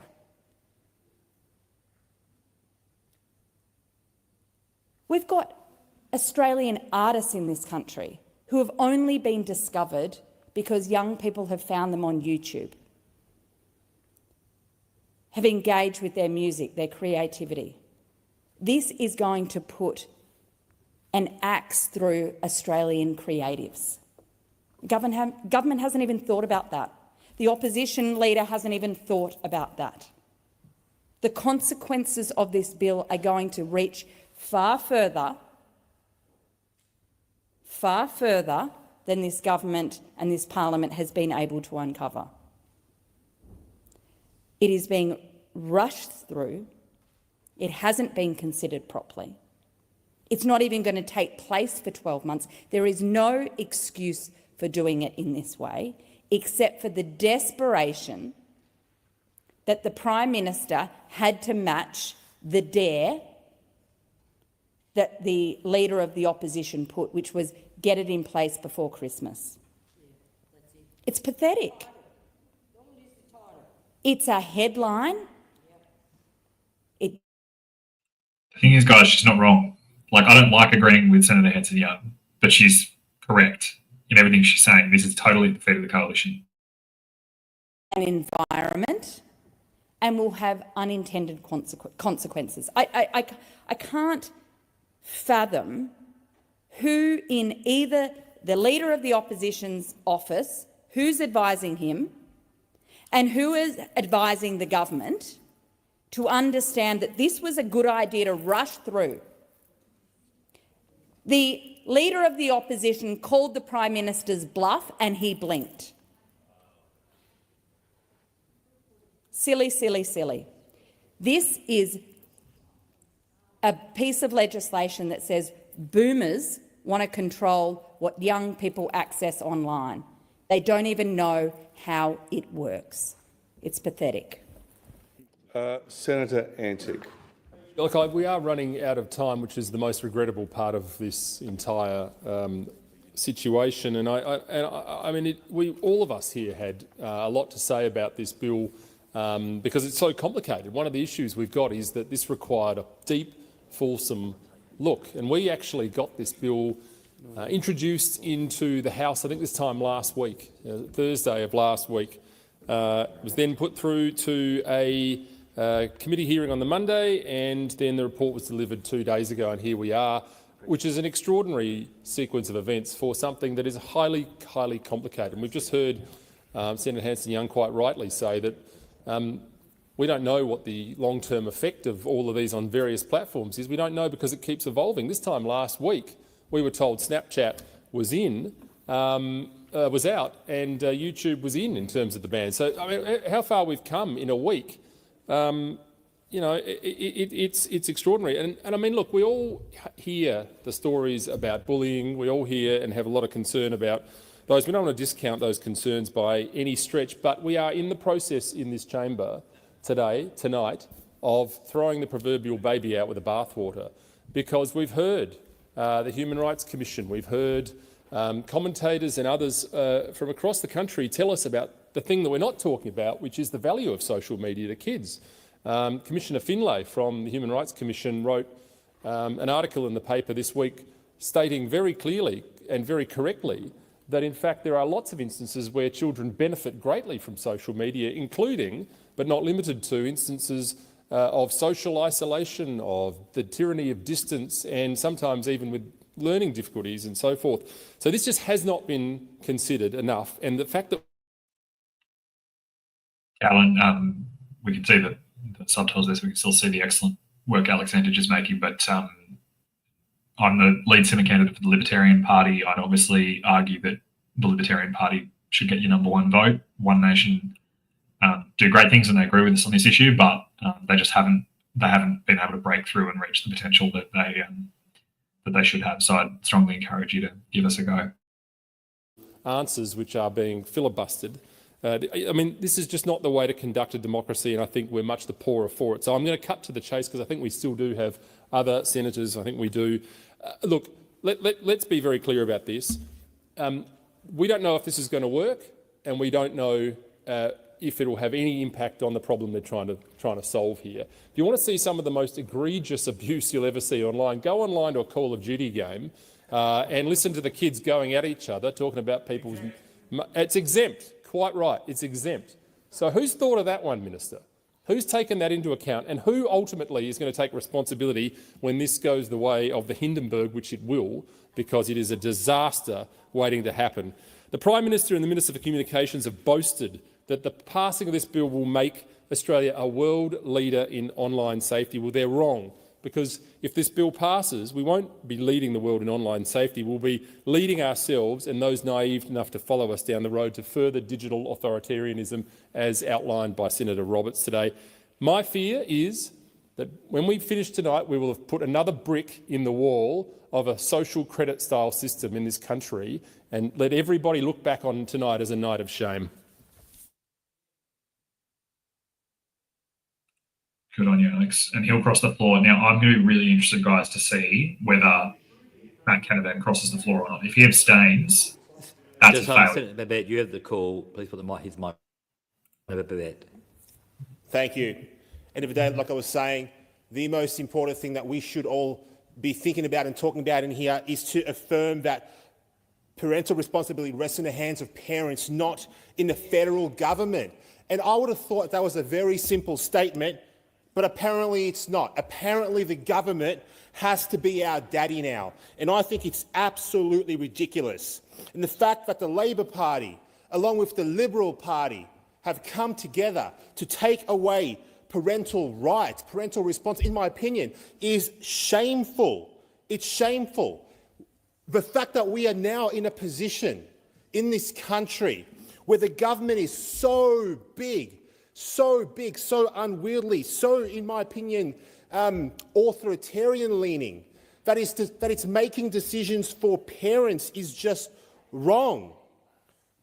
We didn't even get a chance to properly debate this bill. We didn't even get a chance, not even a chance. Look, mums and dads are the best people to raise their children as they see fit. It's their right, it's their responsibility. the government's determination to do the job of parents by this blanket ban of under 16s. It undermines that primacy of these parents. Like I said before, it's not the state's role to go around telling 16-year-old and under what they can and they can't do. Can you have friends on TikTok? No, the government's going to decide for you. Can you see your family photos on Instagram? The government's going to decide that for you. Can you get the news off Elon Musk's X platform? The government is going to decide that for you. It's wrong. It's wrong. Decisions are for parents. It's an intrusion of the state. For that reason, obviously, I'm not going to support this bill. I don't agree with it at all, And like Senator Antic mentioned before, it is another brick in the wall of an authoritarian digital tyranny that most people can't even see is being built around them right now. In my opinion, this bill... Preston, I love your optimism, mate, but this is like this is the posturing before the execution. Like, yeah, the Liberal senators will not do anything other than just what they're told. For everybody in the country. Now, we all know, whether the minister will admit it or not, that digital ID is the foundation of a coming social credit type system. Combined with digital currency, in the future, you are enabling a system right now where the government will be able to control every single facet of your life and what you do online. We are slowly creeping towards this totalitarian state. Very, very slowly creeping towards it, but it is happening. It is happening. At the end of the day, you know, this bill is obviously ill-conceived.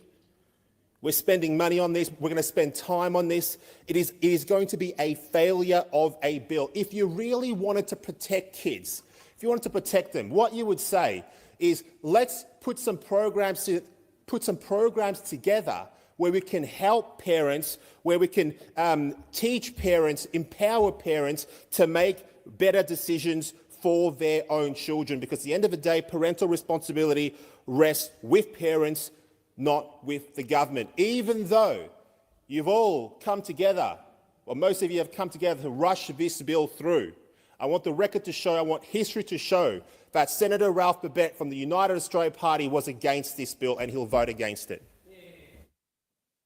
6 minutes, unless Senator Colbeck wish to speak. Senator Colbeck. Thank you, Deputy President. Thanks, Senator Canavan. I'll keep it quick because I know that you might have some more things that you want to say. If you want an example of how not to legislate something that is important and of moment to our community, have a look at this piece of legislation. Have a look at this piece of legislation. Arrived in the Parliament last Thursday, 4 hours into Senate inquiry on Monday night, and we're expected to pass it with effectively very little debate in this place. And quite frankly, the legislation deserved a proper parliamentary process, and this government shows its disrespect for the Parliament and also for the Australian community by trying to shove it through. Senator Colbeck is a Liberal senator. If he actually votes against it, that would be incredibly solid. Like, it might be, given the way the numbers are, that some Liberals might vote against it. But yeah, have said it really hasn't had the work that it needs to be done. This is a genuinely important issue for our community. A genuinely important issue for our community. I don't diminish for a moment the pain and anguish that people have felt through the impact on their children and their families through online bullying. I don't diminish that for a moment. I feel it. I've been close to families who've seen it, as we most likely all have. But this is not the way to deal with this. This is not the way that a parliament properly deals with a matter of this moment. The concept of excluding a huge swathe of our community from a form of communication just does not sit well with me. You won't hear that, Skylark, because there isn't one. This is just them gritting their teeth and smiling and laying back and thinking of England. You know, like this, there's no You're not going to get that justification. Justin, Pauline Hanson is very rarely in the Senate, mate, to be honest. Like, she's probably not going to be in this to vote.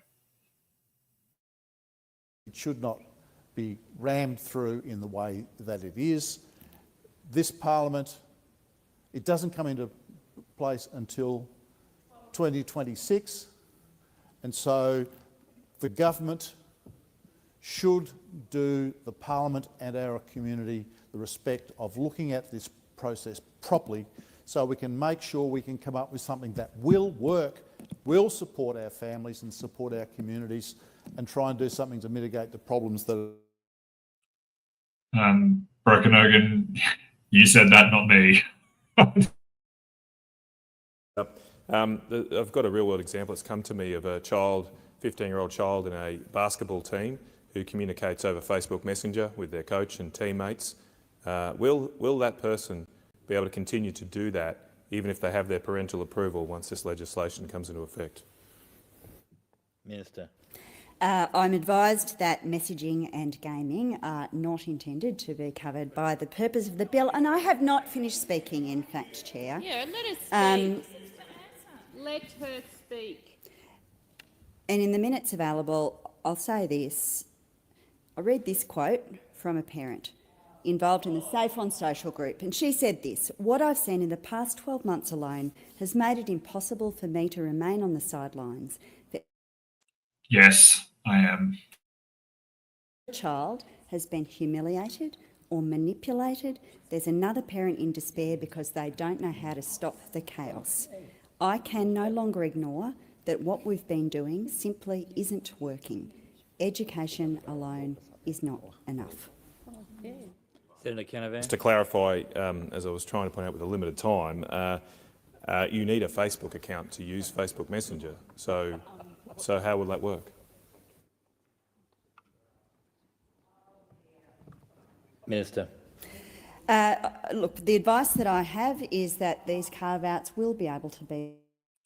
Does anyone get serious Dolores Umbridge vibes from the minister out of Harry Potter? Can I just ask that? Does anyone else? Just in the final 20 seconds, I know, as I say, this live stream, I mentioned, up to 45,000 people watching now. They're obviously very disappointed with the process this place has gone through. I think it's not the finest hour for our Senate to guillotine a debate of this nature, of this importance to so many Australians. There was no need for this rush. Absolutely no need for it. We could have done this next year. Could have still had the start date that's intended. It's a real shame. It's a shame that we've got to this state in the Australian Senate. The time has... Yeah, it's a shame, but do you know who wants it brought in before Christmas? Peter Dutton, all right? Like, let's not pretend that the Labor Party were like, yeah, we've got to rush this. Peter Dutton wants it before Christmas. All right? Questions on the remaining stages of the bill. So we come to sheet SY115, in the name of the government. The question is that the government amendments on sheet SY115 be agreed to. Those to the question say aye. Against, no. The ayes have it. I will now deal with the amendments circulated by the Australian Greens. We're on sheet 3201. The question is that the Australian Greens amendments on sheet 3201 be agreed to. Those for the question say aye. Against, no. I think the noes have it. I will now deal with the amendments circulated by Senator David Pocock. This is sheets 320. All right, so what's happening here is they're basically getting rid of the amendments. They're basically saying there's going to be no debate and they're just getting rid of the amendments. So different on 3205. Does any other senator want me to separate the questions? I'll be putting the two questions then. The first will be on 3205 and then a second question in relation to 3206 and 3207. I put the question that the Senator David Pocock amendments on sheet 3205 be agreed to. Those for the question say aye. Against, no. I think the noes have it. The division required. Ring the bells. It'll have to be for 4 minutes.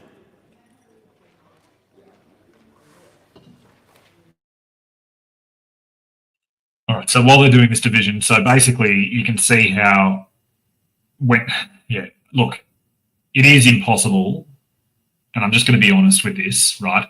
It's impossible to watch this and be confident in our democracy. So the place is completely empty until there's a vote.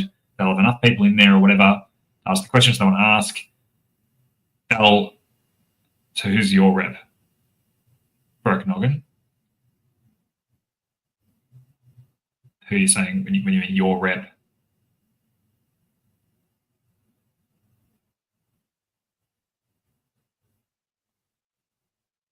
So basically they'll just be out of the chamber and then they'll ring the bells and they'll all come in to vote and then they'll all, oh, right, you're talking about the chat. Okay.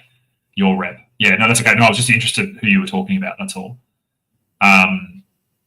But yeah, it's just a farce. They are not in there. They're not paying attention. They're not representing their constituents. It's just shocking. Yeah, exactly. You're right. Mr. Weasley, the fact that they didn't have to sit there, it's just, I feel watching this like that Star Wars scene where it's this is how democracy dies, where they're just all, it's just ridiculous. It's the most pathetic. NASCAR, eventually Libertarians will run the lower house seats, and yeah, absolutely. I'd love to eventually, obviously I've got to win a Senate seat, and I'm going to do the best job I can to win a Senate seat and do that for as long as I can, as well as I can. But I absolutely do think we can win lower house seats a lot sooner than people think. And I also think that Libertarian representation and even control of the balance of power in the lower house is a lot closer than we think. But yeah, look.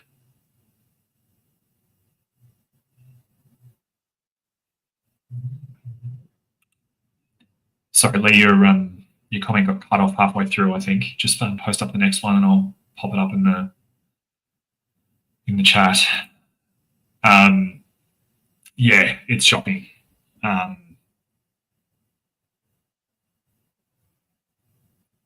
Yeah, Justin, look, and half the time as well, they'll have arrangements where they'll actually have pairs. So they'll actually pre-arrange beforehand, oh, well, you want to go home early, I'll go home early as well. So it never makes a difference. They don't have any incentive to stay.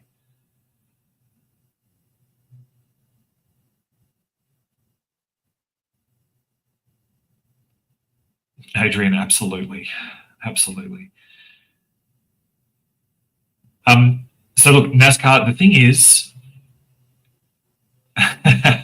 Andrew, I'll answer your question in a second.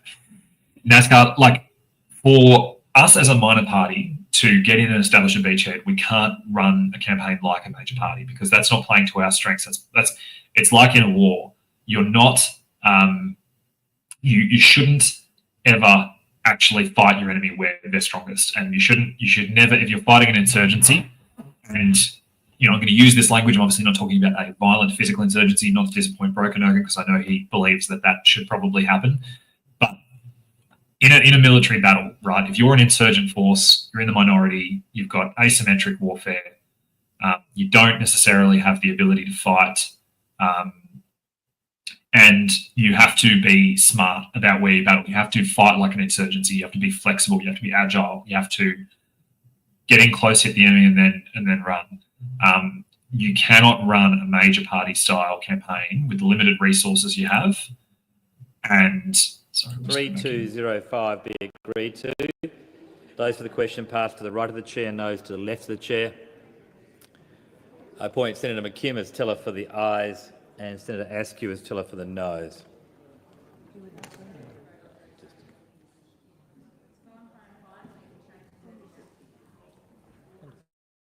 Yeah, anyway, my point is you've got to be smart, you've got to be a bit risky, you've got to gamble a bit and have a bit of fun with it. You'll see what we are going to do over the next 6 months. And for example, the fuel stunt I'm talking about in a couple of weeks' time, you'll see what I mean. We're basically going to pay for fuel excise for a couple of hours at a petrol station. We're going to have Libertarian Party volunteers filling up people's petrol, cleaning their car windows, making the point of what life could look like if you didn't have to pay crushing petrol excise for a couple of hours. We'll get some media around it. It'll be that sort of thing. So, yeah. So, capitalism, nice. Yeah, but not everyone's going to go home and do their homework. So I'm reading. I like different books that relate to counterinsurgency, because if you read a counterinsurgency manual, it's also an insurgency manual. All right. So Topher is actually my MC tomorrow for my key fundraiser. He's a good friend, and he's endorsed me, and I really appreciate his support.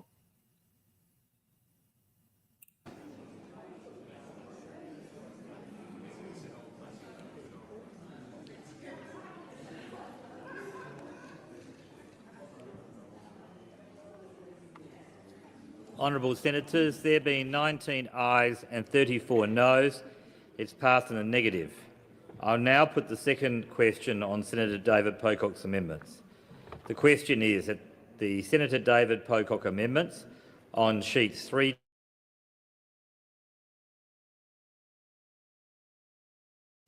So the interesting thing about this, right, Lucidin, is, if government, it's not even about cutting spending. This is the insane thing. If you just froze spending, you would pay off the debt within like 5 years. If you just didn't increase spending at the rate we're increasing it. So NASCAR, I've spoken to Craig Kelly about this, and I've said, look, UAP won't run this time. Could we get some Clive money, do you reckon? And Craig Kelly, to be honest, is like, it's not worth it. He said he reckons for all the money Clive donated at the last federal election, it was offset by Clive. Like, the money always comes with control and the desire to be front and centre, and that's not a vote winner. So absolutely open to donations. I'm gonna post up the donation link again before we finish up tonight. But and honestly, $50, if you're in a position to give it, makes a huge difference. It'll go a long way. But yes, correct. Listen, Clive annoyed everyone last election, to be honest. Clive is good as long as he's not being Clive, and he just can't not be Clive for long enough to help. So.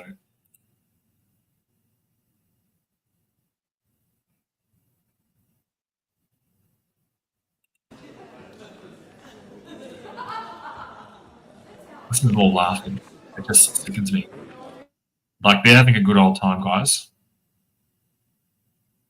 Good old time. And look, I'm sorry. I know I sound quite angry and disappointed. Lock the doors. I tell my team, and my chat is happy warriors. You know what I mean? I think that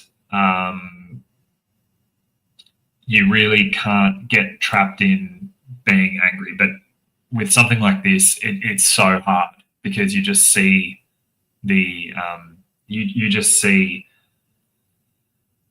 the callousness. You just see how out of touch they are. They're all in their bubble, and they have no idea.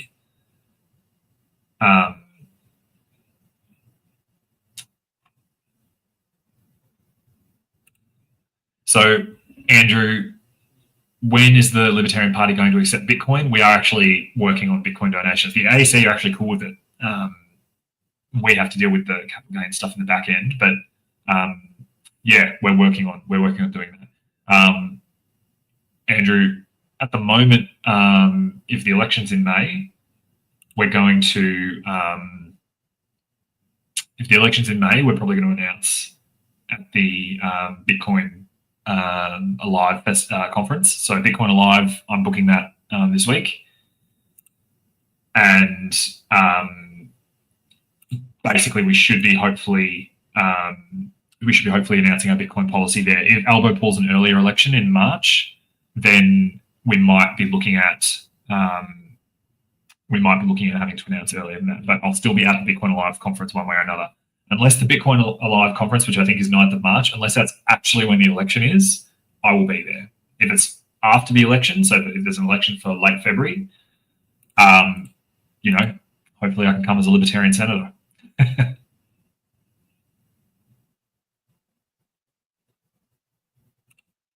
Yeah, the jovialness of the ivory tower. It really is.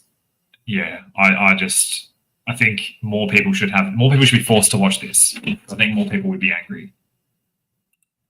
yeah, Skylark, it is, you know, they are having a good old time.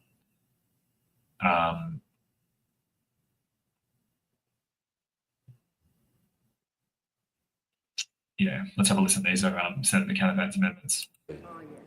Those for the question say aye. Against, no. The noes have it. Division required. Ring the bells. 1 minute.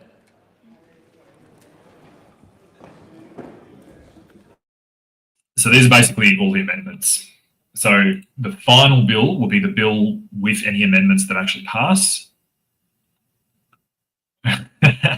Mr. Wheezy, yeah, breath testing them. I mean, look, I think Jackie Lamy would probably fail. She's a walking drug test failure, alcohol failure, to be honest. I think looking at it before, you know, I'm not criticizing physical appearance, but in terms of her demeanor and her, like,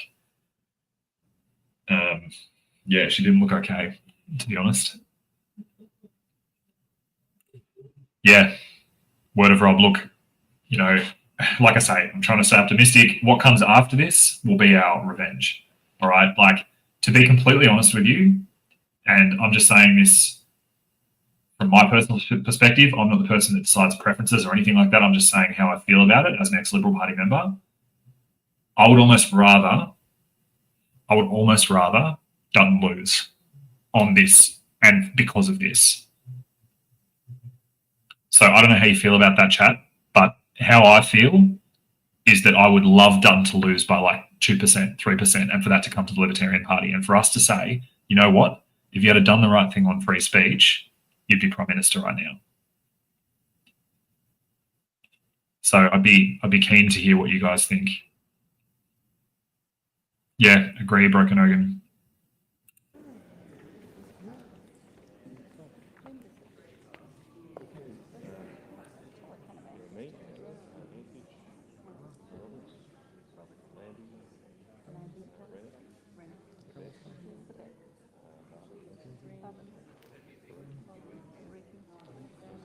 True. I never thought I would miss Malcolm Turnbull, but I tell you what, Dutton, bloody hell.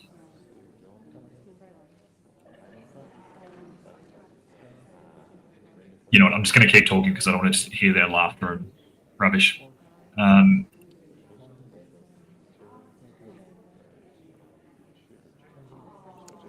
Yes, like, you know what I mean? As much as people go, oh, like, I think people think the idea of Liberal is better than the reality of Liberal, and they base it on that, where they go like, oh yeah, Liberal will look after small business, Liberal will do this, Liberal will do that, where in fact they actually haven't done that for about a decade. So yeah, I know Skylark, but you know, acceleration theory, like, they just need to learn. The Liberals need to learn that if they don't stand for anything, they should lose.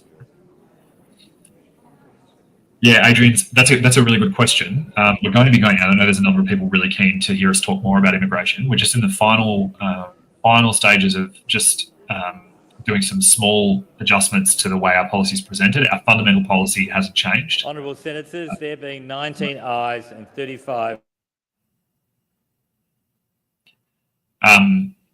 So basically, the Libertarian Party oppose mass migration. We think that immigration is being used to try to cook the books, basically, economically. They're trying to keep us out of a recession, even though we've been in a technical recession for 6 consecutive quarters. Like, it's almost as long as the entire recession we had to have. And if it was per capita recession, we would be in recession. Individual households are in recession. And they're basically trying to bring in, they're trying to manipulate the system to ensure that the sugar hit you get from new migrants coming in keeps Australia technically in the black. So we definitely oppose the broken migration system as it stands at the moment. We always have. And the Libertarian Party's, yeah, okay, this is the final vote.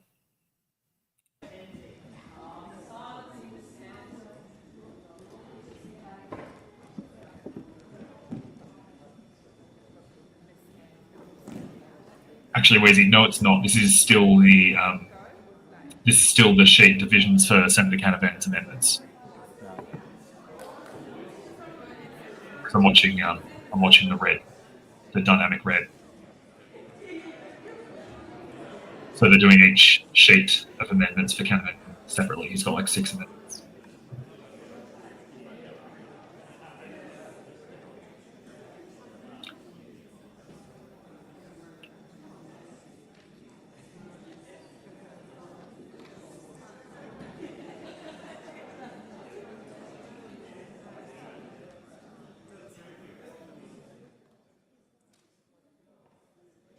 Yeah, so basically, so immigration is a question of distorted incentives. The government basically provides such a distorted picture that you're never going to get the right people come to benefit the existing society.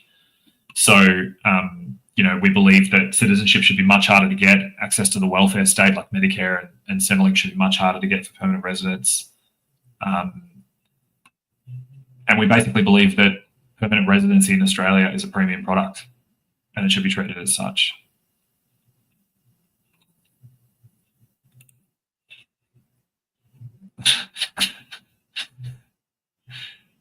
Skylark. It's funny and I'm tired of people pretending it's not. All right.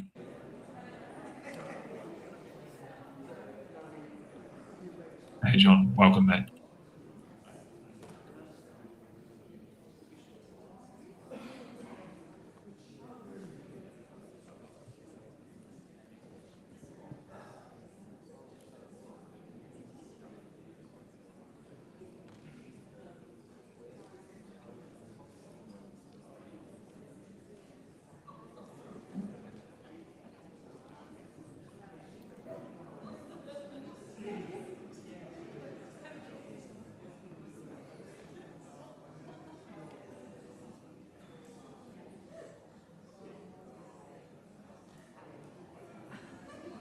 Yeah, Melody, no doubt.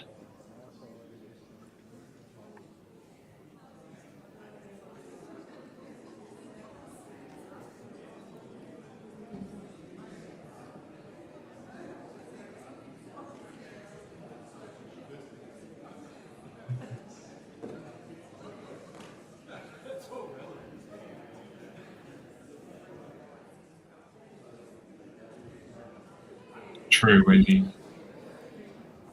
Honourable Senators, there being 34 ayes and 19 noes, it's passed in the resolved in the affirmative. Okay, so Canavan voted no. Canavan crossed the floor. Excellent. Very, very happy with that. Good on him. So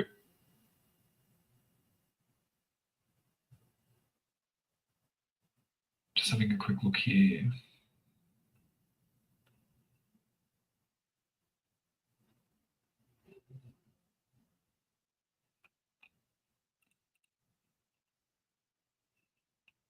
Now, who was that? 16 on the dynamic red. Colbert. So Colbert, people were asking about Colbert, right? What party he was. So he's the Liberal Party. He was not in the chamber when that vote was cast. So that Colbert, who just got up and stood and said, this is a shame and a sham and blah, blah, blah, blah, blah, gave all these great words, all right? Gave all these great reasons about why the bill should be, you know, should have had a better yes press, and that was the final vote. So, all right, I'm going to take this off because, yeah, we've had enough of that rubbish. But that Colbeck, so you know how you guys were asking me who he was. He was the Liberal Party guy.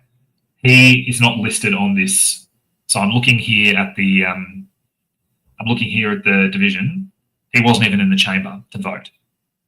He wanted to talk a big game, talk about you know, how bad the bill was and how bad the process was, and then that Senator Colbeck from the Liberal Party couldn't even be bothered coming back in the chamber to vote no. He abstained. That guy's a young guy. He's not going to become a superstar within the ministry or anything. So he is a coward, Lucy. He's a coward. There's no, like, that guy's long in the tooth. He's not going to be in Parliament forever. So abstentions, disgusting, right? Like, this is the Liberal Party. This is the people that you think are going to defend free speech. And only Alex Antage, and Canavan, I believe, from the Liberals crossed the floor. So, yeah, look, Adrian, I do too, but in reality, we've got a huge amount of work to do before the Libertarians can make the changes needed. But this election, we can make a massive difference. Like, even just to have 2 or 3 Libertarian senators could make such a huge difference on so many of these pieces of legislation, not just in the vote and how the vote goes, but in terms of communicating with the people, explaining what bills mean and giving them a heads up, so that you can actually fight this before it gets to the chamber. By the time bills get to Parliament, they're almost always a sure thing, right? Like they already know what the numbers are. So who was that capitalism? Who never responded to the email? Was it that Senator Colbeck? Let me know if that's the case.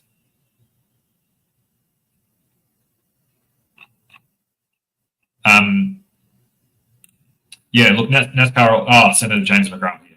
Senator James McGrath is like the biggest keyboard warrior in the coalition. You know, you'd think he was a, Friedman-esque thing or whatever from how his Twitter account reads, but I'm assuming now at 11:20 there aren't the same prohibitions around PG speech. So Senator James McGrath is a pussy. All right, so that's the case. Yeah, so look, from here,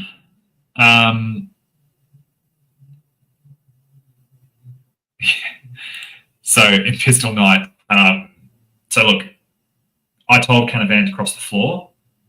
I'm really, really glad that he did. I'm actually really proud of him. So as in, I personally told him that that's what I thought he should do. So I'm really glad he listened to me. Because I basically said to him, like, when the time comes that the Liberal Party machine comes for you like they did for Rennick, at least if you do this and you actually cross the floor and vote against this bill, we will remember that. Whereas with Rennick, he never did anything against the Liberal Party. He just said good stuff. And then one day when he was outside the Liberal Party, he's being now ignored. That's the experience he's getting because people liked what he represented about the Liberal Party. But now that he's an independent, he's really struggling to get traction. So, I said to Canavan, don't be a Rennick. Like, if you're going to go out on your shield. Because I think today, honestly, I'm really, really proud of him.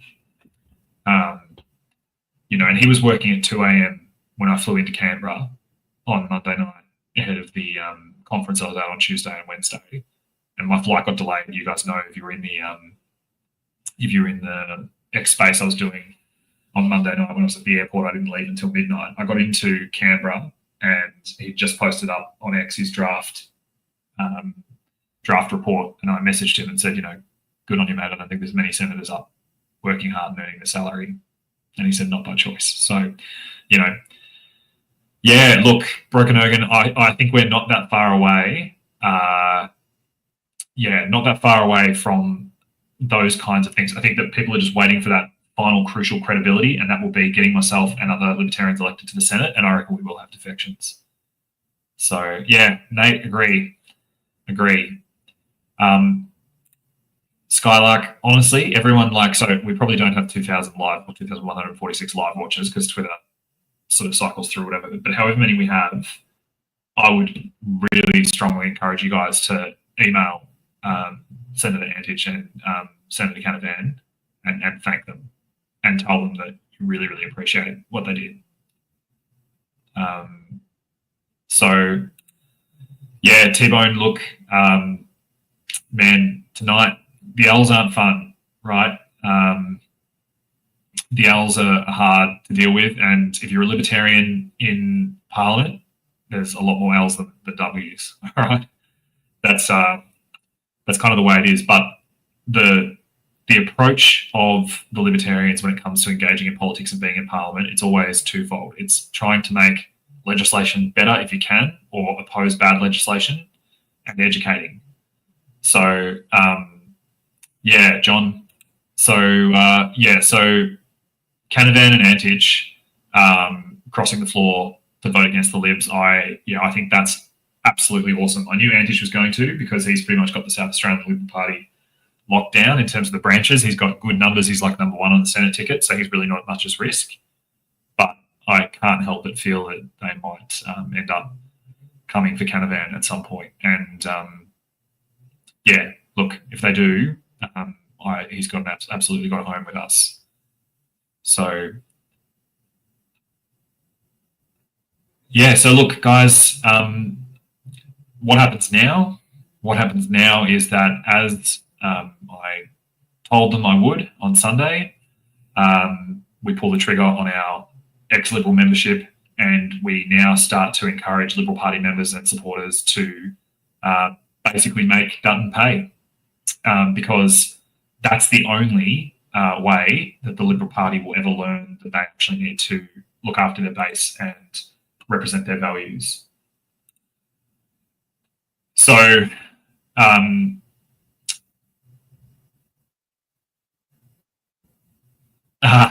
excellent. All right, Wheezy, I'm not going to dox him, but Wheezy says the ex-Liberal membership is live. Excellent. He's been waiting to get around that and promote that. So if it's live, I might show you guys what it looks like, all right? So we're going to have a look, and we're going to go to the Libertarian Party website together, and we're going to see, if we were a disgruntled Liberal, what would we be looking at right now? All right, so let's see. I'm excited. Go.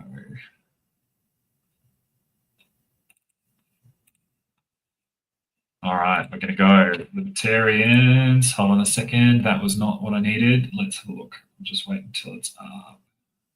Hold on a second. Libertarians.org/.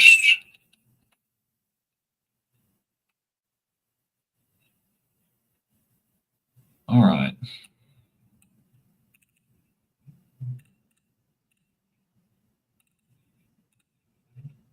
All right, so we got Libertarians here. We're going to join.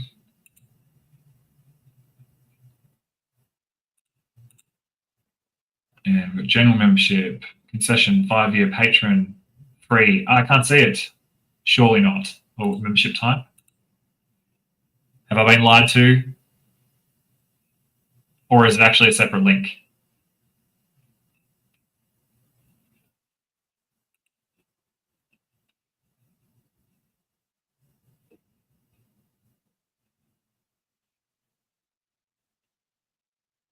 All right, okay. Oh, it's a slider. Oh, we're gonna add it to the membership screen, surely. Okay, so we've got, I know there's a banner on the homepage, but if people go join, they want to see the membership type. All right, I'm not going to do this on live. Anyway, so yeah, so we've got Robert Menzies there, looking like a boss. He would be turning in his grave right now. So it's got it here.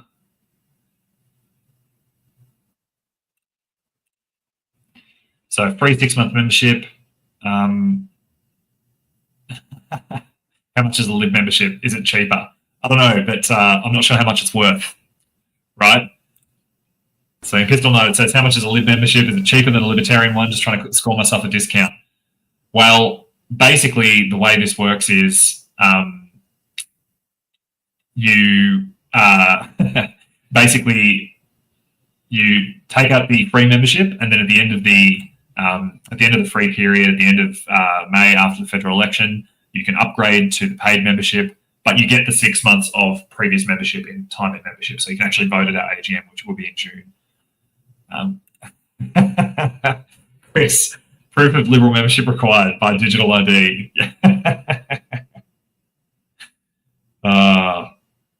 That's good value.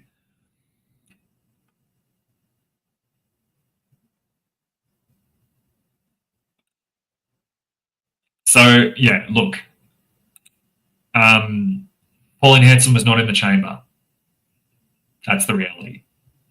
Okay, so that is what it is. I don't know what her motivations for not feeling it was that important were, but we were all watching it, all right? She wasn't there, and she's not recorded in the division. So, you know, I personally would never, ever miss a vote like that, especially when I've just put out a campaign to say defend me and help with free speech to support my court battle for 18C. Would never have missed a vote like that, but it is what it is.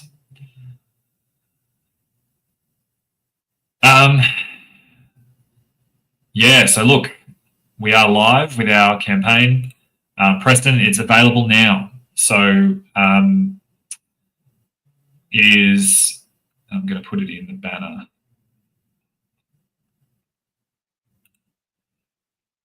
I'll just keep Wizzy's thing up there. So it will be in the coming days. It'll be in the membership list as an option as well. But for the moment, spread that link far and wide. I'm gonna jump off the stream now and do a video. Yeah, no sleep, no rest for the wicked. I've got to eat dinner as well, which I forgot to do because I was so intently watching with you guys.